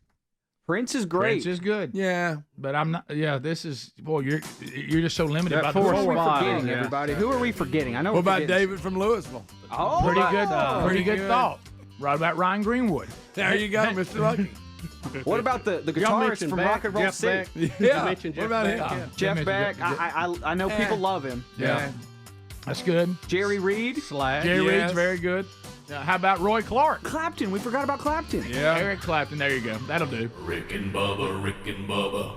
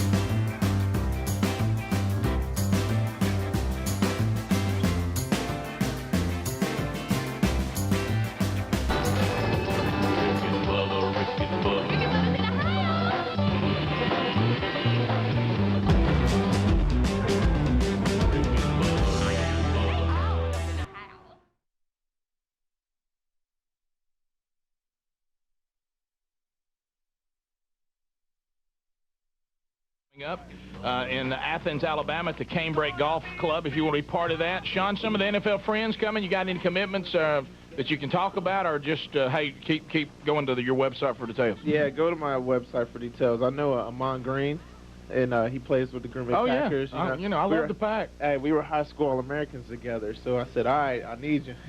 Well, you got to call in the favors now. Yeah, you know what I mean? Well, we got some other stuff. Well, last year your lineup was incredible, so if it's anything like anywhere near that. Yeah, it's going to be like that.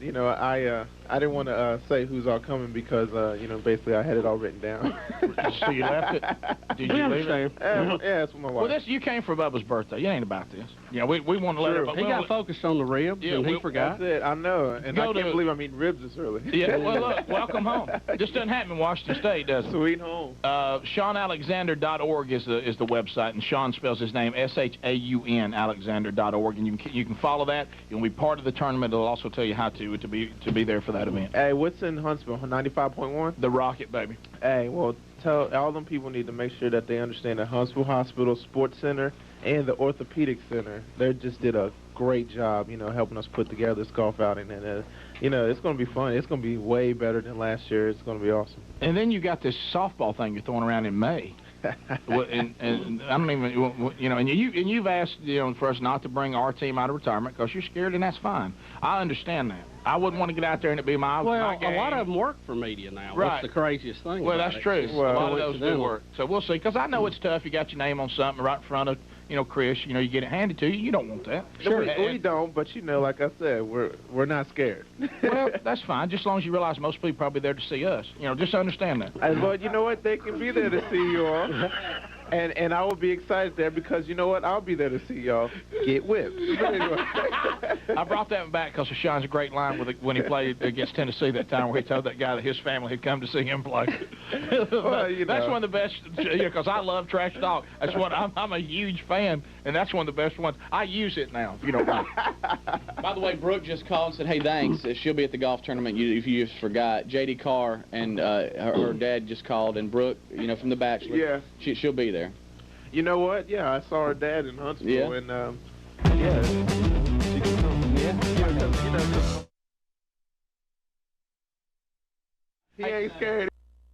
Somebody said that. Is he aggressive? Huh? Is he aggressive? Yeah, we just jumped on my arm and on my back. I was like, do I know you? No, but yeah, he jumped right out there like we was family and stuff. So I just, accepted it. Somebody said J.D. Carr was a big Bama fan, but I didn't know that. Yeah, rumor has it. Yeah. Yeah.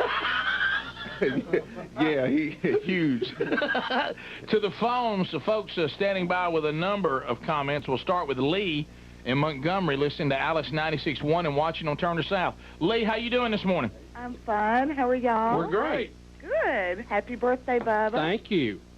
I just wanted to tell Sean how much pleasure he gave us at the University of Alabama. I'm a big, huge Alabama fan, and he just never failed to thrill us. And also, I'm really proud of his career after he left Alabama. So many athletes have gone on and disappointed their home schools and kind of made bad names for himself, and he's just had a lot of class. And No, Sean. Oh, okay. That should make me feel good. Right, okay. He's just got a lot of class, and I appreciate the way he's lived his life since he's left the University of Alabama, and he's just made a great name for himself, and I'm proud of him. Look, I know it's a big deal to be the starting tailback for the Seattle Seahawks, but have you met Frazier yet? Thanks a lot, Lee. What? They moved that show to L.A. Did they really? Yeah, they just put the fake, that needle thing, yeah, what is the needle, space needle, yeah. Look, people strange up there. I mean, the news we get here, it looks like some of them migrate from California up there. Well, okay, a lot of people up there are really, really into nature. So, like, they walk a lot and they, eat twigs and stuff like that. Well, that's good. I'm all for that. That's fine. But there are some great people out there, though. So it just depends on, like, what part of the area you're in. Because there's some great people, and then there's some people that are kind of... Would any of them eat ribs for breakfast? No. Okay, that's the bottom line. That's what scares us a little bit. Right. I'm all for the forest. See, I mean, sure. we're not? Who's we're against the forest? conservationists. But where they get all twisted up is you have to, you have to prune a tree or a bush or a vine to make it grow. Or a person. Yeah, and the forest has to be pruned, and Right. You have to do control burns so you don't have these monstrous fires that get.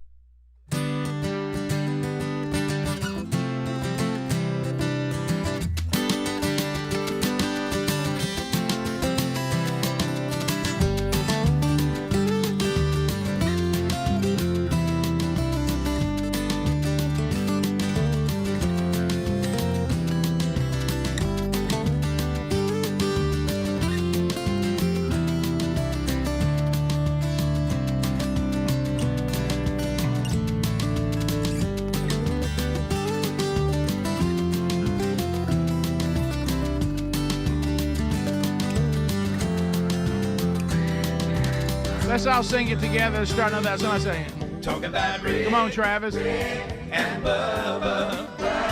On the Rick and Bubba. Travis Womack at one time called the fastest guitar player. And has played with everybody. And that's his Rick and Bubba song they did for us out of Muscle Shoals, Alabama. That was one of my favorite podcasts y'all did with him. Yeah, no, that was a good one. That was a good one. That was a That's dandy. right. Another Rick and Bubba hour, Speedy Greg Adler here. There's Bill Bubba Bussy back with us today. After Glad to be here. A slight hiatus yesterday, man, unplanned. That's fun, wasn't it? Man, I needed it. Yep. Needed it. So as we start this hour, we do have a number of things to cover. The wonderful wheel of canned meat will spin this hour. We're looking into the eyes of people that at one time they thought just even remotely thinking they could spin the wheel of meat was too far. It was too far reach. Don't even do that to yourself. And today has come. So that will happen coming up a little bit later on this hour, so stand by for that. Bubba, a couple of things in your America here. Are you ready for that? A couple of things happening about how things are going. America looking a little tired, a little sick right now.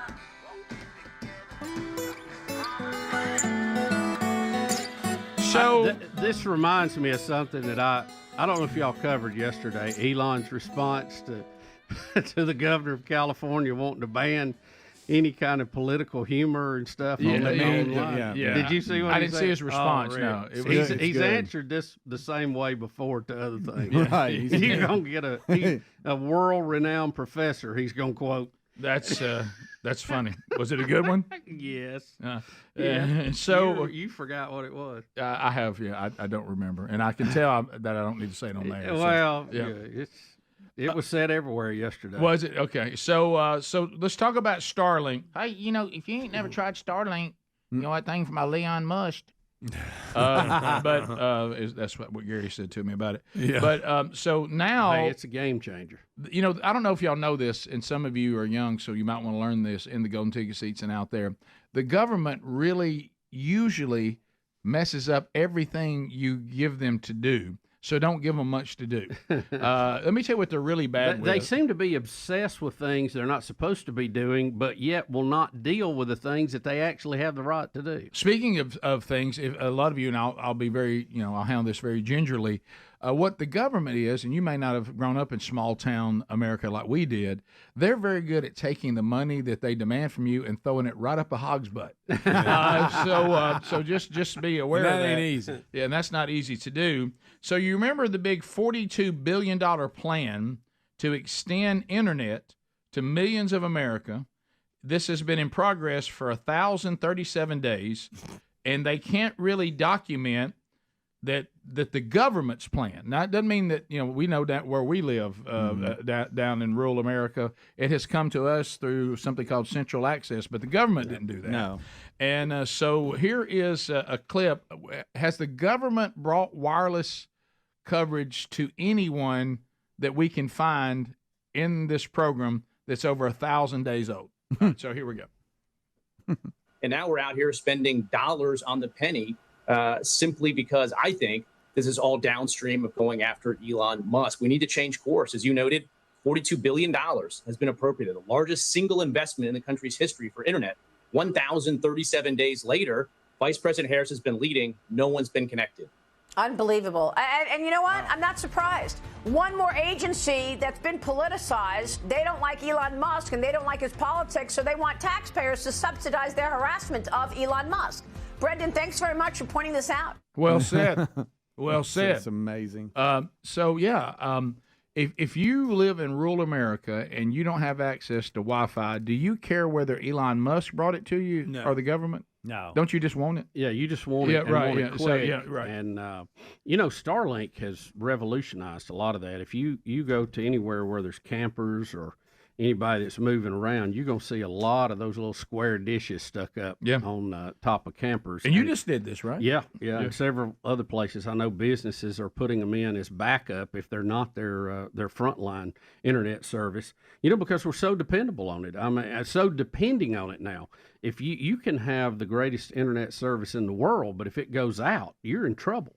And everybody's going to have some kind of trouble from time to time. But I think as an American, no matter what your affiliation or the worldview, we should all, bipartisan, should be upset at the number of times the government has taken money that came from us in the billions and thrown it up a hog's butt. They're not as good as the private sector. They never have been. They never will be, because they don't treat our money like it's real.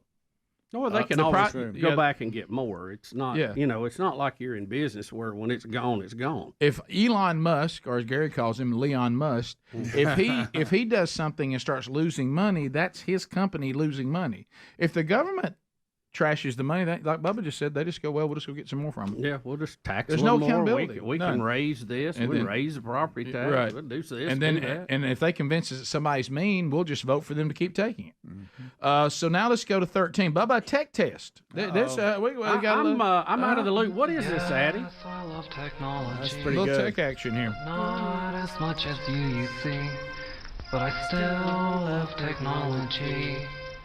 Always and forever. So what is this, Adler? Yeah, so this is testing the new iPhones.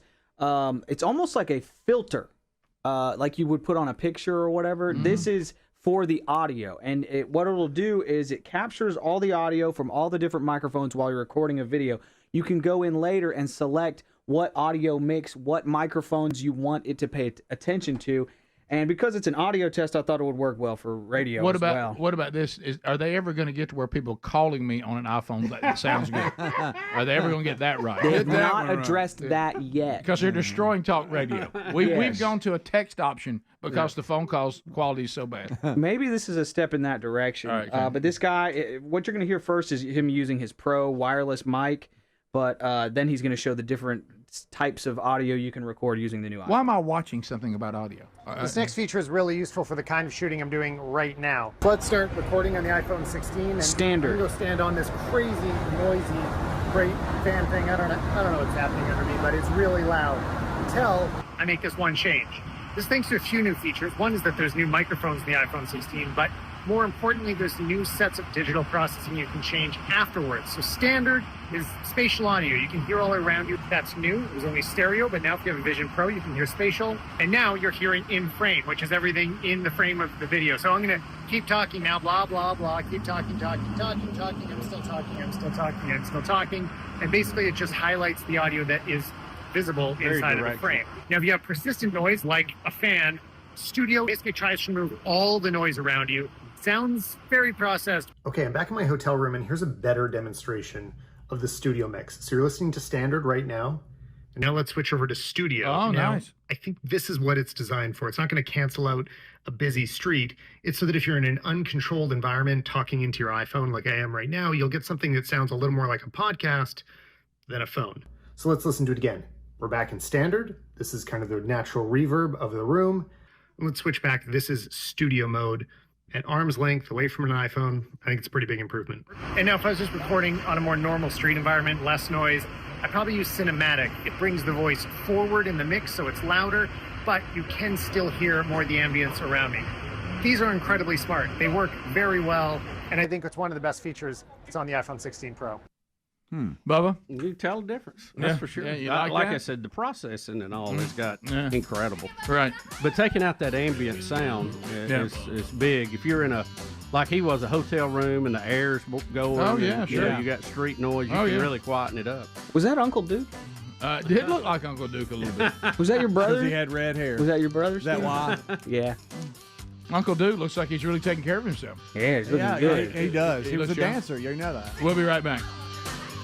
Rick and Bubba.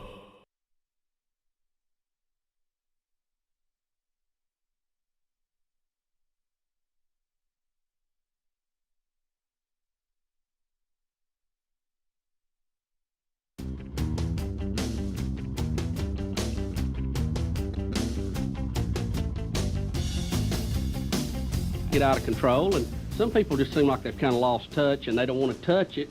And then what happens, you have a lightning strike and the thing will burn for 6 weeks and burn everything to the ground. I've never understood that concept of, we need to manage it. That means a little proactive, work on it every now and then. Bring us to Washington State and let us have like some kind of conference and let everybody come out and let's see if we can't teach them about how it's done. if I brought you two, they would run y'all out. Then they would turn around and run me out for bringing y'all in. Really? This show would be huge in Seattle. Huge. Speedy is lined up to hit the pinata right now, our Saddam Hussein pinata. Oh. He's blindfolded for Bubba's birthday. D is spinning him so he can look. What I feel like we're going to lose a broadcast window in this. Probably in so. this bit. Don't hit D. Remember what happened at Turkey Toss in Huntsville about 8 years. Oh, whoa, that's a pretty good hit. Speedy, that's good. He knocked Saddam off of the rope. He took Saddam out quicker than the Marines are doing. Of course, did you break it, or did you just knock it off there? Did it not break? Oh, Speedy. That's all right, buddy. Hey, maybe Ryan can break it for us. Okay, thanks, buddy. Maybe Sean, somebody. See if one of the kids can do it, Speedy. Let's go to Snapper in Birmingham. Listen to Y94.5.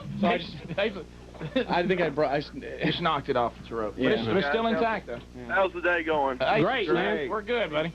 These Bluebird skies sure do make it nice, don't they? Yes, they do. It's a little different than Seattle, huh, Sean? Oh, it's totally different. I hear you. Hey, I was calling. I played with a guy at Auburn named Heath Evans. He still plays for you guys at Seattle, right? Yeah. Actually, Heath's like my right-hand man up there in Seattle. You know, we do a lot of stuff together. Sure, and he's a super guy, equal to, if not more so than you, and a man of the faith and all those things. But I was calling to see what his status was, to see if the guys were going to let him play, because he was a heck of a player at Auburn. One of those guys that had a ton of heart, probably just a couple inches short. But regardless, a ton of heart, a lot of talent. And do you see him playing with you guys and contributing here in the next year or so? Yeah, you know what? He's got tons of talent. You know, fullbacks are not supposed to be tall, so he's not short. Yeah, he's strong and he's fast and he can catch. So, all he has to do is get out there. You know, we've got Max Strong, who's been there like 10 or 11 years, and then Heath, who's been there too. And that's just sometimes the weeding process of getting the older guy out and finally getting your chance. Yeah, so there's no truth to the rumor he's moving to quarterback. Right, okay. right, No. Yeah, somewhere Ricky Waters is going, yeah, he's right about that. Yeah. Let's go to... You know he's right. Let's go to... They're going to see him play. Lenore, North Carolina. James standing by. James, how you doing? What's going on, Bubba? Buddy. Happy birthday. Thank you, sir. Glad to be here. 39 years, we've been blessed. I'll be dang. Yeah, like I said, I watch your show on the Turner South Network. I don't have a station around me to pick it up, so I have to get up every morning just to watch you and Bubba, you and Rick, excuse me, on the TV. Thank you. You know, one of the great things about it is that we've got the internet feed back up, so even when the hours are not on TV, if you can get access to computer, you can hear it. And we're working on getting affiliates up your way. So just keep on keeping on and spread the word. We appreciate you, James. Now let's go to Brian in Athens, Alabama. Brian has a birthday message and possible gift for Bubba. Good morning, guys. Hey, Brian, what's up? Good morning, Sean. Hey, what's happening? All right, Don Juan is about to hit the pinata, too, and he is spinning out of control here. Well, okay, he missed it. Strike one. Oh, my gosh, he's hitting D. Speedy. Oh, my gosh. He's hitting Speedy. He just took out a call screener. Speedy, okay. Speedy. All right, there he goes. He's still swinging. Here goes our window.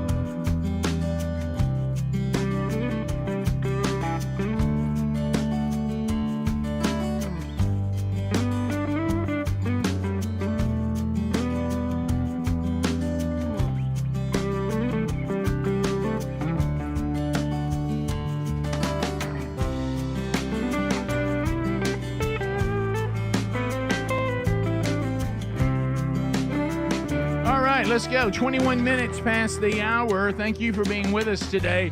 Wonderful Wheel of Meat is ready to go. So here we go. The wheel will be illuminated.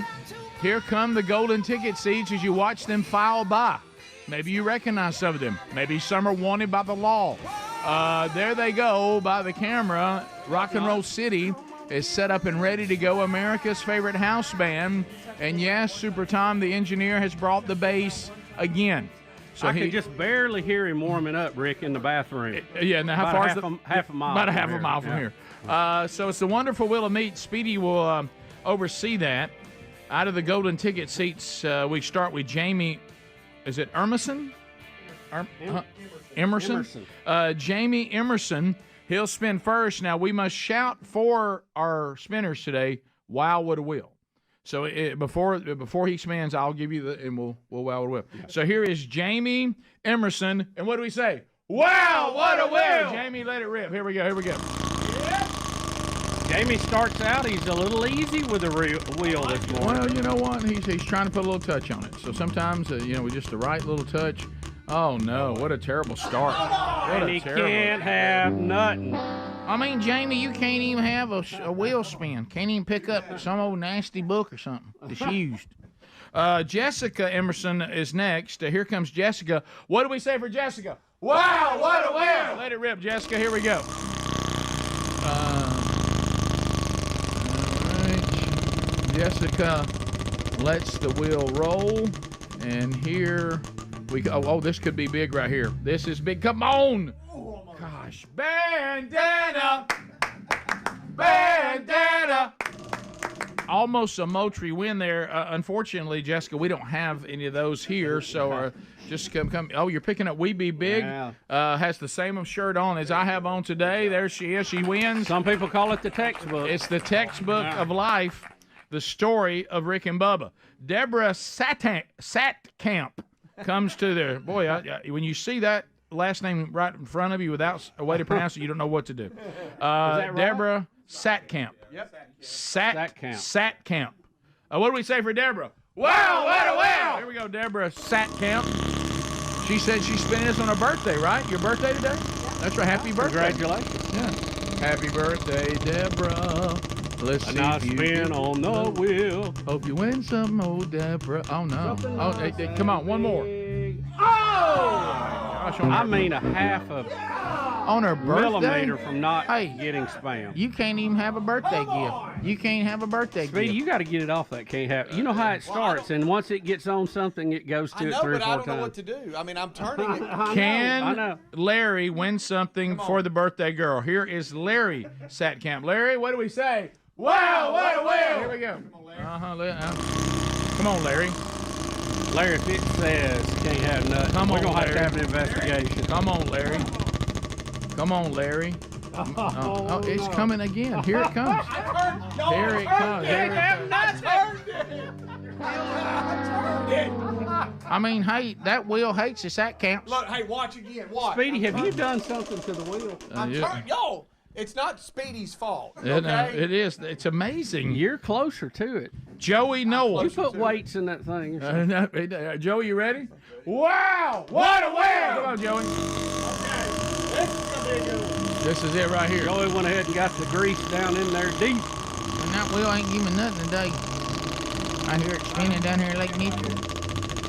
All right, let's see what's going to happen. There's a Moultrie. Oh, man. Come on. Okay. Rick and Bubba. Rick and Bubba.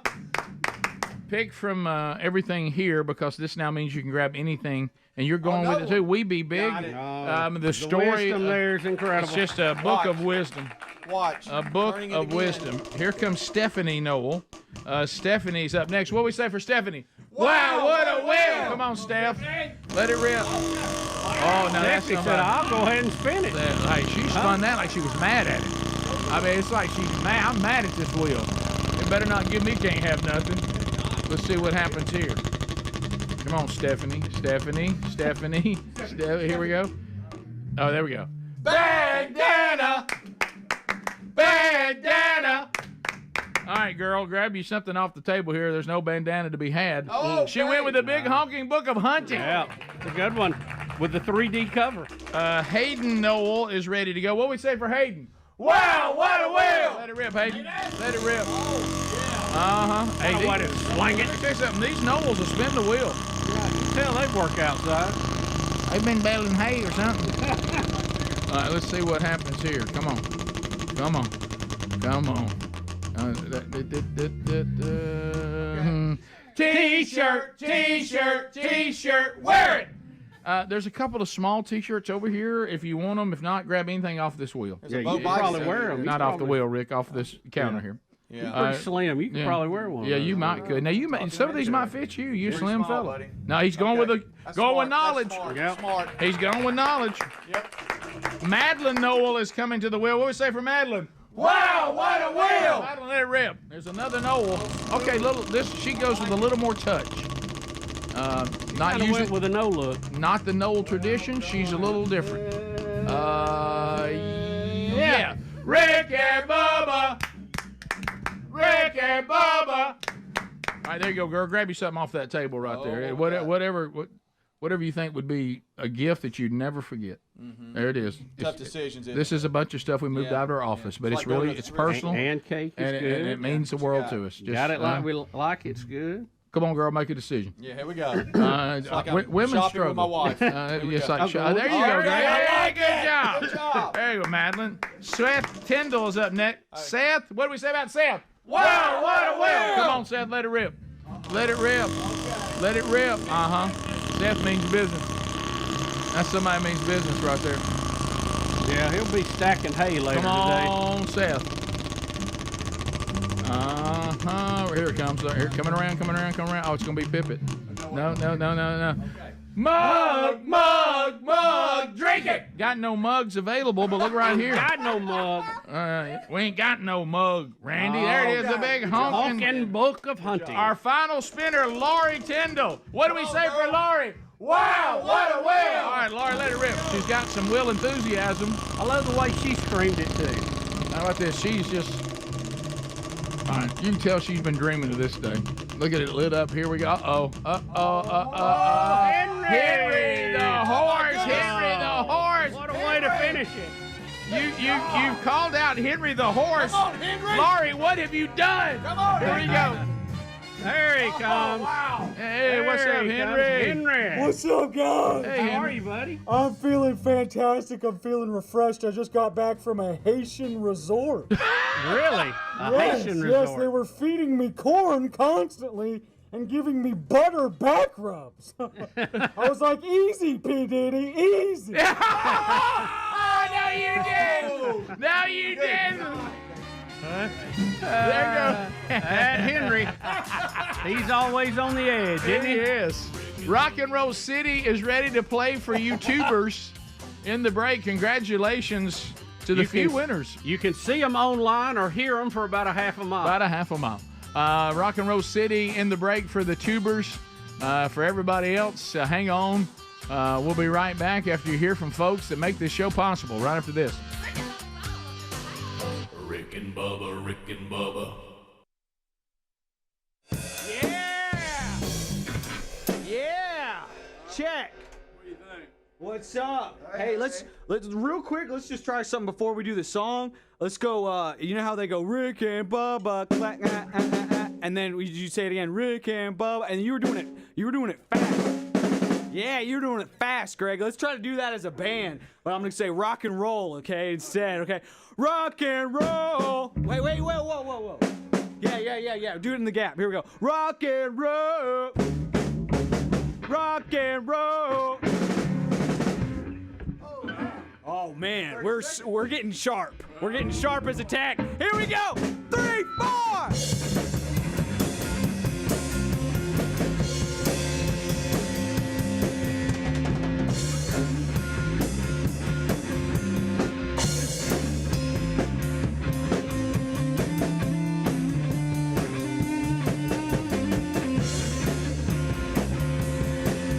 If you find yourself at a Haitian barbecue, I would stick to just the sides. I wouldn't eat the meat at a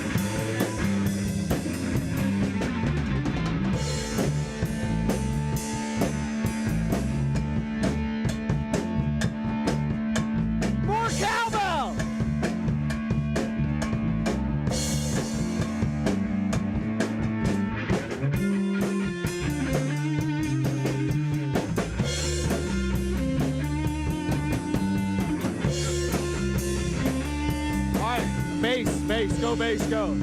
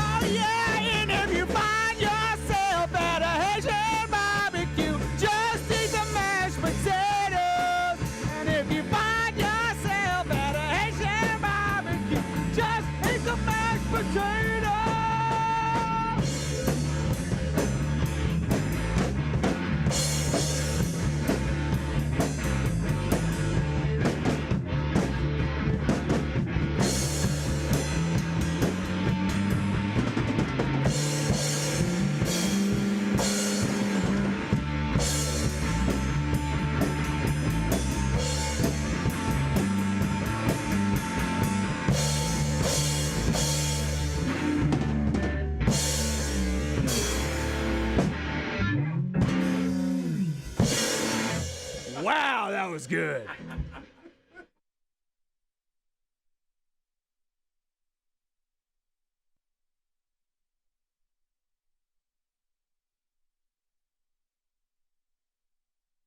Here comes a watch out, Sean. Well, that stuff shattered. Do you know? He's gone. He's completely out of sight. He went down the hall swinging. Somebody said it hit Jay Barker. Brian, back up here, D. Happy birthday, Bubba. Thank you, sir. I've been listening to you guys. I was diagnosed with epilepsy back in 2001. Oh, my gosh, he almost hit the window. There he is. He's tearing up the dog. Look, he's going crazy. You don't get multiple hits. I mean, D, stop, D, stop. He's got gates on it. All right, there you go. We got the stick away from him. All right, so Brian, Brian, sorry that pinata broke out there. Really? That's fine. I'm having fun watching it. Yeah. Was diagnosed with epilepsy back in 2001, and you guys have helped me out a lot. I've watched your shows, listened to you on 95.1. And I wanted to do something to kind of pay back. And I heard Rick mention, I guess about a month ago, that he was wanting some Atlanta Thrashers jerseys. Oh, yeah. Live.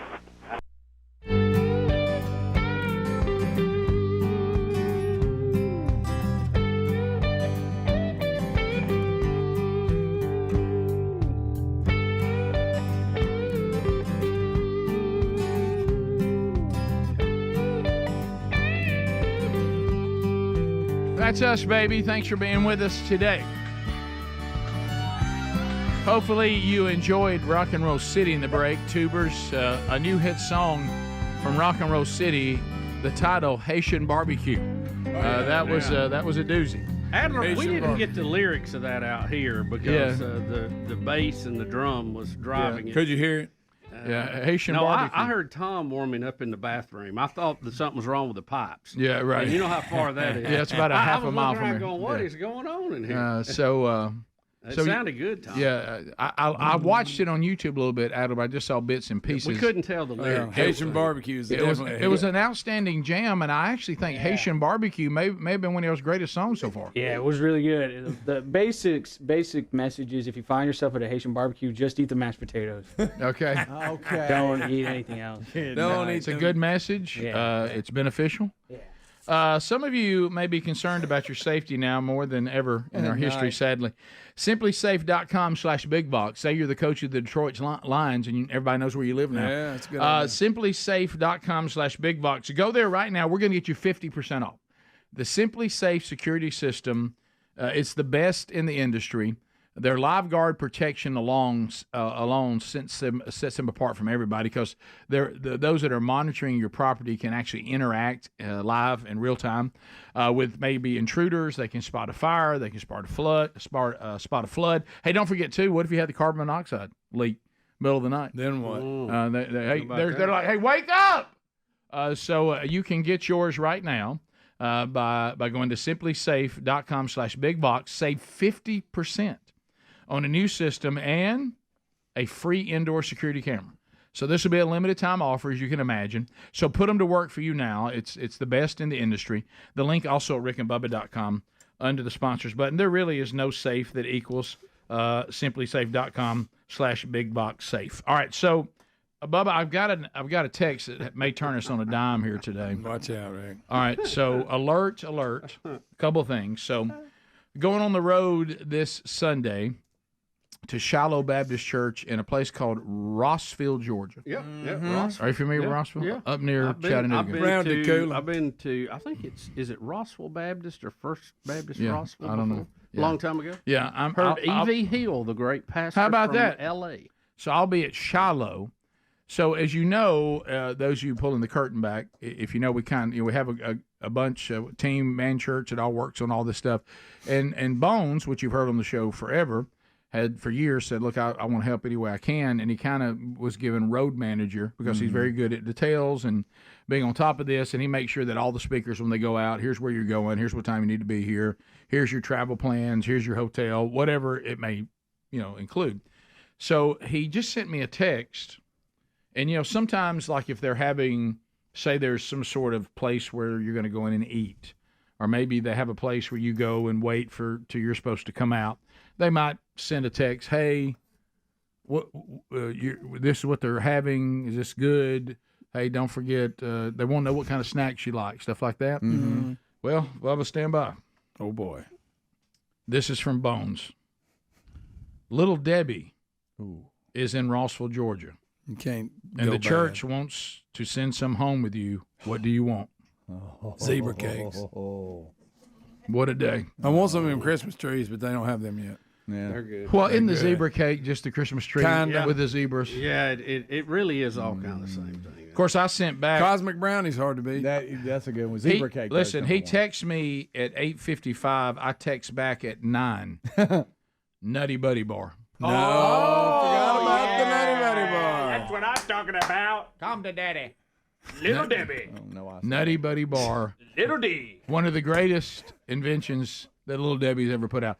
Like I said, Greg, you two, Bubba, Speedy, all of us, when we were little kids, I don't know who this girl was with the straw hat and the blue and white flannel. Boys, yeah. Have no idea who she is, where she came from, what's the history. No. But every time you saw her little face, you just knew today was a good day.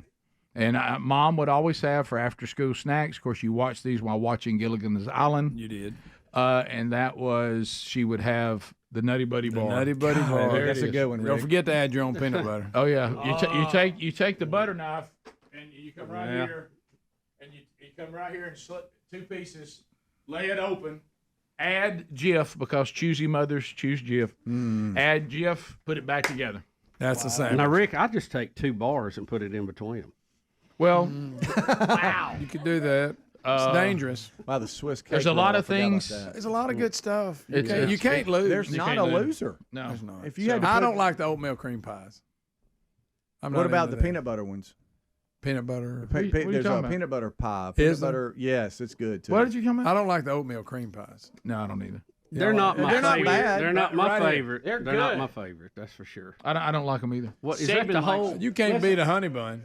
I don't like the honey buns. You don't like a honey bun? I Rick, don't. Get out of Rick, here. Honey buns is a lot of mess. It doesn't deliver. Peanut butter cream I pie love is what I was cosmic thinking of. brownies. the though. Swiss rolls and the Nutter Buddies. Swiss are- rolls. Oh, I yes. see. Whole- There's the they're a chocolate. whole Fudge nother. roll. They're a whole nother league. For Yeah, me. they're like the fudge. I love the Swiss rolls. I don't see if I like we the had to- devil cream. If we had to put a starting lineup out there, I don't see many on the bench. My favorite really is only comes out once a year is the Christmas trees. Greg, you've already Buddy, said that. I know you That's love my favorite. Christmas. It's a Good zebra night. cake shaped like a Christmas No, tree, Greg. it's a little That's all different. that is. It's a little different. Does it remind you of being a child? How or is it something? different? And you can get the bigger ones. They have Tell the me how it's small different. size and the bigger size. Tell me how it's different. It's just a little different. Okay, so Chocolate strip on it. So I didn't know. Did you know that Little Debbie was in Rossville, Georgia? I did not. I don't like the did not. marshmallow pie. Don't want nothing to do with that, with the banana thing. Let me tell y'all. I don't like banana flavored stuff. Good God. Let me tell you another thing that you know how sometimes we just can't help. I mean, it's kind of like when we asked Gary not to do pranks. He said then he just would almost have to cease to live. He couldn't live if he couldn't do. I pranks.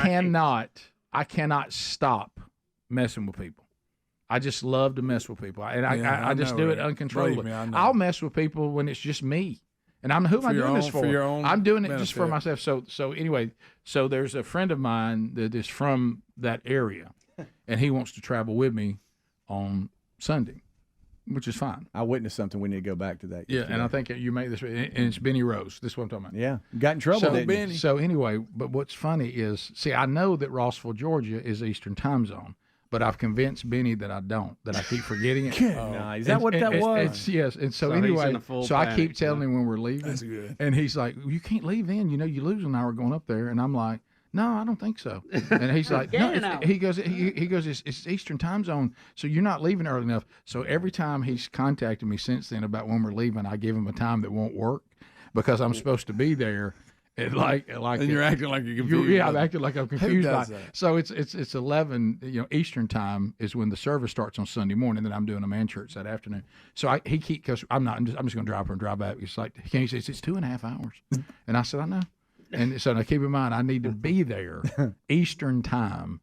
I need to be there like 10:15, something like that. So that's 9:15 our time, and it's 2.5 hours. And I keep telling him that we don't need to leave till 7.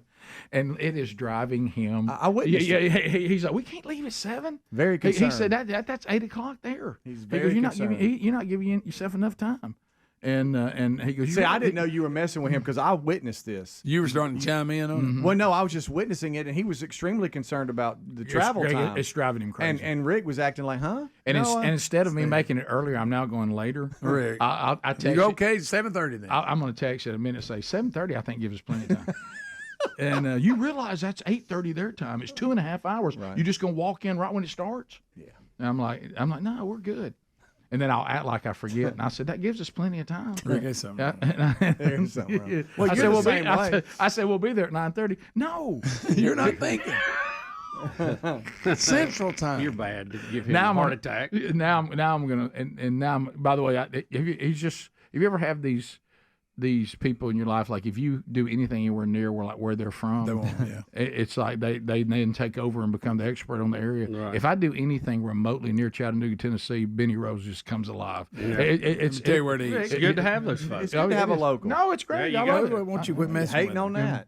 that. All right. What do you think? Because I don't want to get crazy. Do you like today if I say let's leave 30 minutes later? I think Yeah, we're good. I would. I think that'll give us plenty of that'll time. give That'll us- give us a little buffer zone. Right. But I guess back to the original study. Who does Rick, even better, tell him that you think they're an hour behind us. that? Okay, I'm gonna start that. Yeah. So, we gain an hour going that way. Yes, Oh, yes, there you go. yes, Beat it. yes. Yeah, Just that's say it. it that way. Just say we gain Yeah. an Why hour. are we leaving so early? Be the complete we opposite. get an hour. Yeah, He's time zone and he'll scream confusion. out, "We get an hour coming back." And I'm like, "No, I think they're on a different time zone than us. We get an hour." Yeah, I like do that. Okay. Now, I hope he's not listening now, but yeah. By the way, and Mr. Having Fun right now, I did miss an airplane one time for forgetting Eastern and Central. It can Oh, happen. yeah, it does. Yeah.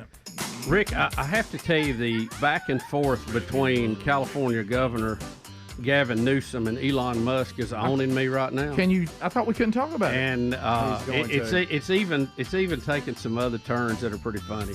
We'll talk about that when we come I got to back. tell you what's going on. All right, we'll come back. Somebody in the golden ticket seat is about to win a $50 American Express gift card from Dr. Dudney. Who's it going to be? You. Okay, we'll be right back. Bubba, Rick and Bubba.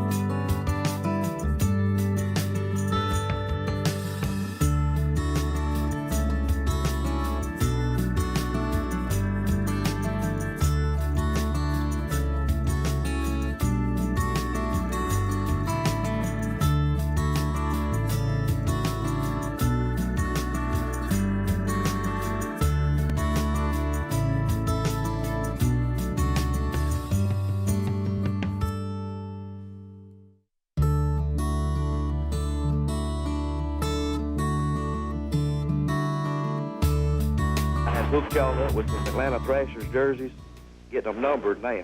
Oh, well, thank you very much. Cool, man. Well, that's not necessary. You don't have to do that, but I'll give you our address. Well, it's kind of a payback for what y'all helped me through a lot. Well, look, you just being there is payback plenty. It is. We appreciate you being part of the Army, sir. And I don't want to take away your joy of giving, so I'm going to take those jerseys. But I kind of figured you would. That's why I got them. Well, we don't want to rob you of that blessing. You know, some people misunderstand. You can't take people's joy of giving away. That's not very true. nice. That's very important. So, Brian, thank you very much. And God bless you, and I hope you continue to do well. Thank you very much. They both want the number 37, by the way. Yeah, 37. How in the world did you go, I want to be number 37? You know, when I was in high school, I was always 44, like in those little grade school things. Oh, sure. I was, too. John Riggins. Yeah. You know, stuff like that. But anyway, so when I got to high school, all the 40s were linebackers. So Coach told me to pick a number that when people see it, they would think of me. So the only two numbers I could really think of was 9 or 37. And then, that's when Notre Dame had just got off their little win streak, a long time ago. Yeah. And Tony Rice was their quarterback, and Ricky Waters was the tailback, and Jerome Bettis was there. Well, that's when I was, in junior high. And so I said, well, I know a number 9. I don't know a 37, so I picked 37. Now people, though, are starting to wear it more, and you probably have had a lot to do with it. They're rocking it. I'm seeing little kids come out 37. I'm like, hey, how's that? That's got to feel wild. I think that's the coolest thing. I think that's cooler more than seeing people wearing my jersey around or wearing. Which keep on doing that. That's doing very well.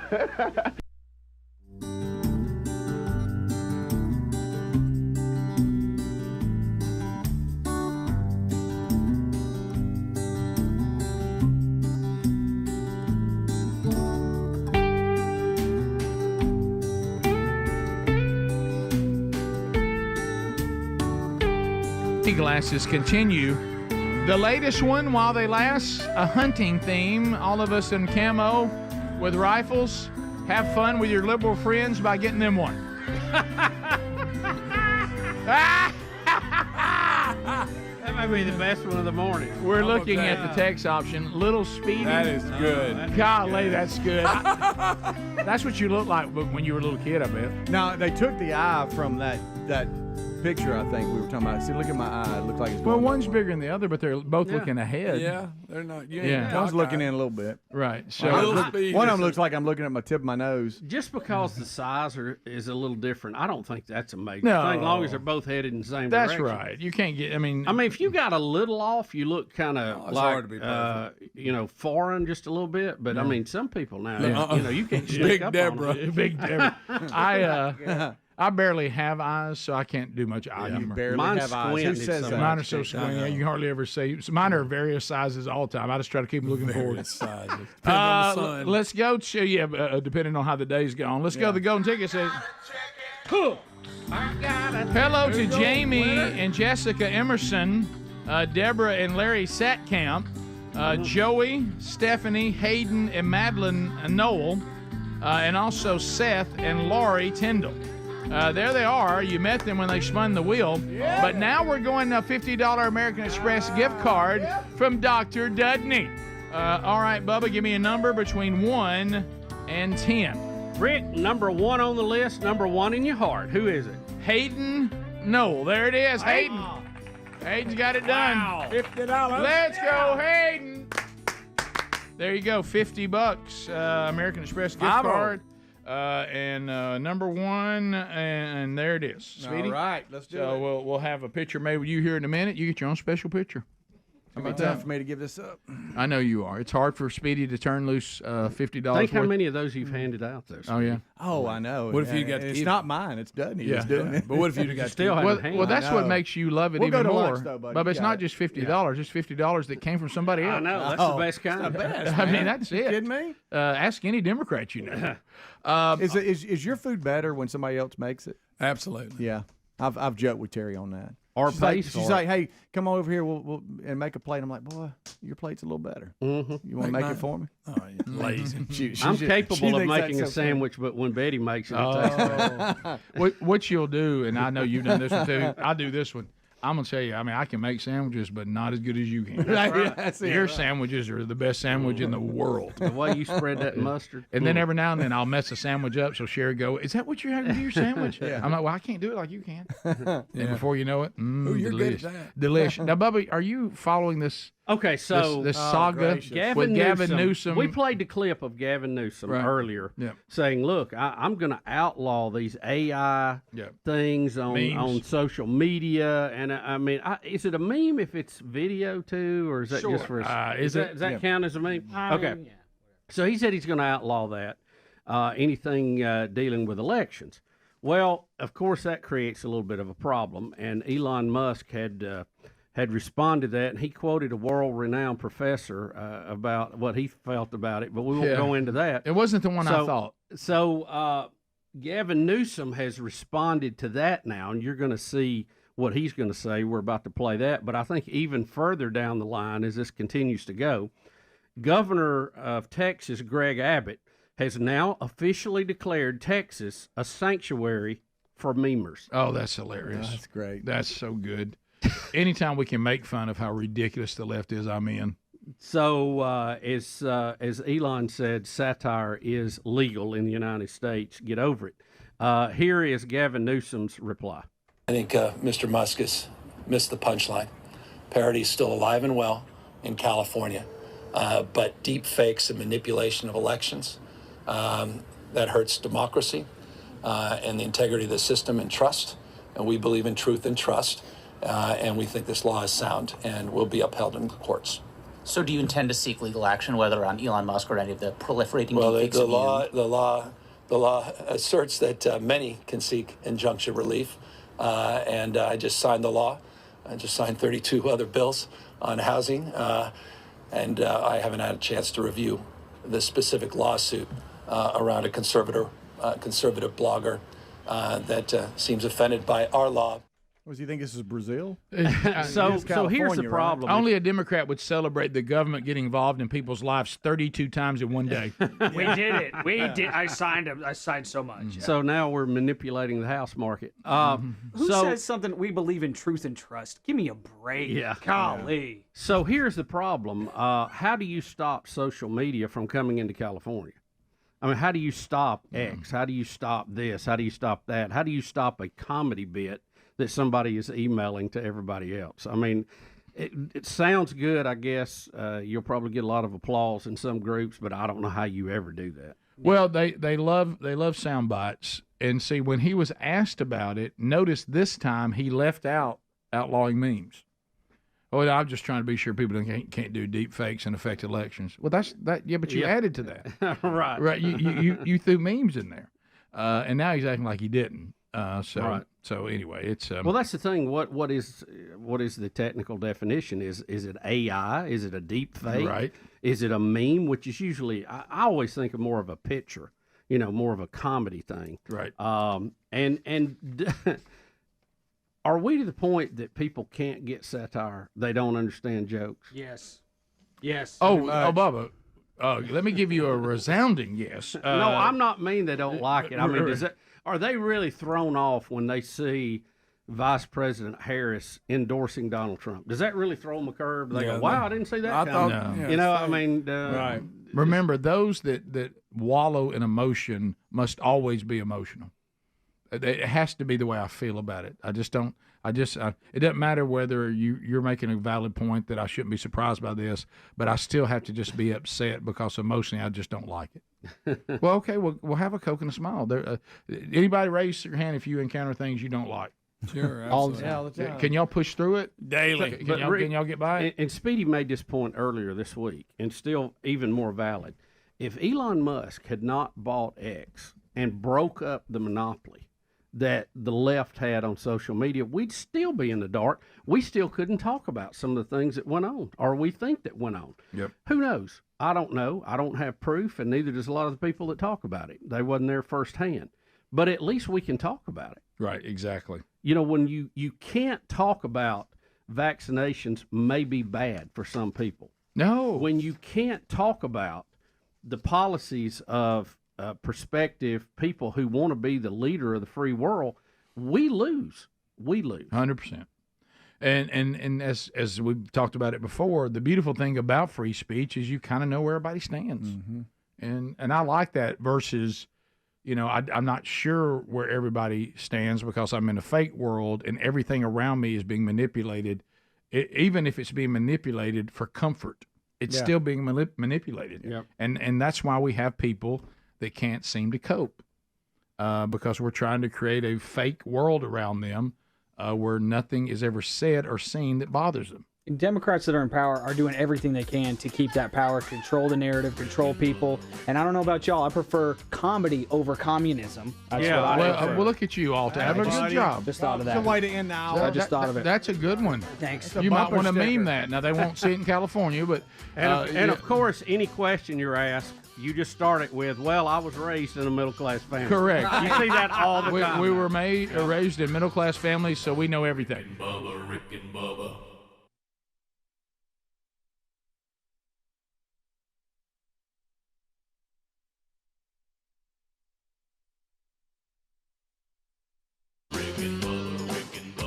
This is the Rick and Bubba Show. Watch more at blazetv.com/Rick and Bubba.